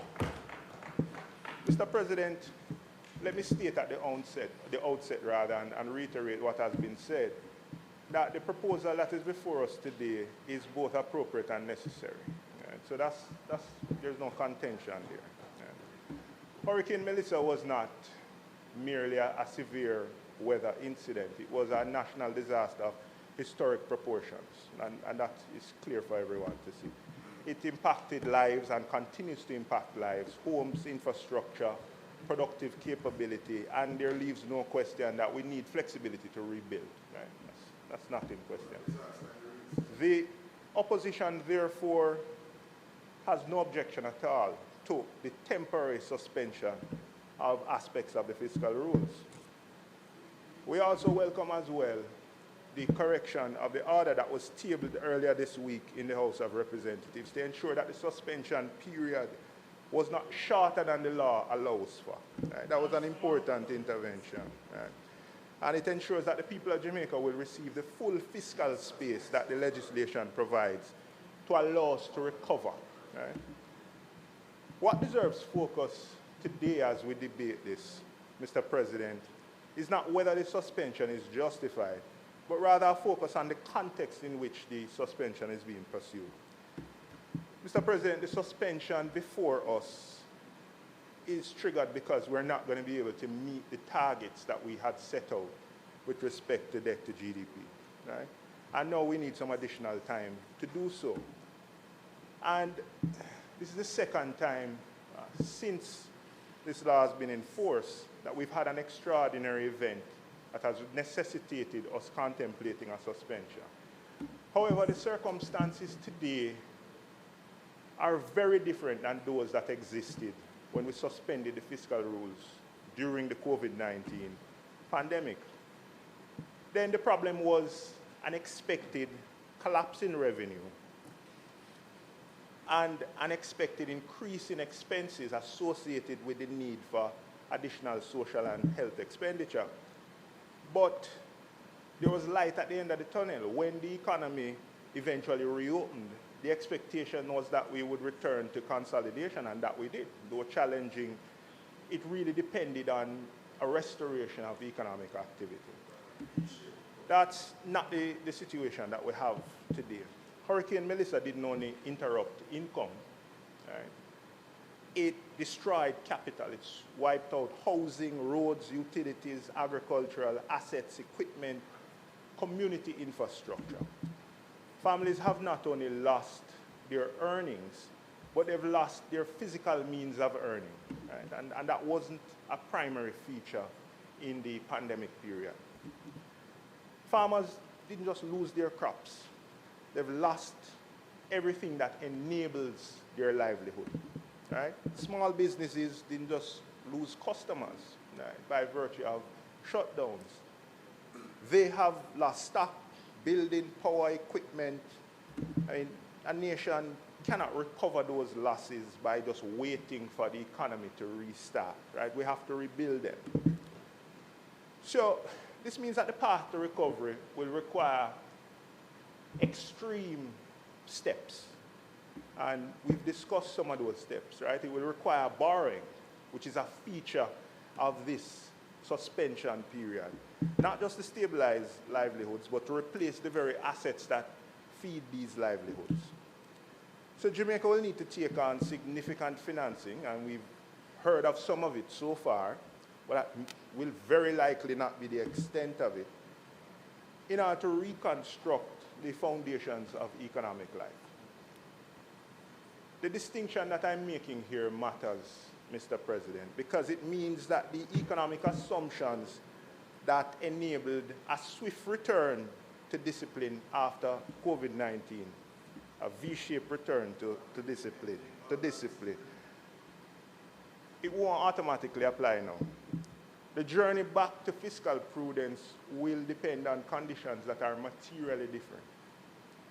There will need to be new growth dynamics in our economy to accompany the reconstruction. We will have a test of our foreign exchange dynamics unlike anything that we've seen before. The pace at which capital can actually be absorbed into the economy and projects is going to be tested, right? And we've been having some challenges with that. I'll get to that. And credible debt sustainability expectations will need to be rebuilt. So while the suspension is justified, it has to be managed with the people of Jamaica at the center of this decision that we're going to make today. It can't be about just technical expertise and looking at numbers on a page and going through in a routine fashion, right? The purpose of this flexibility is not to comfort our markets. It's to go as far as something more basic. It's to restore the dignity and productivity and security of Jamaicans whose lives have been upended by this crisis. Now, Mr. President, in other words, the fiscal space is not an end to itself. Our work doesn't stop here. It's a tool to help us to rebuild the lives of people. And that's exactly why it needs to be used in a very careful, transparent way, and there needs to be a clear plan for how we return to discipline once the crisis is further in our wake, right? So I have a couple points. The first thing is, let's talk about the sufficiency of the recovery financing. Right? So, Mr. President, having accepted that the suspension is justified, we now have to examine what resources we have to fuel the recovery, right, and to meet the scale of the crisis that we're facing as a country. So a lot has been said about the $6.7 billion financing package. It actually came up earlier today, right? Good? All right. Possibly. The height has its advantages and disadvantages, right?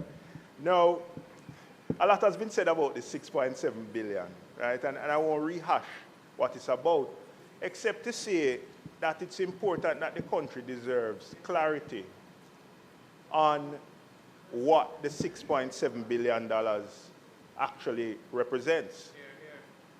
Now, my understanding from what has been shared publicly is that only $3.6 billion of this package is new and secured thus far.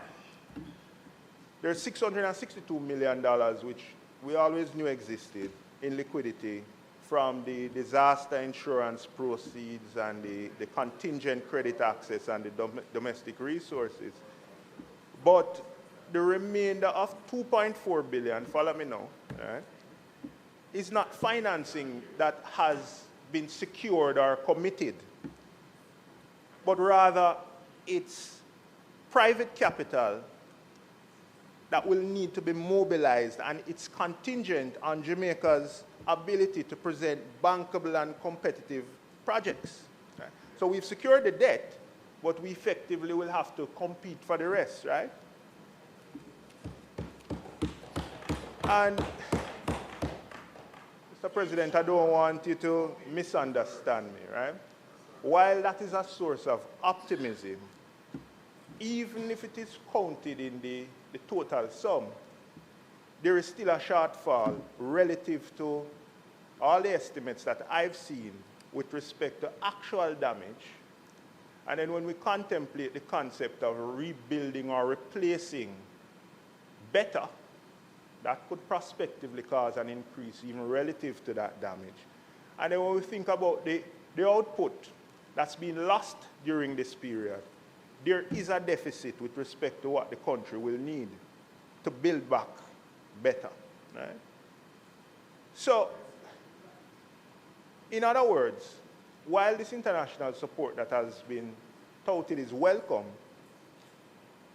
one, only a portion of it is secure and guaranteed, and there is a substantial amount left to be filled, right? So I have a couple of questions associated with this. The first is, what has been contemplated thus far refilling the gap, the clear gap that exists between the funding identified and the funding needed, right? The second question is, with respect to the sum that we will need to compete for, we will need to present projects for, where are those projects? Now, I've heard that there are a list of national projects and the intention is to draw from that portfolio of projects. But again, my understanding from the limited information that has been shared is that this funding will be targeted specifically towards recovery projects. Right? And you know, the challenge that I have, Mr. President, is surrounding two things. One is, what's the basis of eligibility under the financing framework? How are we going to transparently prioritize the projects to be pursued in relation to this money? Okay? How are we going to ensure that the essential recovery projects, not any pre-existing initiatives that are unrelated, are focused with respect to this funding opportunity? The third question is, what's the plan that the government has to present bankable projects at the required scale to actually access this money? And the reason I ask is that we have had a challenge as a country credibly accessing foreign direct investments over the last decade or so, right? And now we are being asked to mobilize a significant amount of external financing through this 2.4 billion, private sector-led financing in effect, at a scale that we've never been able to successfully do it before. This is in the context as well, Mr. President, of the government having repeatedly underspent its own capital budget. For the last 2 consecutive years, the state has struggled to mobilize domestic development spending that was already appropriated. So if we're not able to execute on our own capital projects, using our own money, right? If we haven't been able to sort that out, how are we going to execute with international projects, financing structures that require much more complexity and delivery? My concern, Mr. President, is that this 2.4 billion becomes a concept, it becomes a white elephant. It's available in theory, but inaccessible in practice. 1 minute, Senator Ferguson. Senator Morgan. I have exhibited forbearance. Point of order, Mr. President. Resume your seat. Senator Ferguson, you can have a seat for me. Mr. President, a number of things are happening. The senator is giving the public the impression, essentially, that I can't deal with it, Senator Brown. Mr. President. Senator Brown, hold on, please. Senator Brown, just relax, the man. Mr. President. So he's going to go on longer now because you're interrupting. For those who did not hear at the first go-around or at the first time of asking, I am rising on a point of order, Mr. President. What is the point of order? The senator opposite is essentially misleading the Senate and indeed the Jamaican people. The 2.4 billion United States dollars that is referenced by the senator, allow the submission and the president makes the ruling. One president at a time. Yeah?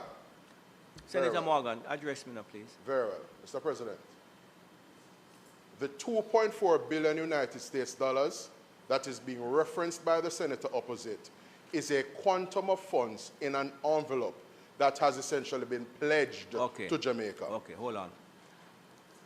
That is what the basis of your point of order. That is correct. He's suggesting that these sums are nebulous. Hear what I'm telling you now. Deal with that in your contribution because Senator Brown, relax now, man. Just deal with that in your contribution and let the member continue. Okay, Senator Brown, did I deal with it?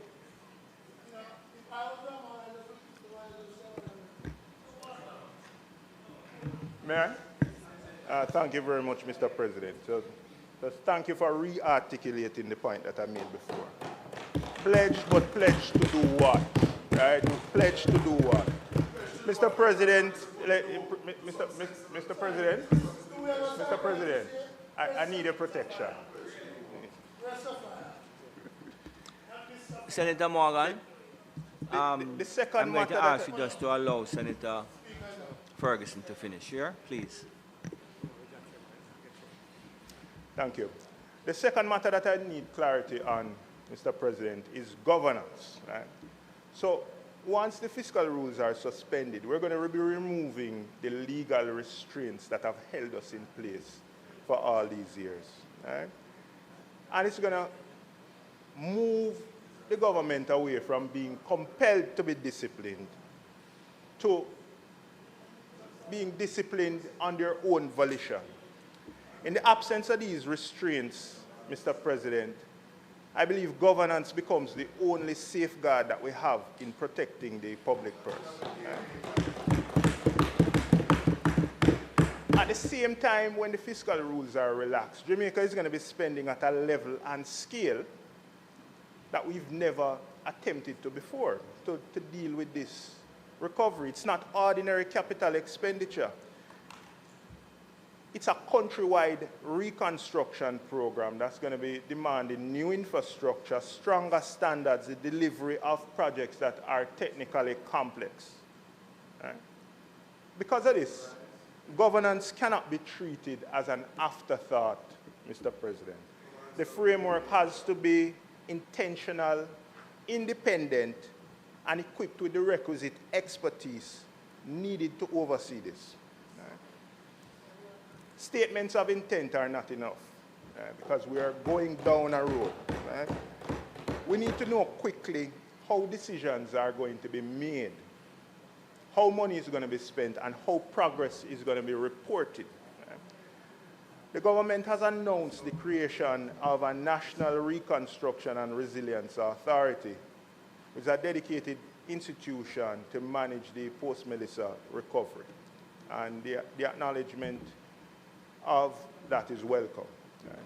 I think it reflects an understanding that we're not in normal times and no normal structure of government can deal with an unprecedented reconstruction effort. Right? But the existence of the authority alone is not by itself a protection. Right? Authorities can be powerful in law, yet weak in practice. And unless they are built with clear accountability, that will be almost a fait accompli. As we suspend the fiscal rules, as we increase expenditure, and as we access unprecedented resources, the authority has to be designed with strong and credible safeguards. Right? I'm repeating the opposition's call for a governance framework that is independent, that is inclusive, and that is transparent. This is not a political request. It's about necessary protections when billions of dollars will be moving rapidly into projects that we haven't seen before. When legal guardrails are temporarily lifted, when flexibility is granted, accountability becomes very important. Mr. President, the success of Jamaica's recovery will not only be measured in roads, it won't be measured in the roads that we rebuild or the bridges that we fortify. It will be measured in the strength of our institutions and whether the peoples whose lives have been disrupted can trust the system that is spending on their behalf. If we build stronger infrastructure, we also need to build stronger governance. Right? And that's the standard that our people deserve. In wrapping up, Mr. President, the third matter concerns not only how we recover, but how we grow after the recovery. Reconstruction should not bring Jamaica back to where it was before. It needs to bring us to a stronger position, a more competitive position, right? And it will require a level of investment and economic participation unlike what we've seen before. As I mentioned earlier, we haven't even started to scratch the surface. And as we seek external support, we need to recognize as well that Jamaica already has a significant pool of capital at home. Our banks, our securities firms, our pension funds, insurance companies, they sit at the core of our savings and investment base. Yet, the ability of these entities to support the kind of large-scale development that is on the horizon remains constrained by regulatory philosophies and operating assumptions, many of which are vestiges of the past. They limit how effectively these institutions can participate in the real economy and how capital can be mobilized for productive use. We cannot expect a modern, resilient economy to emerge when the rules that we have set for ourselves restrain capital from participating in the growth that we want to see. Right? Around the world, financial sector regulators have become constructive. They've started to encourage responsible participation in what is effectively national development. It's not about recklessness. It's about setting thoughtful, risk-aware frameworks that allow for the mobilization of domestic capital, right? While maintaining prudence, maintaining transparency and stability. Jamaica must not remain an outlier, and we can't afford to, given where we are and what we need to do. Right? Asking our institutions to support growth while designing rules that hamstring them is counterintuitive and counterproductive. Right? Mr. President, this period of rebuilding, I think, presents an opportunity for us to create targeted incentives that encourage the participation of financial institutions and capital into productive activity, especially at this time into projects that are linked to the reconstruction and resilience efforts of our nation. If we're serious about building back better, then we must also figure out how we can facilitate the financing of this from our own local stock. As we borrow externally, we must in parallel unlock Jamaican capital to participate in the rebuilding of our economy. This means, among other things, Mr. President, modernizing our regulations and looking at how we can bring Jamaica into the 21st century. It's not about taking greater risks with our financial system.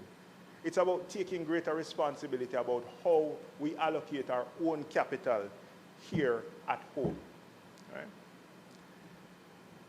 Jamaica's reconstruction can't only be financed from abroad. Right? And there will be a lot of value created from the reconstruction efforts. We need to retain some of that here.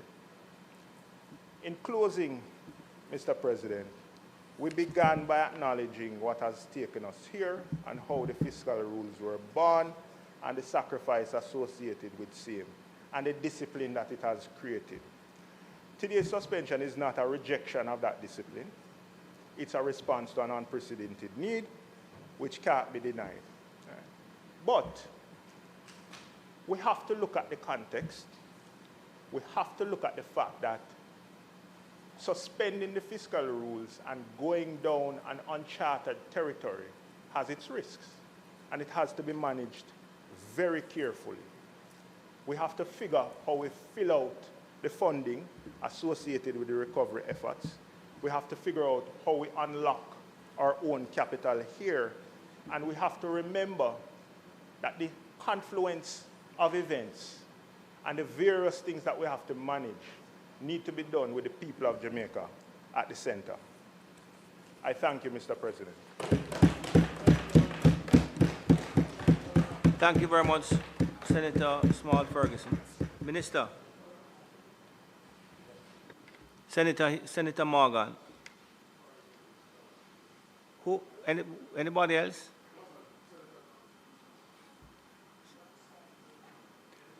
Senator Thompson.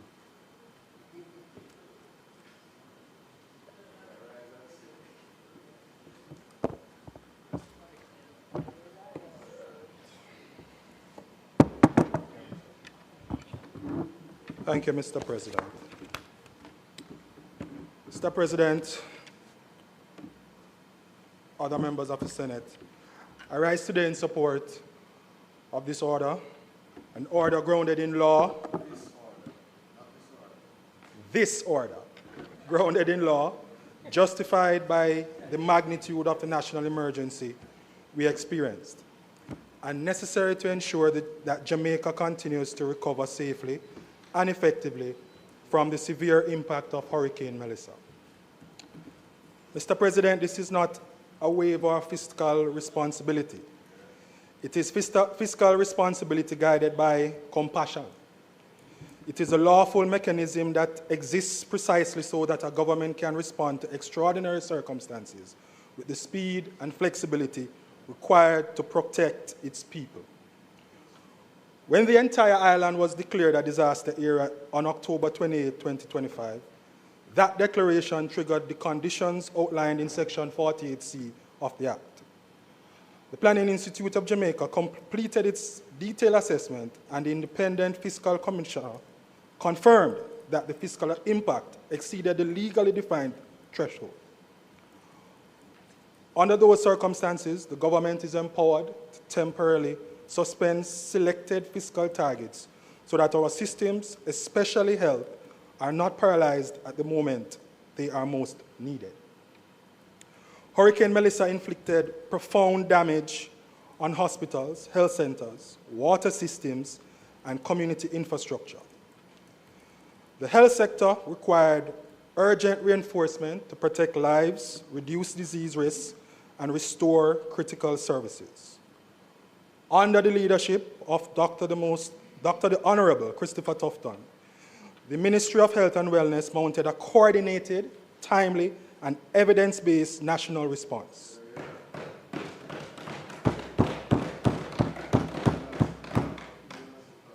This was not accidental. It was governance in action. One of the clearest examples was the field hospital established in Sablemar with the support of the government of Barbados.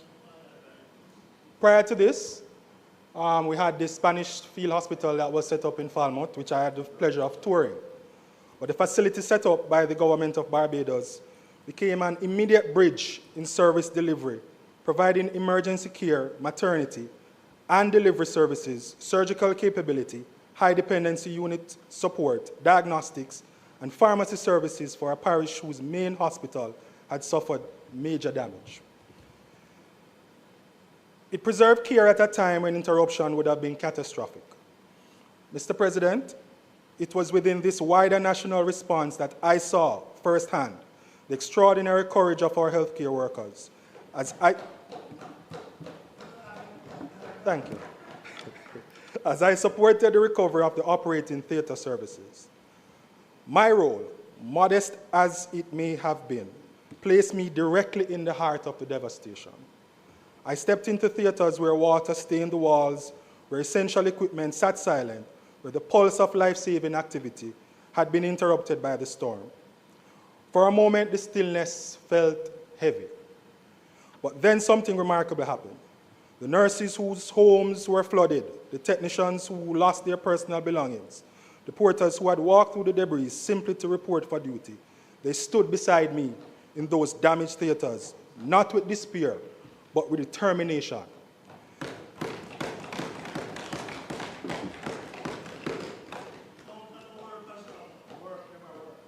Their courage lit those rooms brighter than any surgical lamp could.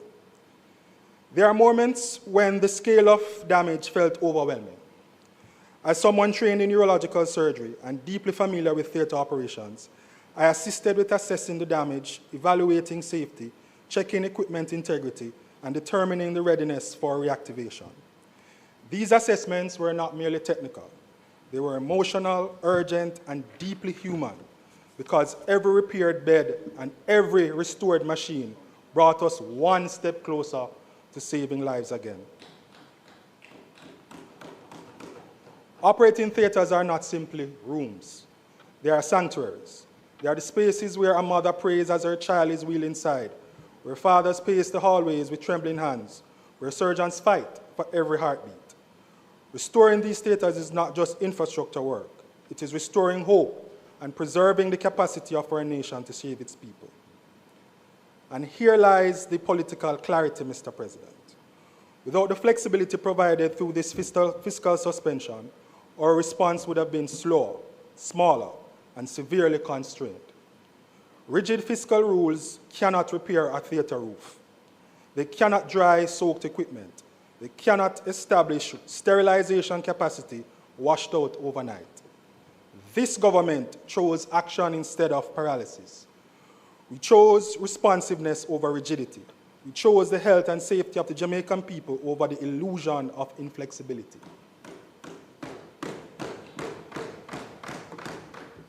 Because of that choice, theatres are reopening, services are resuming, and lives are being saved.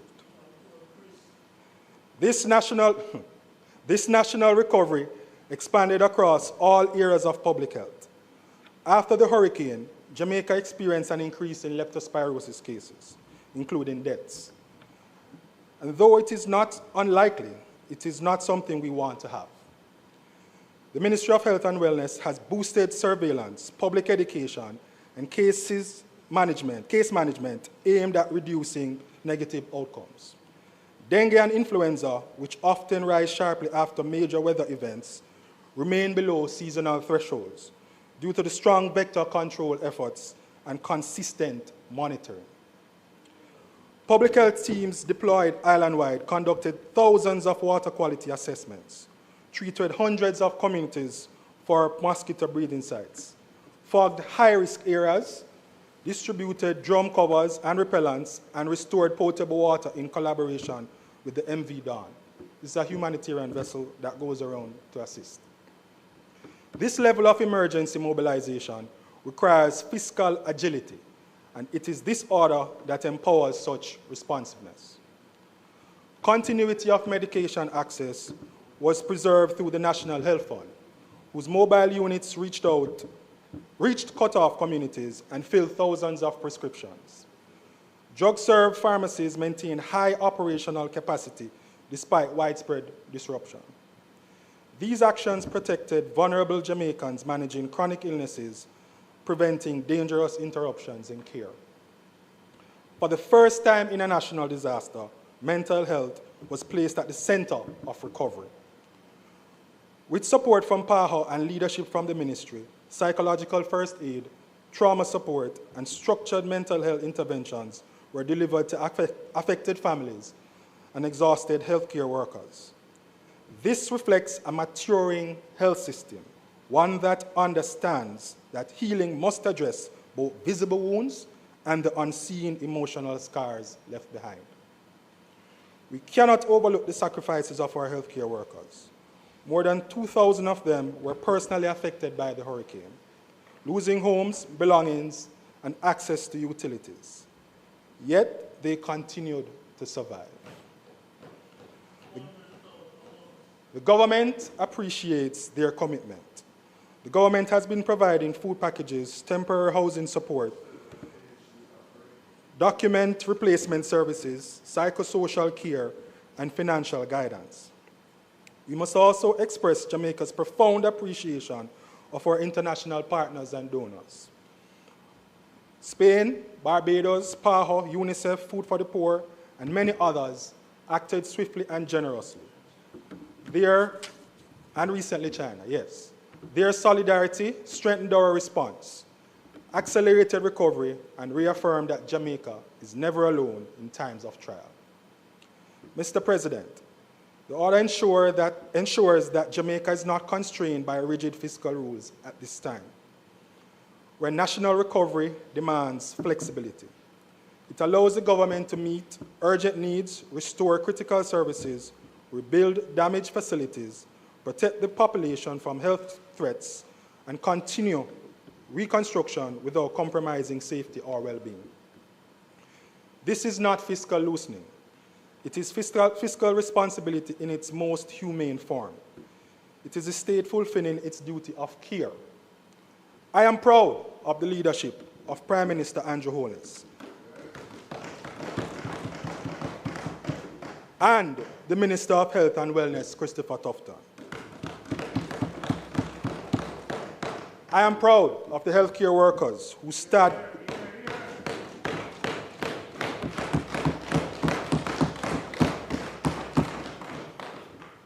and is still standing tall in adversity. I am grateful to our international partners, and I am humbled to have contributed in my own professional capacity to the restoration of essential services, surgical services, when our people needed them most. Mr. President, I fully support this order and encourage my fellow members of this Honorable Senate to do likewise as we work to secure Jamaica's resilience and safeguard the health of our nation. Thank you, Mr. President, if it pleases you.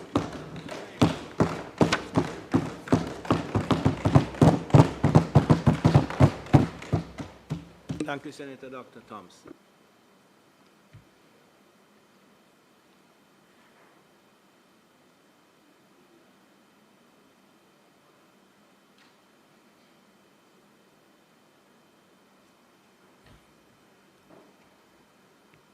Senator Tomlinson.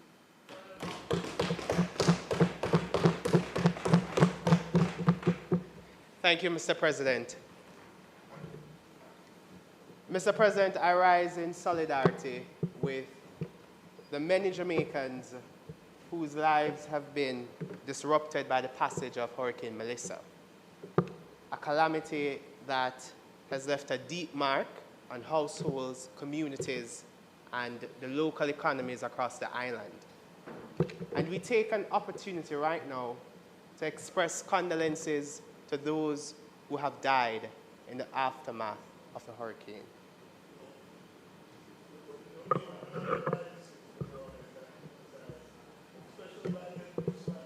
Especially, Mr. President, those who died. No. I want to say that, Mr. President. Especially those who died from leptospirosis.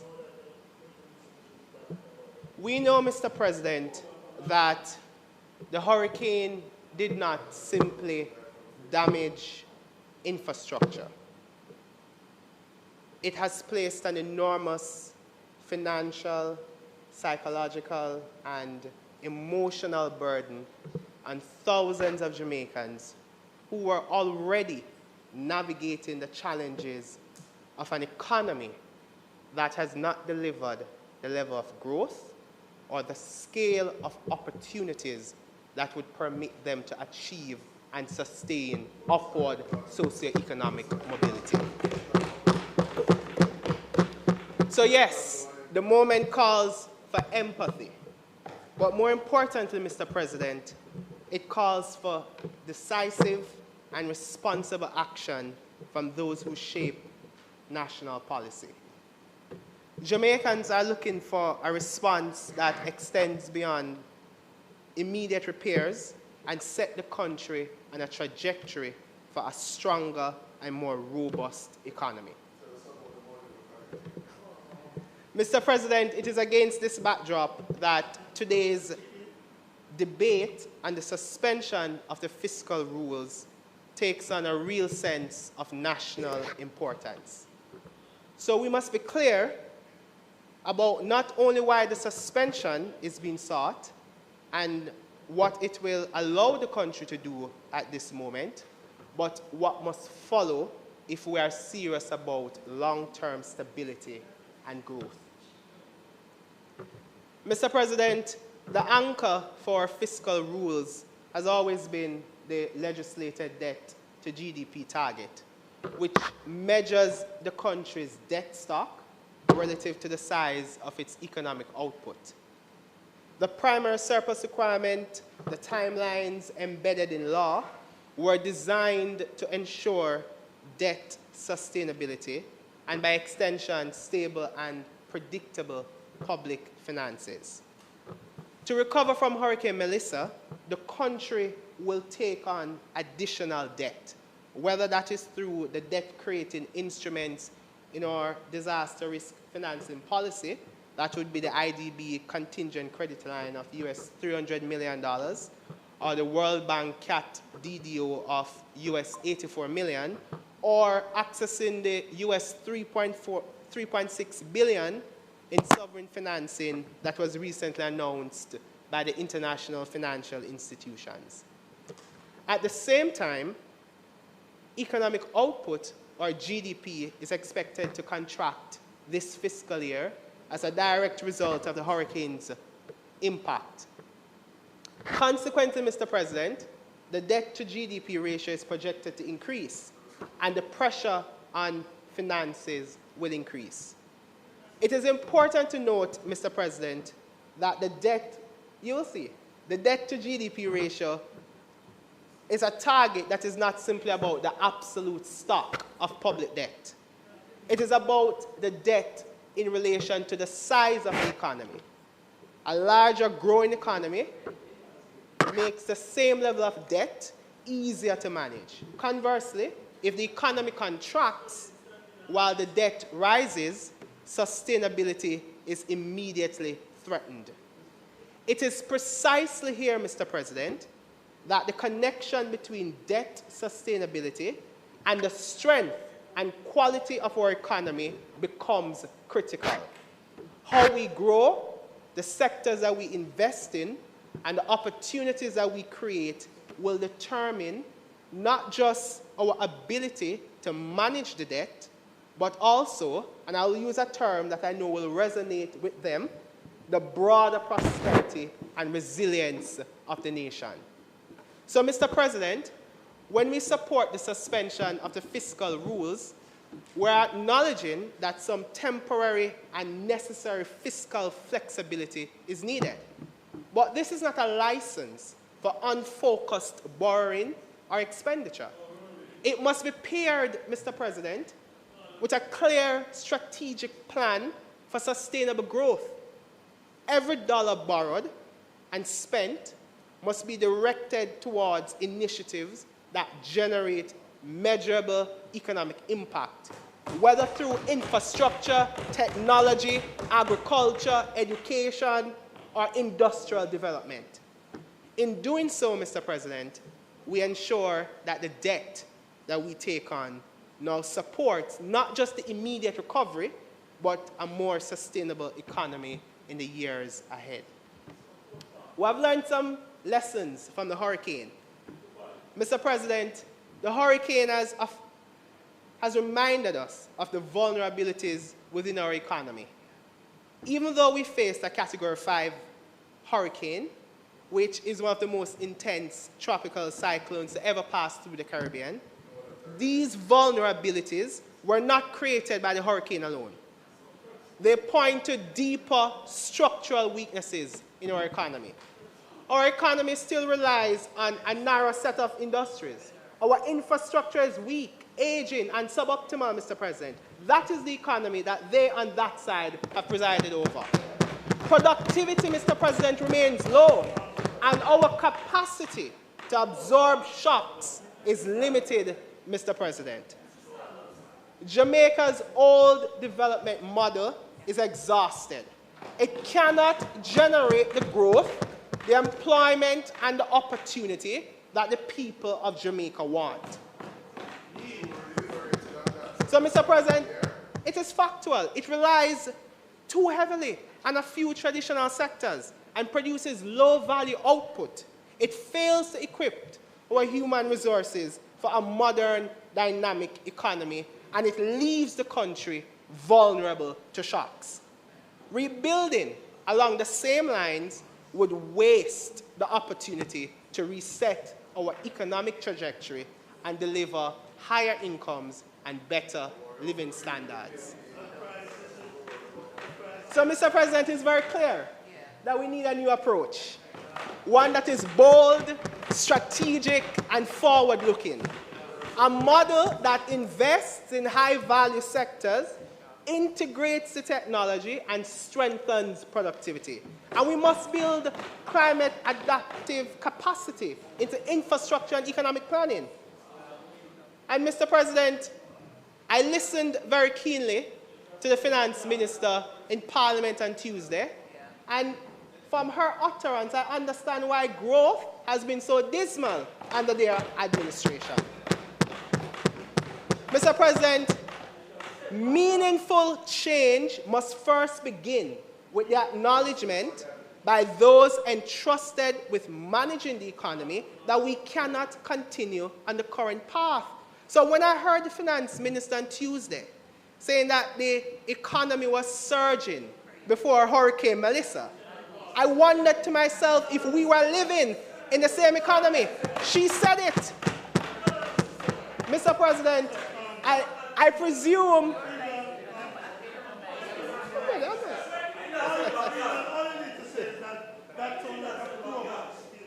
Mr. President, I'm seeking your protection. I presume that the minister was referring to the PIOJ's estimate of a 4.6% growth in the third quarter of 2025. But let us be clear, Mr. President, this is not evidence of a genuine surge. It reflects a rebound from the sharp contraction caused by Hurricane Beryl in the same quarter of 2024. So what is happening is that the headline number from PIOJ Minister, and I know you will be familiar, APCA not so much, but you will understand that the number is being lifted. The headline number, Mr. President, is being lifted by recovery from a low production base last year. It is not implying an underlying acceleration in economic activity. And it's the same narrative we heard from that side prior to the arrival of Hurricane Beryl last year. The same narrative was repeated last year. We were told that the economy was performing well before the hurricane arrived. But the data shows that the economy was slowing for 3 consecutive quarters, and it represented a deceleration before the arrival of Hurricane Beryl. And I have a chart that I prepared that I wanted to display to you. I wanted you to see the economy that your government presided over last year that represented. Look at that. So look at that. APCA, look carefully. So Hurricane Beryl came in the third quarter of 2024. But prior to that, you saw that even though we recorded positive growth figures, it was positive figures at a declining rate. So we had decelerating positive economic growth, Mr. President. But it goes further. Again, we heard the same narrative before COVID-19. So they told us that the economy was doing well before COVID-19. But in reality, Mr. President, the economy was already in decline before the pandemic arrived in the first quarter of 2020. In 2019, the economic growth fell quarter over quarter. April to June 2019, growth was 1.3%. July to September 2019, it fell to 0.6%. October to 2019, Marlon, the economy stagnated, 0% growth. So the idea that they keep repeating, Mr. President, that the economy was doing well and is only disrupted by an external shock is not true. Because clearly, according to the data, if there had not been a shock, then the economy would have ground to a halt, 0%.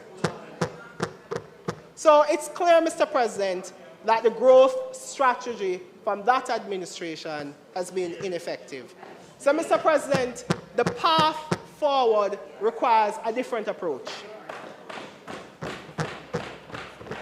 borrowing and expenditure must be purposeful and directed at interventions that strengthen the economy. We on this side are not just interested in patching the economy. So while there is no single solution to the structural challenges that we face, one thing is certain, Mr. Speaker. The state must take, Mr. President, I'll catch on, I have 5 more years in here and beyond. and then in 2030 I'll be over there. In 2030 I'll be over there. Right, Mr. President? So we on this side, we're not interested in just patching the economy. The state must take an active role and they must set clear priorities, removing the obstacles. But there are some things to be done. And you asked about the prescriptions, Marlon. I'm going to give you the prescriptions. Mr. President, I'm very happy that they are engaged and interested in what I'm saying. So we have to look at efficiency, Mr. President. The hurricane showed that our systems, whether in government, business, or communities, are inefficient. We don't have much margin in error. That's just factual. Simply spending more money won't solve these problems. You can't just throw money at a broken system and expect them to automatically work better. To get better results, people, businesses, government agencies need to use resources more efficiently. And this involves, Mr. President, improving processes, making workflows faster, simpler, and less wasteful. Productivity must be the order of the day going forward, Mr. President. So productivity is what will convert the resources that we are going to use in the recovery process into lasting growth. If we just borrow more money, Mr. President, without improving productivity, we'll only increase debt without actually improving living standards. Mr. President, if we are serious about meaningful growth, we cannot ignore the way the government actually spends money. In cases where the country has funds to spend, and Senator Small Ferguson alluded to it, the execution has failed. So the state, as operated under their government, clearly has an implementation deficit problem, Mr. President. In fiscal year 2024-2025, the government underspent the capital budget by $19 billion, Minister. The year before that, it underspent it by nearly $9 billion. And the first quarter of the current fiscal year, only half of the allocated $40.5 billion was spent. So while this may just sound like I'm reading numbers, they represent critical projects linked to higher growth opportunities that were stalled. Schools remained unfinished, roads still in despair, and communities waiting for basic services. Projects stall because the government's procurement system is slow, administrative processes are weak, and agencies lack the capacity to manage the projects. The result, Mr. Speaker, is that money that is meant to stimulate growth in the economy simply sits idly by. So, Mr. President, if we are to build a more robust economy, this has to change. The state must fix its implementation deficit. This means fixing procurement, strengthening project management, paying contractors on time, and building capacity in government agencies. So, Mr. President, we have to go beyond that. I've been on the ground, and I was appreciative of your presentation, Minister, but I've been hearing some rumbling from micro, small, and medium enterprises. They don't think that much has been happening for them. So the systems may exist, Mr. President, but I don't think we're seeing the output or the outcome that was desired. So I know when I point out these challenges, we're going to hear from them that, oh, we have a program designed for this, and something was done already. But the fact is that we are not seeing the desired outcome. And if we're not seeing the desired outcome, it means that there's a flaw in the process. So, Mr. President,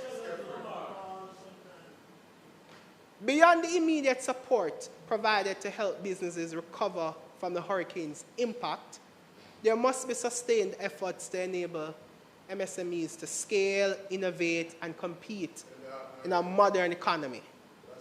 One of the biggest challenges MSMEs are facing, Mr. President, is the access to finance. It is a legitimate concern. And if you engage with the Small Business Association, the Micro, Small and Medium Enterprise Alliance, they will tell you that, well, Mr. President, Minister, you're probably not listening very keenly, because they will tell you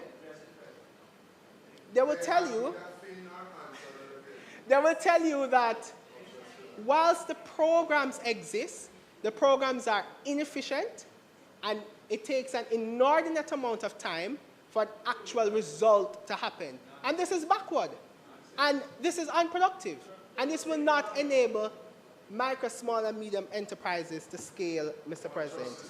So that is precisely why the state have to play a more creative role, Mr. President. The programs that have been designed must be made to work, Mr. President. We're also concerned about the loan structure at the Development Bank of Jamaica, as are many other MSMEs, Mr. President. The current system needs reform to make accessing DBJ loans more practical and attractive for small businesses. So, Mr. President, what we are seeing is that a solution is needed. And we have to address the deeper structural and strategic priorities that will make the entire economy stronger and more resilient. But with respect to how we prepare for the future, because, Mr. President, the reality is that climate shocks will continue to be a feature of our future.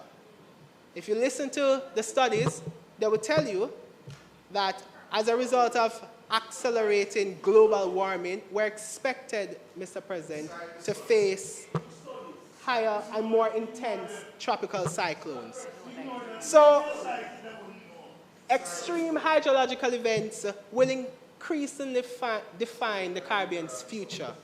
Hurricanes, floods, tropical storms are no longer a once-in-a-generation shock. They are recurring features of our future. Each event not only damages lives and livelihoods, but sets back normal development by years, sometimes decades. In this context, our approach to borrowing must evolve. We cannot simply rely on traditional debt instruments that leave us exposed to these climate risks. We need more borrowing arrangements that are explicitly incorporating climate resilience, agreements that provide immediate, flexible liquidity when extreme events occur. Specifically, Mr. President, I'm suggesting that we begin to think about pursuing the inclusion of debt pause clauses in our sovereign borrowing arrangements. That's not something I would expect to hear from that side, because they don't have the ingenuity necessary to move us beyond the current slump that we're in, Mr. President. Right. So these clauses Senator, I allow you a lot of latitude. I'm wrapping up, Mr. President. I allow you a lot of latitude because, Lambert, I Mr. allow President, you. I'm wrapping up. So these clauses... I allow you a lot of gratitude. I'm wrapping up, Mr. President. Senator Brown, give me a break now, man. I allow you a lot of latitude because I'm enjoying your presentation, but remember, you related to the regulation before. Right, it is. And what I said, Mr. President... So these clauses would temporarily suspend debt service obligations during declared natural disasters, unlocking immediate critical liquidity when it's most needed. So such arrangements are feasible with multilateral and bilateral partners, including international financial institutions, who are sensitive to development challenges and Jamaica's high exposure to climate risk. While the private markets may not yet have an appetite for this, IFIs can structure financing that both protects the economy and incentivizes stability. Countries in the Caribbean have done it, such as Barbados, which has already adopted similar mechanisms demonstrating the practicality and effectiveness. So, Mr. President, when I mean we need to be more climate resilient in our borrowing, I'm speaking about pursuing tools that strengthen Jamaica's capacity to respond to disasters. So, Mr. President, the temporary suspension of the fiscal rules is not an end in itself. It is a tool, an opportunity to act decisively to address the immediate consequences of Hurricane Melissa, but also to lay the foundation for a more robust Jamaica. We have seen time and time again that disasters weaken our economy, in our infrastructure and our institution, but they also offer us a chance to reset. I would urge the government to exercise a higher degree of ingenuity so we can actually seize the opportunity to move beyond where we are and to recover stronger. Thank you, Mr. President.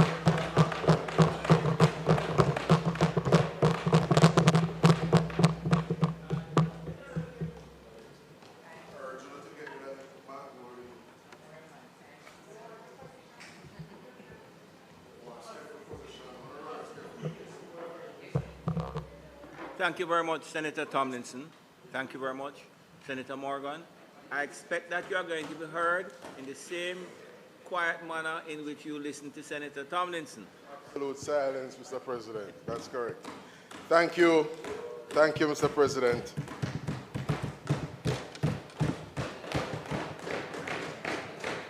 And thank you too, Senator Tomlinson. Mr. President, I rise to make my contribution to the debate on the order before the Senate concerning the suspension of the fiscal rules, cognizant of the stark divergence of views that has been characterizing the debate so far. Mr. President, where some see doom and gloom, there are those of us who see bright prospects and possibilities. Where some come to this debate through the lens of significant debt accumulation, there are those of us who come to the debate through the prism of opportunity at resetting and rebuilding. Indeed, while some wallow in despair, others are bold and cloak themselves in optimism. It is my plea, Mr. President, that we desist from missing the forest for the trees, as some are wont to do. To the extent that there are some things over which no one has control, it is incumbent on a responsible government to preside over the affairs of the nation it governs, making preparations for the worst, even, Mr. President, as it hopes for the best. As I consider this moment and come to terms with the suspension of the fiscal rules the order before us today proposes to do, I cannot help but cast my mind on what is happening now versus what things were like just a couple decades ago.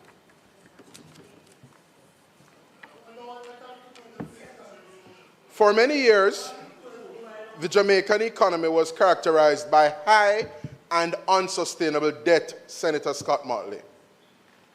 For many years, the Jamaican economy was characterized by high cost of living. These are, of course, the Davies-Patterson years. Yes? For many years, the Jamaican economy was characterized by high employment, particularly among our nation's youth. Fiscal deficits were the order of the day. Heavy taxation, revenue uncertainty, high interest rates, fiscal profligacy, and a rapacious appetite for borrowing. In recent years, however, well, there you go. In recent years, however, Mr. President, courtesy of the sterling leadership of Prime Minister Dr. the Most Honorable Andrew Holness and the admirable work of the men and women, both past and present, who would have served and are still serving in his administration, the profile, Mr. President, of the Jamaican economy is remarkably different.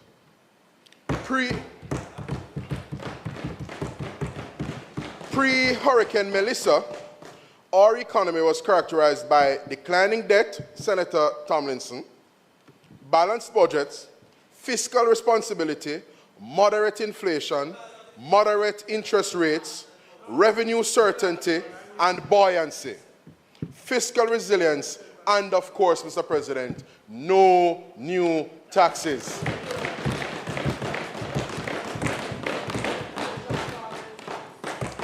You see,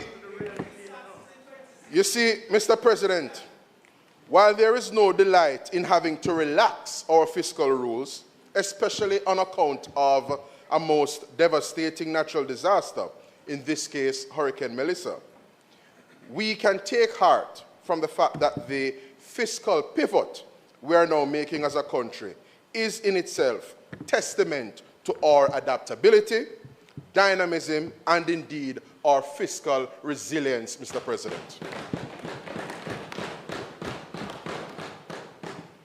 Our fiscal mettle is being tested. But as we saw during COVID, as we saw during the drought, and just last year with Hurricane Beryl, we will recover stronger. In the words of one of our more acclaimed dancehall exemplars, Beanie Man, Mr. President, we do it already, and we are going to do it again. Mr. President, the ultimate measure of fiscal discipline is not so much what you do when you are within the context of an IMF superintended program. Indeed, the true measure of fiscal discipline, the true measure of fiscal responsibility is what a government does outside of an IMF program when it does not have a big stick hanging over its back. Coming to that now. Mr. President, the fiscal resilience we boast today wasn't always a feature of the Jamaican economy and our everyday experience. In fact, here in Jamaica, Mr. President, we owe a huge debt of gratitude to a man who celebrates his 78th birthday today, our former Prime Minister, Orette Bruce Golding. Mr. President, it was under the Bruce Golding administration of September 2007 and October 2011, with wholeness succeeding October 2011 through to December 2011. It was under that collective administration, Mr. President, that the fiscal responsibility framework was heralded. Let's go and listen and learn. It was under that administration, Mr. President, that we seriously started to reorder our steps and do things in a fiscally disciplined way. Fiscally disciplined way. No chaka-chaka business. Mr. President, that JLP government of September 2007 to December 2011 re-engaged the multilateral financial institutions.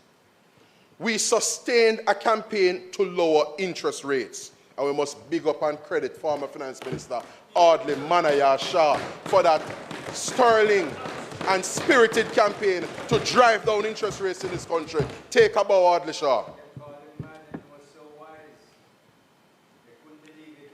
Mr. President, during that Bruce Golding administration, we sought to foster competition among the banks, such things as loan or mortgage portability.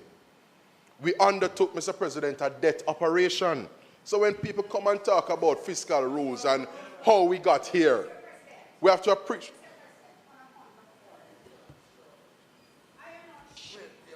What about fiscal responsibility? We are talking about an amendment to legislation. You yourself have pointed out that there are parameters within which this debate must be conducted. Perhaps this is not a State of the Nation presentation. Could you ask the Speaker to confine himself to at least modernity? Senator, not from you. Senator Scott Motley, I've allowed a certain amount of flexibility. I've allowed a certain amount of flexibility. No, it's Senator Morgan, continue. Senator Morgan, continue for me, please.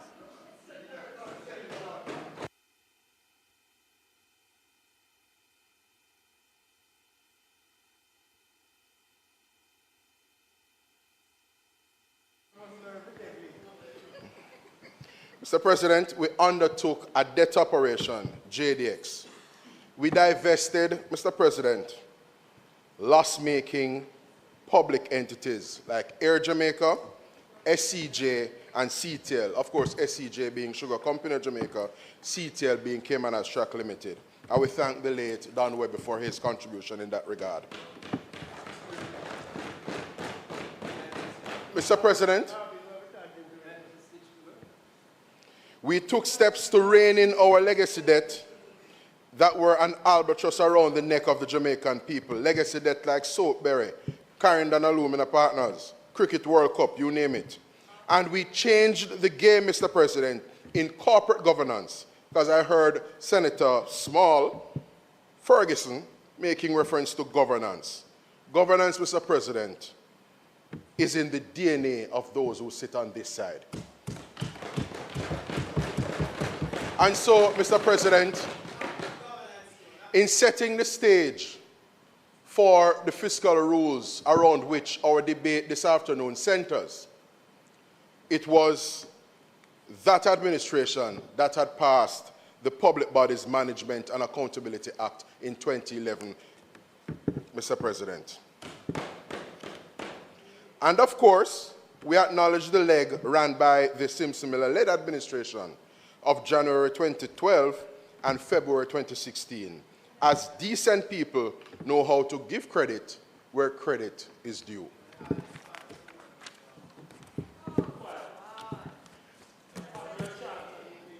Mr. President, there has been considerable commentary in the public domain regarding the United States' $6.7 billion. So we are come to the here and now, Senator Scott Motley. This $6.7 billion United States dollars, Mr. President, that has been pledged and will be available to Jamaica as we proceed with our recovery and reconstruction. What has not escaped my notice, Mr. President, is the usual cynicism and ridicule emanating from those who have made it their point of duty to, in my view, badmouth Jamaica, scoff at our successes, and pour cold water on our otherwise downplay and diminish that which is good for Jamaica. I've been monitoring media, Mr. President, and I heard certain discussions on radio last afternoon. They do so, Mr. President, thinking that they are sucking it to the government and scoring political points. What they are in fact doing, however, is betraying a level of unpatriotism and ill will that should be ridiculed by well-thinking and patriotic Jamaicans. And as I said sort of earlier, don't big up a certain Caribbean country, one of Jamaica's sister islands, and then you go around the place and badmouth Jamaica. Can't work. Very unpatriotic, very chaka-chaka. Very chaka-chaka, Mr. President. Make no mistake, Mr. President, the US $6.7 billion that has been pledged and will be available to Jamaica in our reconstruction and resilience building efforts represent a resounding and emphatic vote of confidence in the Andrew Holness-led administration. Mr. President, this envelope, that's how it's pronounced, just like entrepreneur and ensemble. It's not entrepreneur and envelope. So, Mr. President, this emphatic vote of confidence is exhibiting a degree of confidence and support and endorsement of our management of the Jamaican economy since taking office in March 2016. The elements of the US $6.7 billion envelope, there you go again, the $6.7 billion envelope, Mr. President, are, as other speakers would have indicated, $3.6 billion United States dollars as sovereign debt, 2.4 for the private sector, and of course, approximately 700 million United States dollars vis-a-vis Jamaica's disaster risk financing framework. Mr. President, which was foresight, lots of foresight. There you go, and that is in the speech. I'll soon get to that part. All right, Mr. President, we will engage in the banter and the contest of ideas as political rivals. I'm not going to say adversaries, but we are opponents, rivals, yes? But when others looking on who do not have any horse in the race per se, and they are coming from a perspective of, independence, and they're objective about it, as was the case with the World Bank consultant and other observers and commentators recently, Mr. President, the fact that we can be characterized, based on the assessment of external people, reputable authorities, as having performed admirably so far in the recovery effort is testament again to the competence of this wholeness-led administration, Mr. President.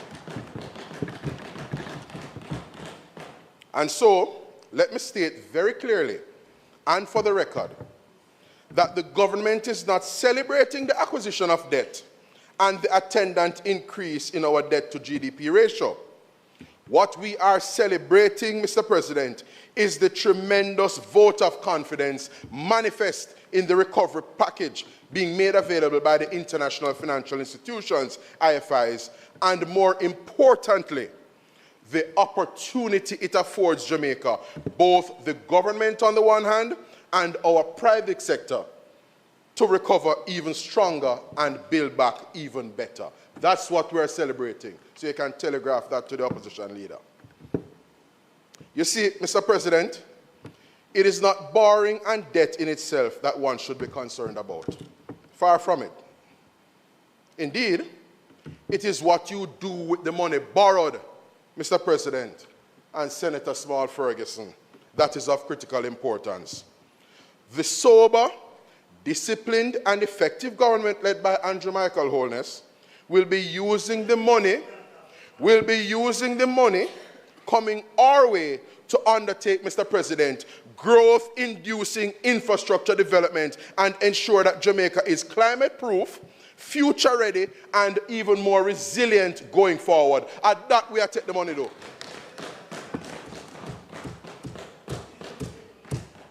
Mr. President, observations were made earlier about access to capital. I don't think there's any administration in the history of Jamaica that has made it easier for capital to be channeled to the MSME sector than this administration, Mr. President. Just this past March in the budget debate, for those who would have taken the time out to track it back then, you would have heard a suite of measures announced by the finance minister vis-a-vis the DBJ in particular and access to financing at MSMEs. Not least, the fact that they have now removed this onerous requirement that would have called on MSMEs to have to put up certain quantum of financing in order to secure the loan. They have now rolled the financing element into the loan itself to remove that hurdle from our MSME sector, Mr. President, as was announced in the budget debate earlier this year. So this administration is giving focused attention to removing the barriers, removing the inhibitors, so that our mom and pop shops, and indeed other small and medium-sized enterprises can access capital in a more speedy and expeditious fashion, Mr. President. 20 years ago, Mr. President, Jamaica was the poster child of fiscal irresponsibility and vulnerability. Omar knows a lot about that. Today, we are hailed by the international community as the poster child of fiscal responsibility and fiscal resilience.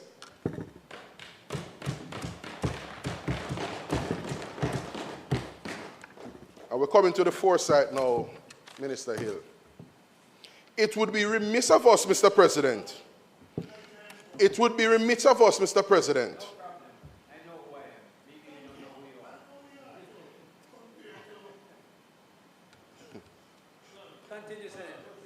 One songwriter said, divide and rule is their only plan, but I am a fool.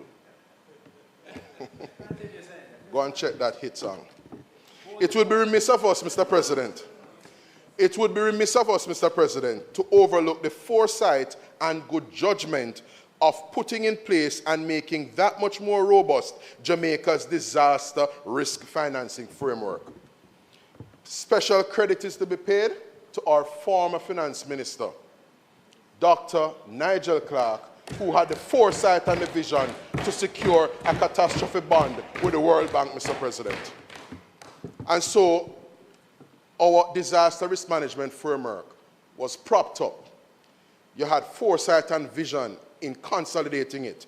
It comprised such elements as a contingency in the budget, I believe some $5 billion that was set aside or carved out precisely for exogenous shocks, such as adverse weather events, disaster fund, the CRIF, and we know the vintage of the CRIF, that it existed from the Omar time, yes. So we always, as decent people, give credit or accord credit where credit is due, yes? And of course, Mr. President, the catastrophe bond. It was argued by some, Mr. President, that we were paying down the debt too fast. Let's not forget that. The same people who called for crime plan, they were the same ones who commented some time ago that Jamaica was paying down its debt too fast. Imagine that. Mr. President, a call was even made by the opposition leader a few budget debates ago that we spend tens of billions of Jamaican dollars, essentially in a feel-good kind of way. Remember that.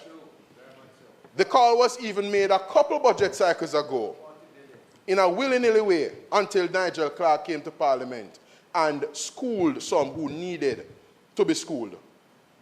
The call was made for our personal income tax threshold to have been raised to $3 million. Remember that 2 budget cycles ago? So, Mr. President, consider where we would have been with the impact of Hurricane Melissa, the scale, the scope, the magnitude of it, if we did not have the robust and fit-for-purpose disaster risk financing framework that we had prior to Melissa impacting us.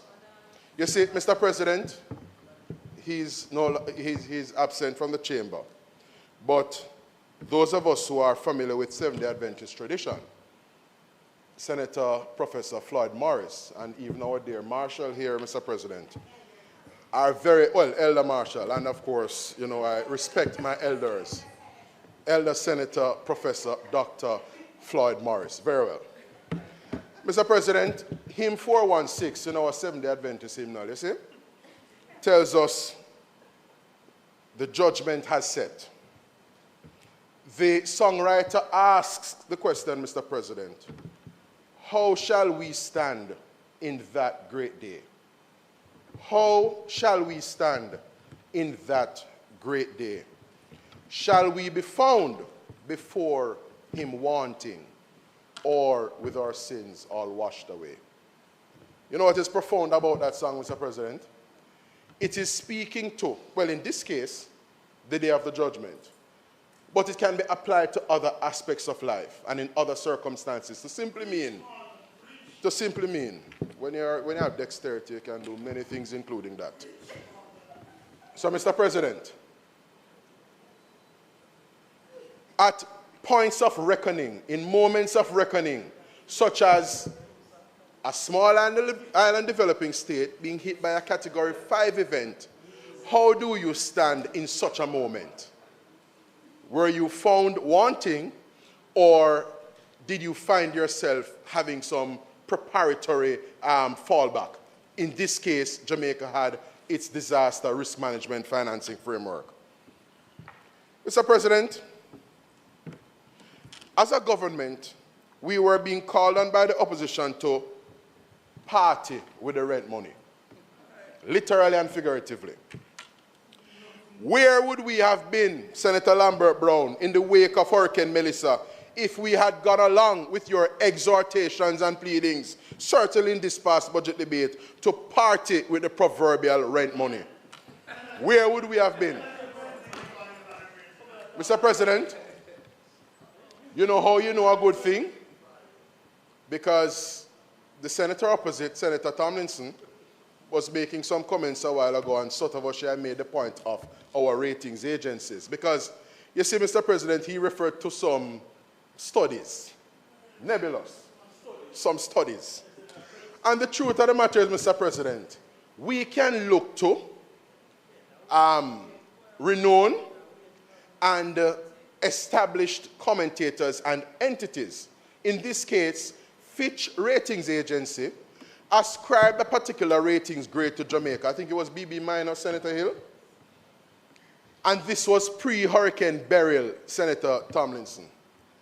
And several months thereafter, after early 2024, the same Fitch Ratings Agency, in the first quarter of calendar year 2025, ascribed the very same ratings grade to Jamaica that it had ascribed to Jamaica prior to Hurricane Beryl. So our pre-Hurricane Beryl and our post-Hurricane Beryl ratings were the same. That is simply unprecedented, Mr. President. I'm wrapping up now, man. I'm on my penultimate page. Not ultimate, penultimate. Mr. President, time sufficient to complete. Mr. President, I must also highlight in this debate the critical importance of good relations with other countries and our multilateral development partners. The policy of this administration, Mr. President, is that in the interest of Jamaica, and that it is in the interest of Jamaica, rather. Mr. President, his strategy is to derive, divide, and rule. But I am a fool. I've said that already. You need to go and check out that hit song after today's sitting. Mr. President, the policy of this administration is that it is in the interest of Jamaica for Jamaica to be at the table. We may not always concur, we may not always concede, we may not always acquiesce, but we must, as a responsible player in the international community of nations, be respectful, and we must listen, affording others the opportunity to be heard in as much as we ourselves would like to be heard. So when others the other day were making mischief and seeking to employ, as some are wont to do, their little divide and rule strategy, and suggest that how Jamaica stayed at the meeting at the United Nations the other day, why Jamaica didn't walk out in the way other countries do. I am simply reiterating, it is the policy of this administration to be at the table. We believe that it is best for Jamaica for us to be at the table. And like I said earlier, Mr. President, we may not always agree with what is being espoused. We may not always concur. We may not always acquiesce to what is being requested of us, for example. But we're at the table nevertheless. And had we not been at the table, Mr. President, had we not fostered the kind of good relations that we have fostered, not only with the multilateral development partners that we have, IDB, World Bank, and IMF, CDB, and others, but also, Mr. President, our multilateral partners, all those states, and we wish to use this forum again to register Jamaica's sincere appreciation for the outpouring of support, collaboration, and partnership that we have had post-Hurricane Melissa. Me say it this morning, and like Beanie Man, me I go say it again. You understand? Mr. President, the opposition spokesperson on finance inquired elsewhere what will be different this time around in relation to our efforts at securing growth and undertaking the capital works the reconstruction necessitates. So this is what the Senators Tomlinson and the small Fergusons of this world were, harping on and being very descriptive about. But let me give them the response now, Mr. President. Mr. President, they talk about capital budget being underspent, and that is true. What has the government done in response to that, however? I don't know if Senator Small Ferguson or indeed Senator Tomlinson were tracking these developments earlier this year prior to being minted as senators. Yes? I don't know if they were tracking these discussions in this space. However, it would interest them to note that we have had an amendment to our Procurement Act. It would also interest them to note, Mr. President, that we have instituted what is called a speed task force. We have also appointed a Minister of Efficiency and Digital Transformation in the person of our good friend, distinguished new Member of Parliament, Audrey Marks. And of course, Mr. President, we are going to be establishing a National Reconstruction and Resilience Authority with fit-for-purpose, carefully designed enabling legislation to ensure, Mr. President, expeditious procurement and agility in responding so that Jamaica can recover stronger and build back better. That's what NARA will do, among other things. And so, as I wrap up, Mr. President, on this matter, while our debt to GDP ratio, listen to me, you made us learn something. Listen, you may just learn. So while, Mr. President, our debt to GDP ratio will increase, and while we are having to suspend our fiscal rules, the fiscal windfall, if we can characterize it as such, emanating from the $6.7 billion United States dollars recovery package will inure to considerable capacity building, increased resilience, and accelerated economic growth. Mr. President, the ultimate measure of good, competent, and effective government is not how it functions in good times. Indeed, it is about how it functions and manages the affairs of the country in the rough and trying times. We saw it during COVID, and we saw it during burial. Because a sailor, you see, Mr. President, a sailor is not Judge Senator Scott Motley by his ability to traverse calm seas. It is his ability to navigate rough and choppish seas that is of critical importance. Last paragraph, 40 seconds. 40 seconds. Oh.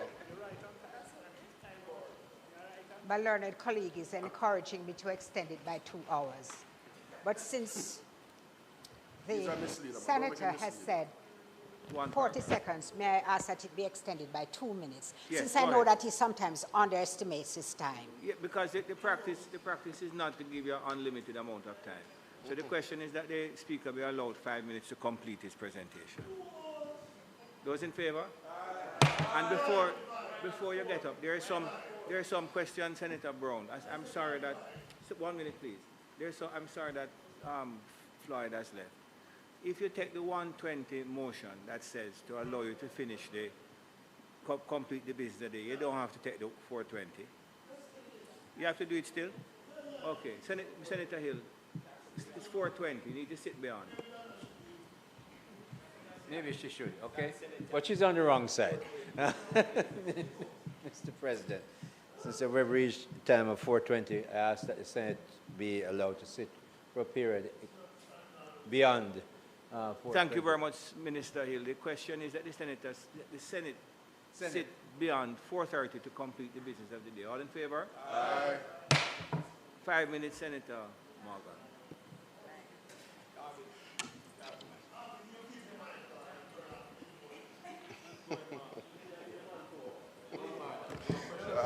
Thank you, Mr. President. Let me thank my colleagues for the kind facilitation. In closing, Mr. President, on behalf of the government, led by Dr. Andrew Michael Holness, a name that causes some to quake and quiver in their boots and in their seats.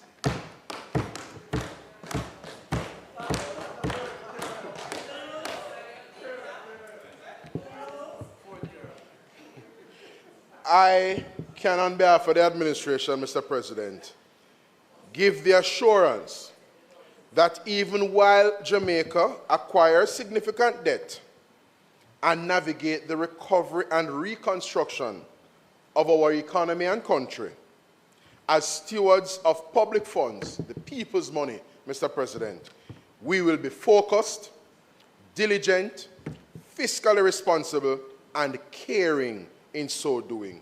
We will not make things unduly burdensome or difficult for the people of Jamaica, because indeed, we do not have to have the big stick of the IMF hanging over our backs or hanging over our head to be fiscally disciplined and responsible. We do so, Mr. President, in and out of season. May it please you, Mr. President.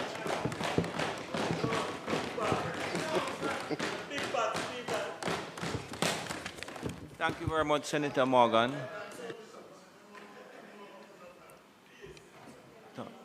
Senator Tim.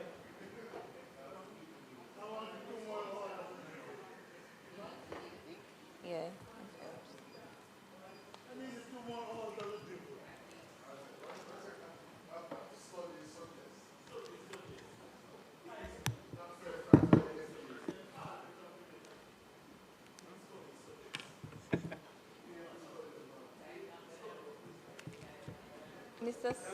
Thank you very much, Senator Morgan. Senator Tim, you're recognized. Thank you, Mr. President.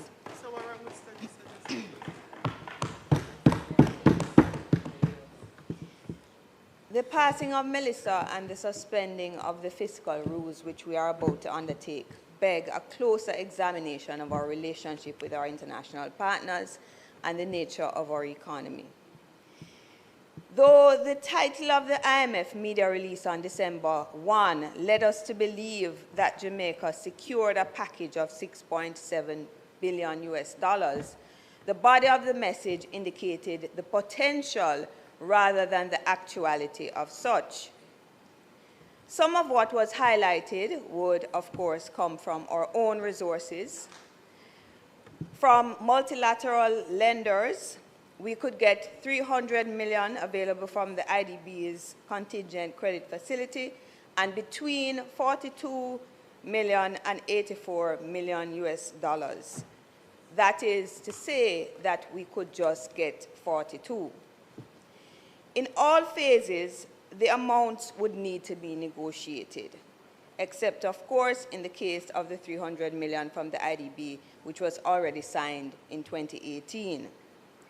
The CAF, the Development Bank of Latin America and the Caribbean, and the CDB are expected to come into the equation in relation to recovery needs and institutional support, with up to $1 billion said to be available from CAF for priority areas identified by the government of Jamaica.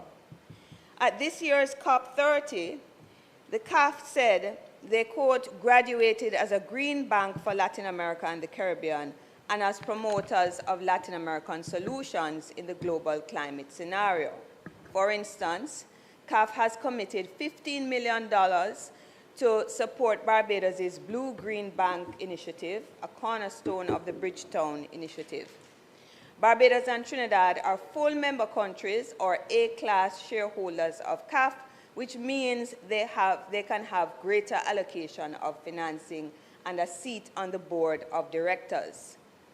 Jamaica joined the CAF in 1999, but it is not a full member. Jamaica is a member with Class C shares, and it has, contrary to what Senator Morgan said, not been an active member at the table. In the same way, Jamaica is not a decision maker at the IMF. Our capacity to gain loans are impacted by our membership status. In 2024, Jamaica got $1.2 million in 3 grants for projects in early childhood education, logistics, and a humanitarian grant post-burial, And in 2025, a grant of $670,000 was announced for Melissa from the CAF. What is the likelihood that Jamaica will secure $1 billion from this institution? How will Jamaica get leverage to negotiate the full sum? In our present foreign relations, not as fantastic as Senator Morgan suggests, it is not clear that Jamaica has strong bonds with Latin America. Our mission in Caracas, where the headquarters of the CAF was closed, and of course we heard of the debacle with Venezuela's relief flight after Melissa. Will El Salvador speak on our behalf? Our PM has been known to promote the Bukele model of crime suppression. Our friends tell us and others who we are. Jamaica is no longer the champion of Caribbean regionalism as it had been in the past. Is it therefore the IMF that will bring its importance to bear to secure this $1 billion? And what does that mean for the conditionalities attached? There is no such thing as no horse in the race.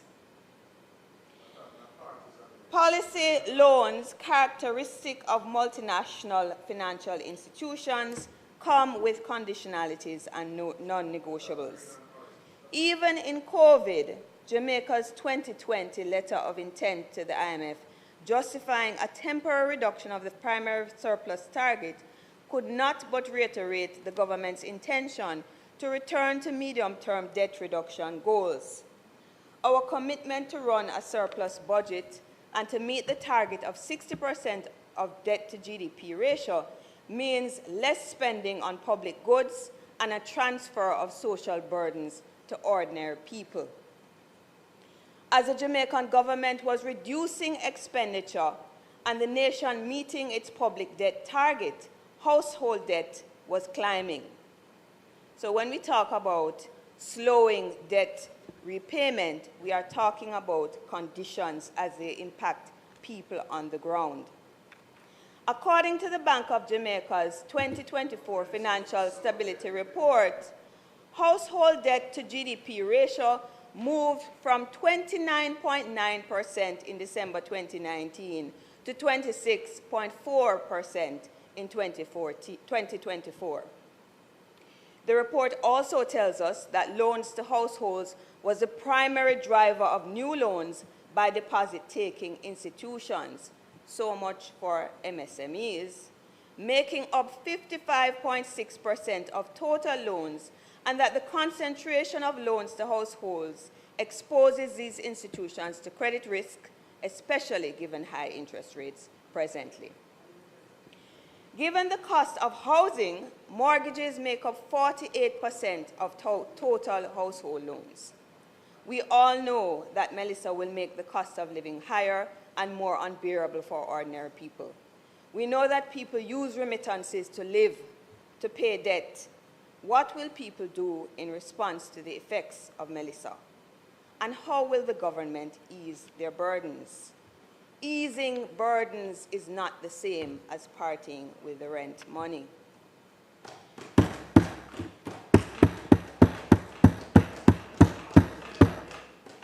What will the priority of spending in the loans secured look like?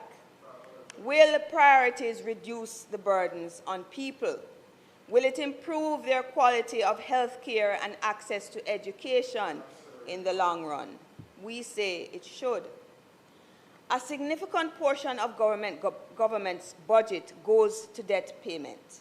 Will we be changing our expenditure mix, for example, by spending on people's mental health and actual violence prevention initiatives? And critically, shouldn't we be talking about negotiating debt relief and reduction? Shouldn't we be seeking to reduce the risks of a tourism-dependent economy? And when my colleague, Senator Tomlinson is speaking of a change in the development model. What we are talking about is the character of the economy, the structure of the economy, and the need to expand the base of the economy and its capacity to create wealth at the bottom. We must reduce our vulnerability to shocks as come with industries like tourism and weather events, as we are now experiencing, and expand our economic options. Since CAF is a green bank, if we are able to secure their resources, it should be invested in the development of our green and blue economies in climate and people-friendly initiatives. We have a template for this sort of thing. In Harris's National Industrial Plan, which was later refashioned by the Bruce Golding administration, and they spoke of things like social contracts, the need to negotiate with the people themselves on what kind of economy we should have going forward, and certainly to secure the most favorable terms for loans. Should we at this time be seeking to expand our foreign relations to secure bilateral loans from Asia, Europe, Latin America, the BRICS even? We have a rich history of building relations in the non-aligned movement in the 1970s. Senator Brown spoke of this earlier today. In the G77 in the 1990s, and certainly with our ancestral homeland in Africa in the 1990s and the aughts. We have in the past been strong regionalists. Now is the time to build these or rebuild these relationships to improve our prospects for the future.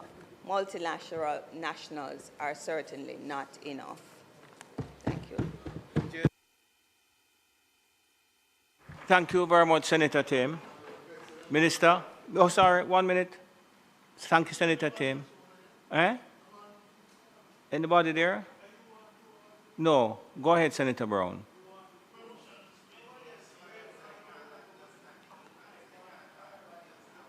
What was that, Senator Brown? But you have been doing that all afternoon anyway, you know. So you want retroactive. To the red mic.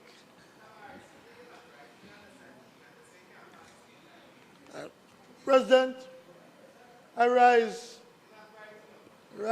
as one of the 3 members present now. 3 members present now who were present when the fiscal rules was amended in 2014. Yourself, Senator Gill, and myself. 3 members who are present. Senator Johnson Smith still sits here, and Senator Morris.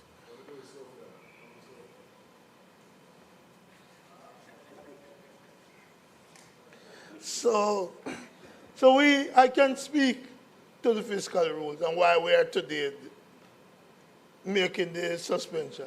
But I want to start, President, and crave indulgence to wish a speedy recovery to somebody who I've known from the 70s when he was a student on the campus and as a Deputy Prime Minister, the Honorable Horace Chang, who underwent surgery recently. I want to thank Dr. Chang for trusting his heart to Jamaican doctors. I trusted my body to Jamaican doctors some time ago. And I will trust my knee to Jamaican doctors if need be. President, I've heard a lot today. And we have come today to the Senate, the opposition, all 8 of us on this side, like our colleagues in the House, to be supportive of the two motions that were moved, to support the temporary ease of the duties and license for vehicles coming in. We come today to support the suspension of the fiscal rules. But what we got today, especially from that senator, was a diatribe of partisanship. And as we suspend in this time of national crisis the fiscal rules, I pray that we will suspend also the partisanship which is being engaged by this government. So I am calling for the suspension of the tribal distribution of relief.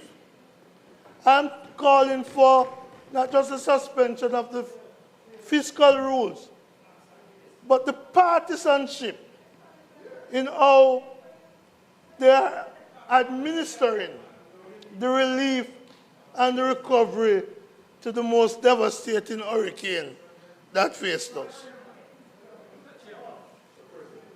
1 minute. 1 minute. That in keeping with the point, the standing orders, that the senator keeps his focus on the order that is before us. Is he real? Oh, no. He's going down a road. Is he real? Yes, that is my point of order. We're not dealing with distribution of relief supplies and so forth. Is he real?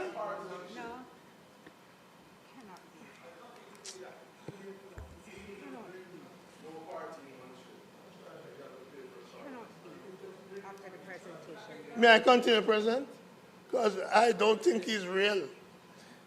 You must think a parish council there. Mr. President, when we debated under the leadership in the Senate of Mark Jefferson Golding, the Fiscal Rules Amendment in 2014, this escape clause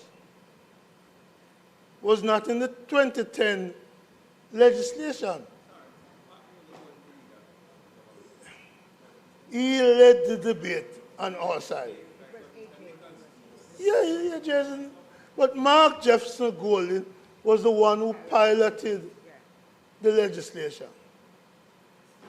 So, and that is why it was easy for Mark Golding last week to see the catastrophic mistake made by the Ministry of Finance in trying to limit the suspension to only a couple of months. The powers in legislating of Mark... I'm not responding to him. I'm giving him a chance to stop talking. I'm giving him a chance for the rear of the chicken to work its way out. Yeah. So, the legislative powers of Mark Golding, his knowledge of these things, and if I may borrow a word from the member from West Portland, his financial background proved critical in saving the government from its own blunder last week. Mr. President, I have heard comments today about the 2007 to 2011 government. And I heard a rewriting of history. I heard a rewriting of history that can't be allowed to stand. Let the record show that when we messed up the IMF agreement, that Andrew Michael Holding was there. Well, Oldness. What did I say, Golden? Holding. We said Michael Holding. Holding. No. Michael Holding. Said holding. Oldness was there. Let me say. So thank you for making me repeat it. Andrew Michael Oldness was there, part of that failed administration. And the man you celebrated, whose birthday today, I too other years ago, celebrate.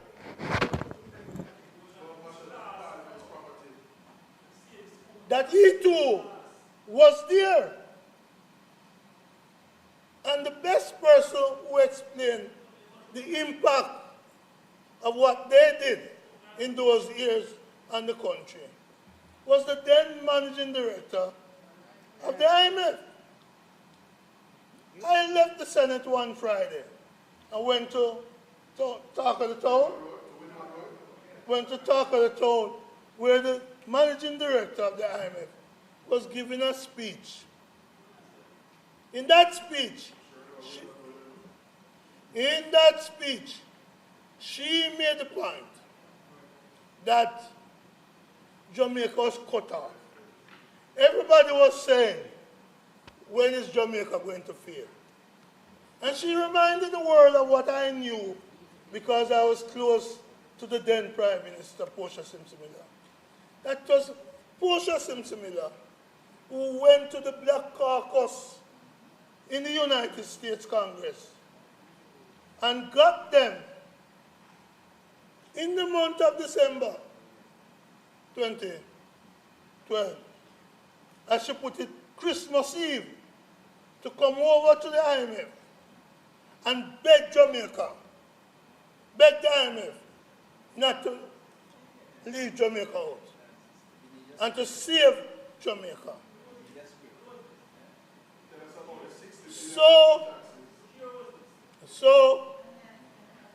So, as Lagarde pointed out, it was Portia and Peter Phillips who rescued Jamaica from your big word, from mashing up the country. So, let us be clear. Let's hear what Lagarde said when she came here. You're absolutely right, because when she came, you all wrote her a letter saying the dollar was at 120 and how bad it is. Senator, you know how much the dollar is today? So, this is what the head of the IMF said when she came in 2015. The economic outlook is improving. Compared to a year ago, growth has picked up. Unemployment has declined. Inflation has been brought under control. The current account deficit has shown an ongoing improvement, and reserves are starting to recover. We supported every one of those. They've shifted everyone of those. You saw them shifted. Debt to GDP. Absolutely true. Andrew Michael only supported every one of them. All of the legislation. Make your point, yeah. Debt to GDP has firmly been put on a downward trajectory. Key reforms were implemented, in particular the tax incentive legislation and the fiscal rule. That's Lagarde, the head of the IMF, speaking then. At that time, President, just to respond to my uninformed and ignorant friend on the other side, let me tell you what they were saying. When we were passing the IMF test, each side was saying, all you need to do is pass the IMF test. Because they couldn't pass one. It was so bad. It was so bad. They couldn't even turn up for the test. They couldn't even turn up for the test. So let us be clear. Let us be clear. And when we talk about the fiscal rules and the management of the country,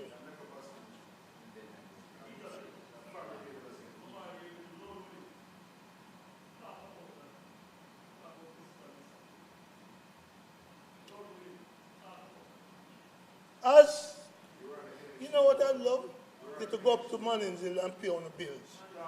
Yeah. So let me make it clear. We have shown that we did right for Jamaica when you all allow Jamaican name to.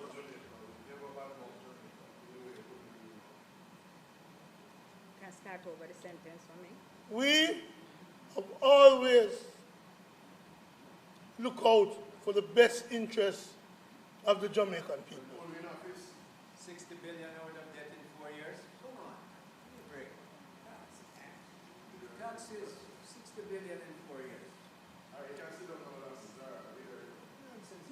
We are satisfied that the suspension, I'm fine, man, I'm fine. That the suspension, see, 17 more minutes.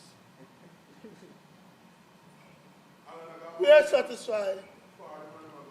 satisfied that the fiscal rules need to be suspended. It took a long time to get there, man. But I said that from morning. So let's be clear. What I know, President, is that as we adjust the fiscal rules, we will never forget the workers in the public sector who made the sacrifice. When I heard, was he born when Goodyear shut down? Was he born when Goodyear shut down? Young people So, stuck in the past. so because just hear so what they that plan for Jamaica. when I hear what the workers, They live in the past. public sector workers have done, what I hear the public sector workers have done, I hope that the fiscal rules and the adjustment of the fiscal rule will lead to a wage increase to the public sector workers because, Dr. Thompson, they are deserving. They are deserving. President, when I hear that the infirmary workers in Santa Cruz,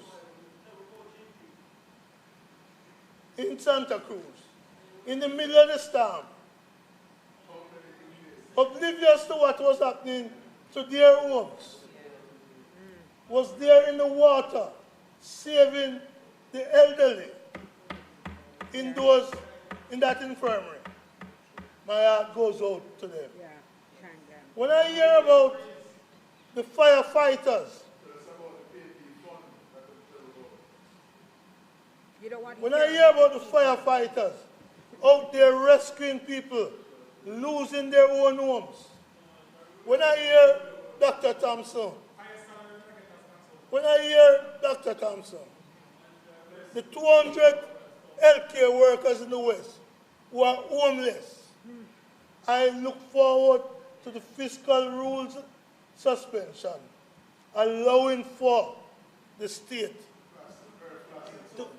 to grant to those workers salary increases, which will allow them to deal with the higher cost of living, attendant and Melissa. So I come here in support of fiscal rule suspension.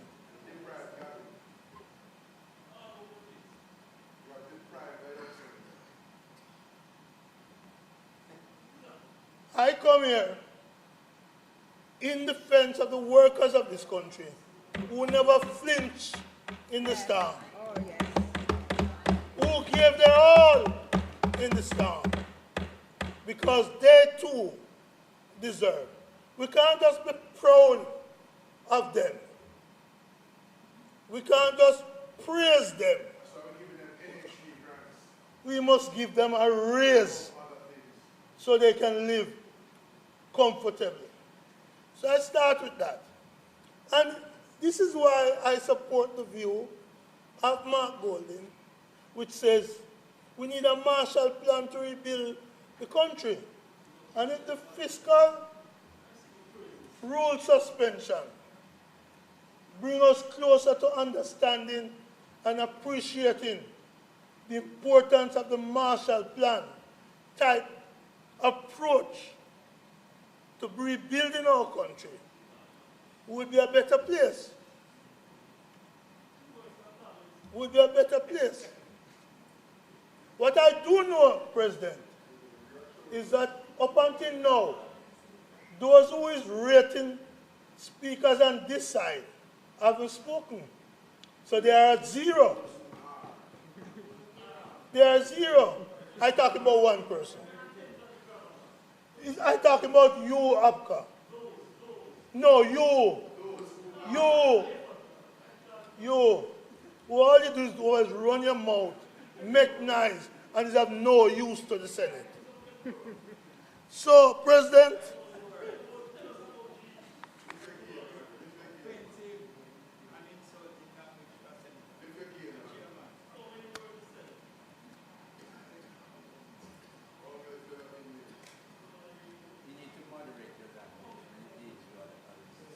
you know, let me put this here. All you can do when I use that language is suspend me, as you suspend the fiscal rule. But I'll be back. But I come here to speak for the people.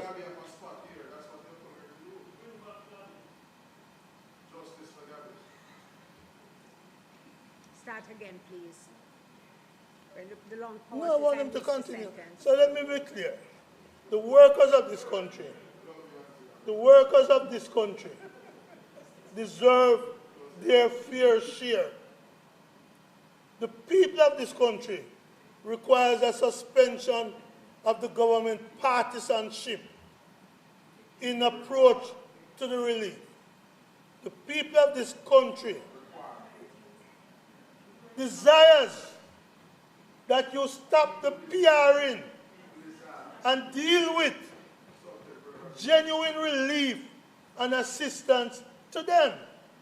What they don't need is a Parliamentary Secretary going to Hanover along with a Minister of State and the Parliamentary Secretary overriding and overshooting the Minister of State.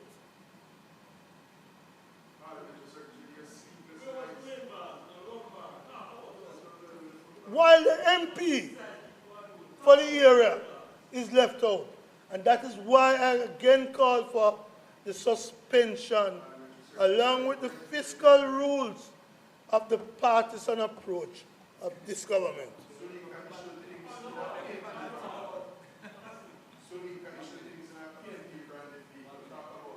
One minute, Senator Brown.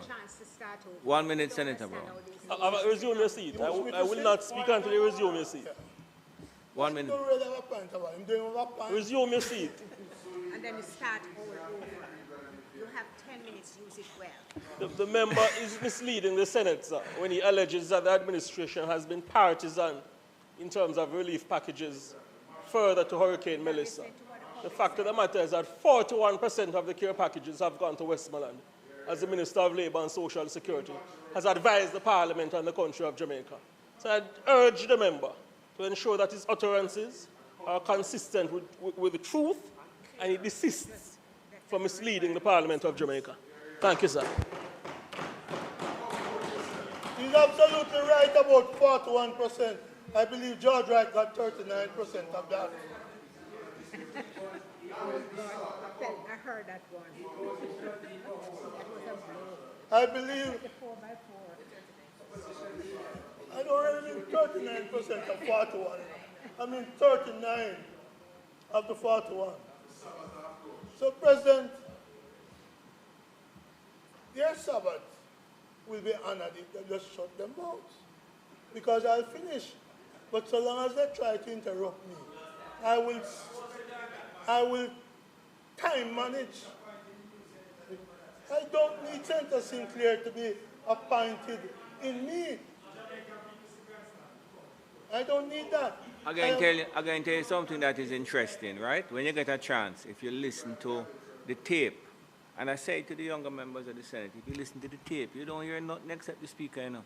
So if you want to make them distract you, that is your business. President, you have another 10 minutes. You use it properly, please. All I'm saying to you, I understand what they are doing. I understand communication. And I understand that all I'm doing is setting them up to look like what they are, whatever they are. Because the people of Jamaica sees that the opposition come here today to be supportive, come here today to be cooperative. But what we get in return from that is a set of rabble-rousing activity from the government. And we understand why. It is an excuse, it's a substitute for their incompetence and arrogance. And with that, President, I'll take my seat and allow the minister.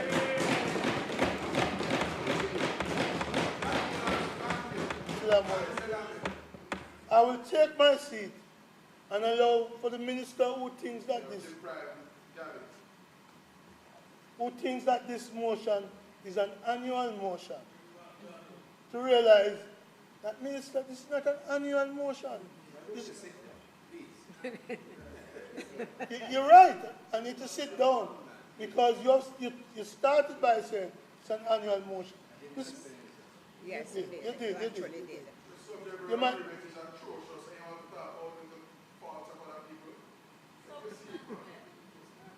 So it's not an annual motion. So it's not an annual motion.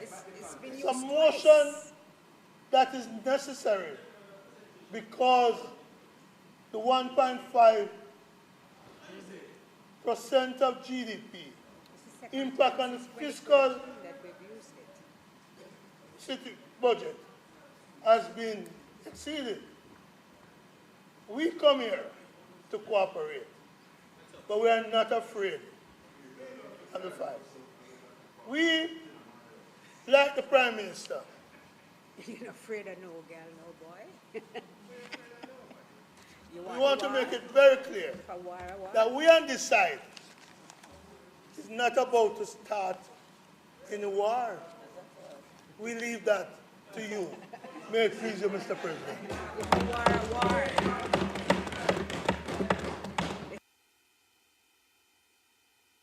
Thank you very much, Senator Brown.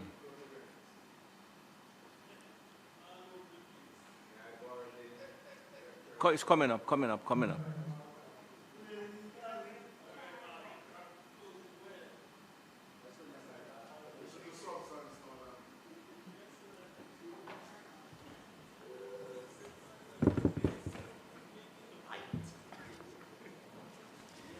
Mr. President, I sat here and I must say I have enjoyed some of the comments. And that's not to say much of what was said from the other side was relevant, but I enjoyed it. I was looking until Senator Tim and Senator Brown stood up that I'd look at the two new male senators and how they went about their business. One I know well, but I'll start with Senator Thin. She spent a lot of time on the World Bank numbers. It's T-H-A-M-E. Theme, right? Got it. So, she spent a lot of time on this document, which is concerned what the World Bank and the others said. And a particular lot of time on CAF. I know the president of CAF very well. CAF loves Jamaica. They have been asking Jamaica for a long time to get much more involved in CAF. And what's necessary, we will just put in the equity as we need to, and you get the votes. It's a function of that. So this $1 billion pledge is not so much at all about frivolity. CAF doesn't get involved in that.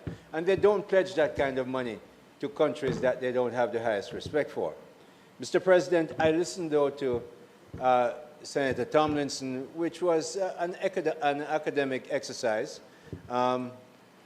It's not so much, and I know when you're as a new senator, you tend to look at things that you don't fully know of. I mean, even Senator Brown, having been in here for forever, is still, I'm sure, learning some new things.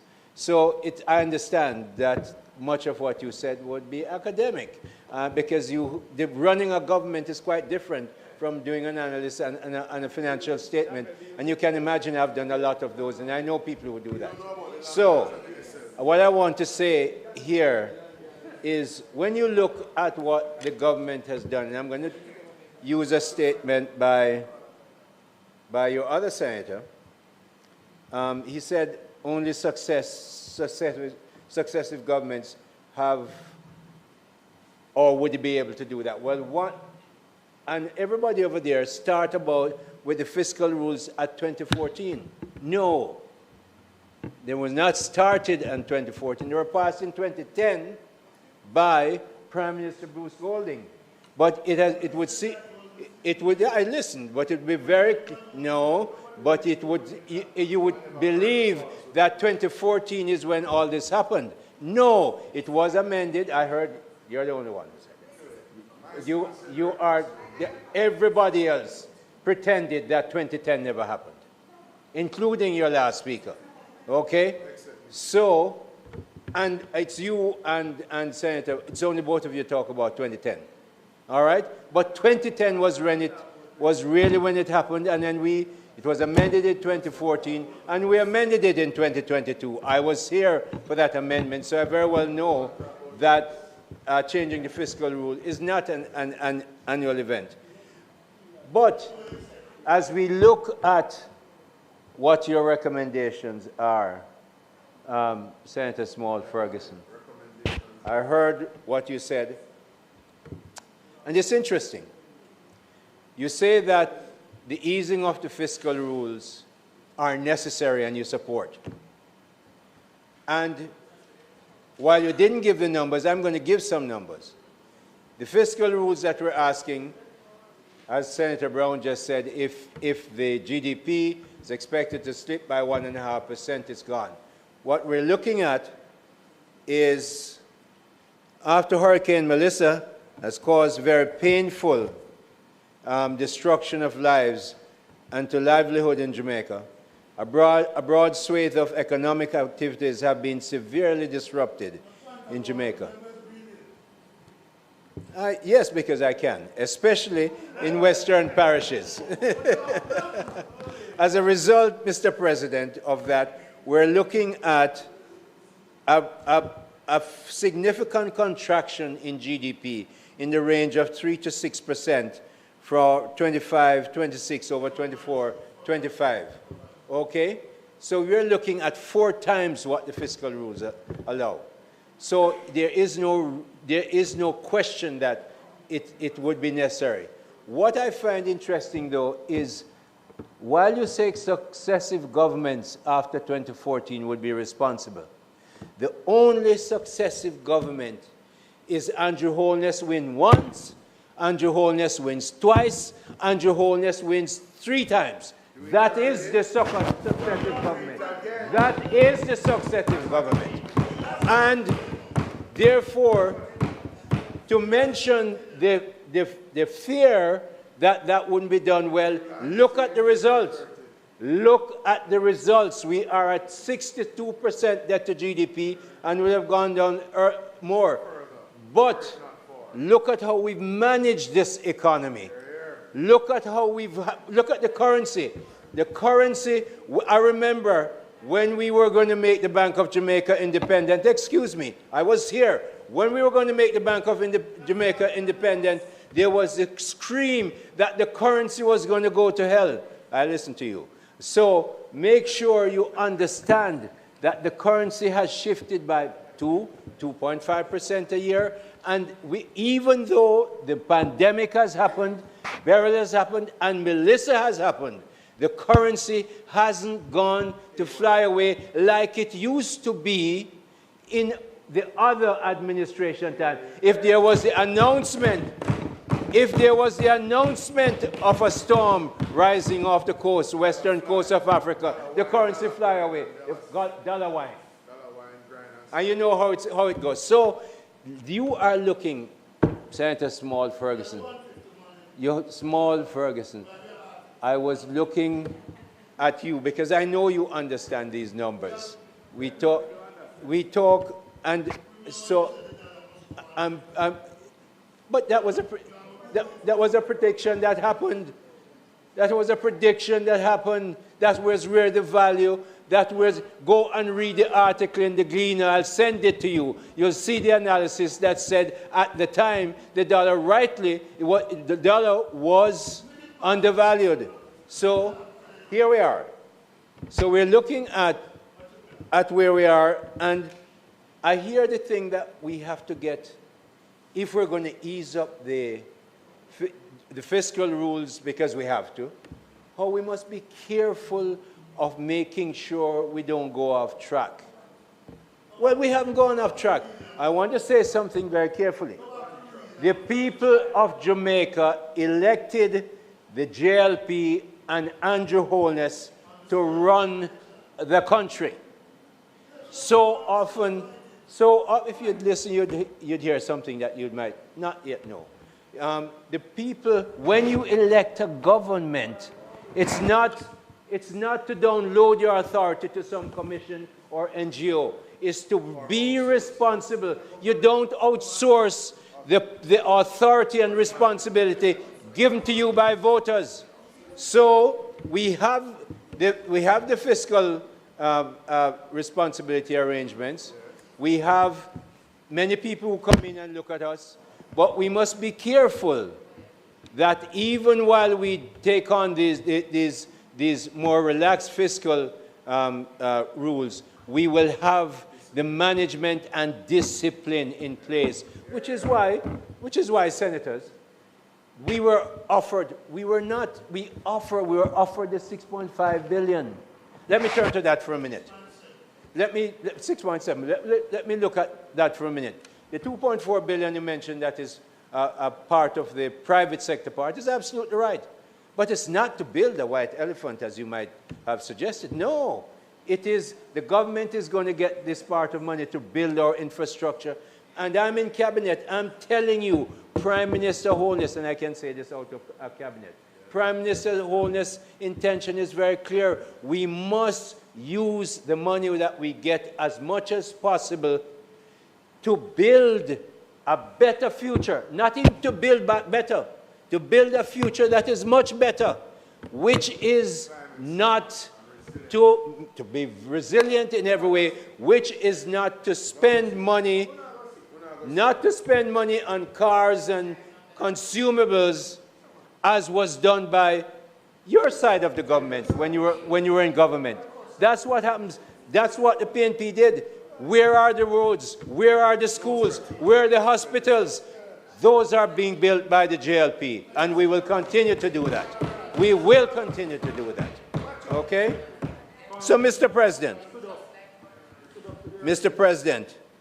this 3 to 6% reduction in GDP, this is a significant downward change from the previous projection for growth of 2.2%, which is poo-pooed over there, but it was actually true. The numbers stood up, which was highlighted in the fiscal year 2025-2026 annual fiscal policy paper.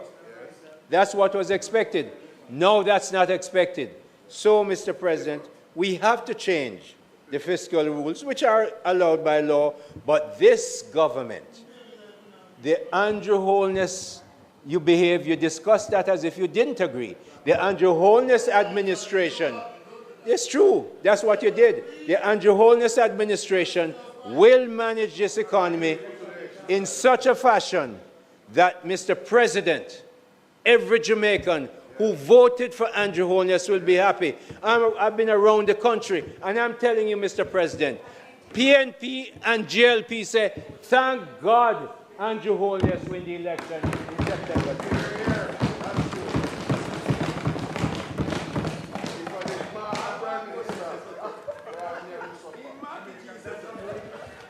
So, Mr. President,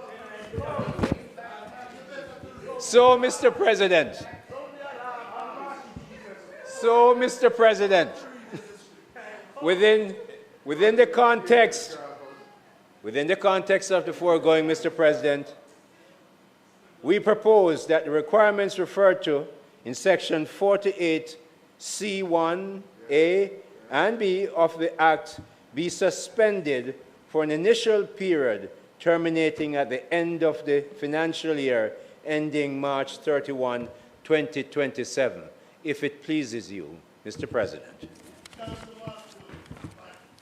There he goes again, 2010.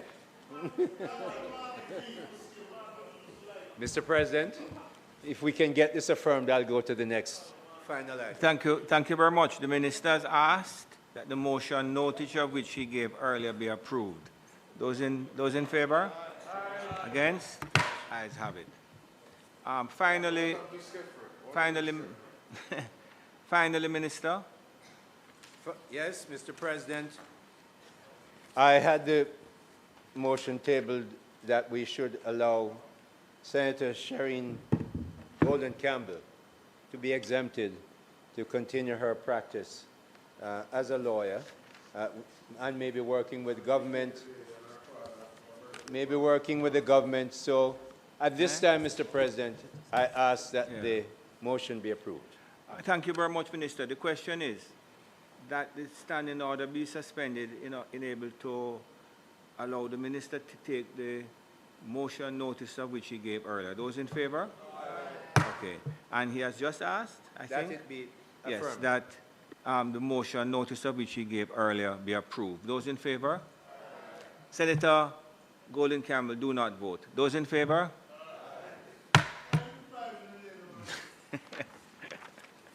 Thank you very much. Minister?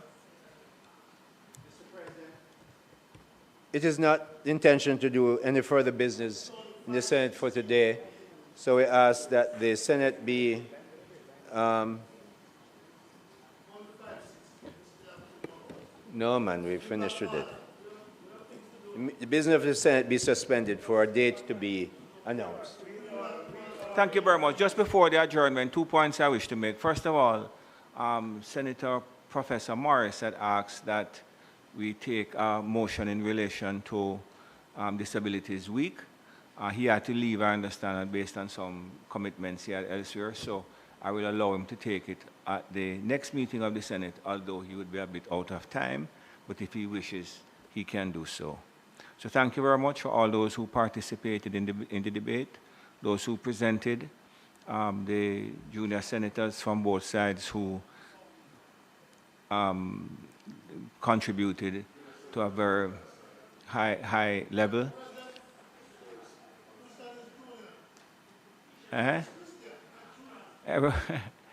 Everybody who presented.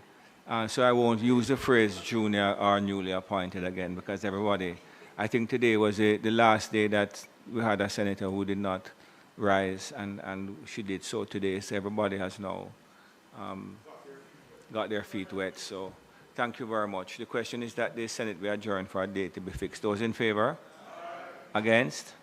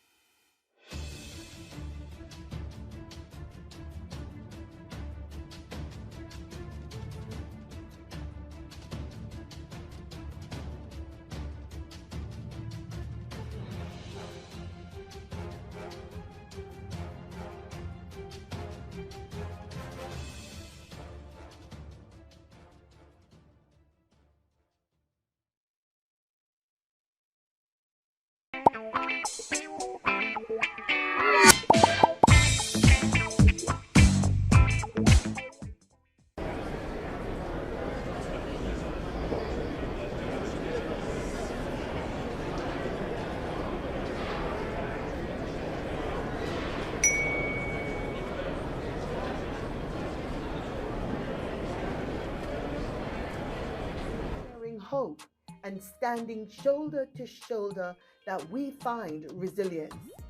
Every act of kindness, every word of encouragement builds a brighter tomorrow. We are stronger as one. Our courage, compassion, and hope will light the way forward. Together we rise. Together we rebuild, because hope is never lost when we stand united, because we are stronger together.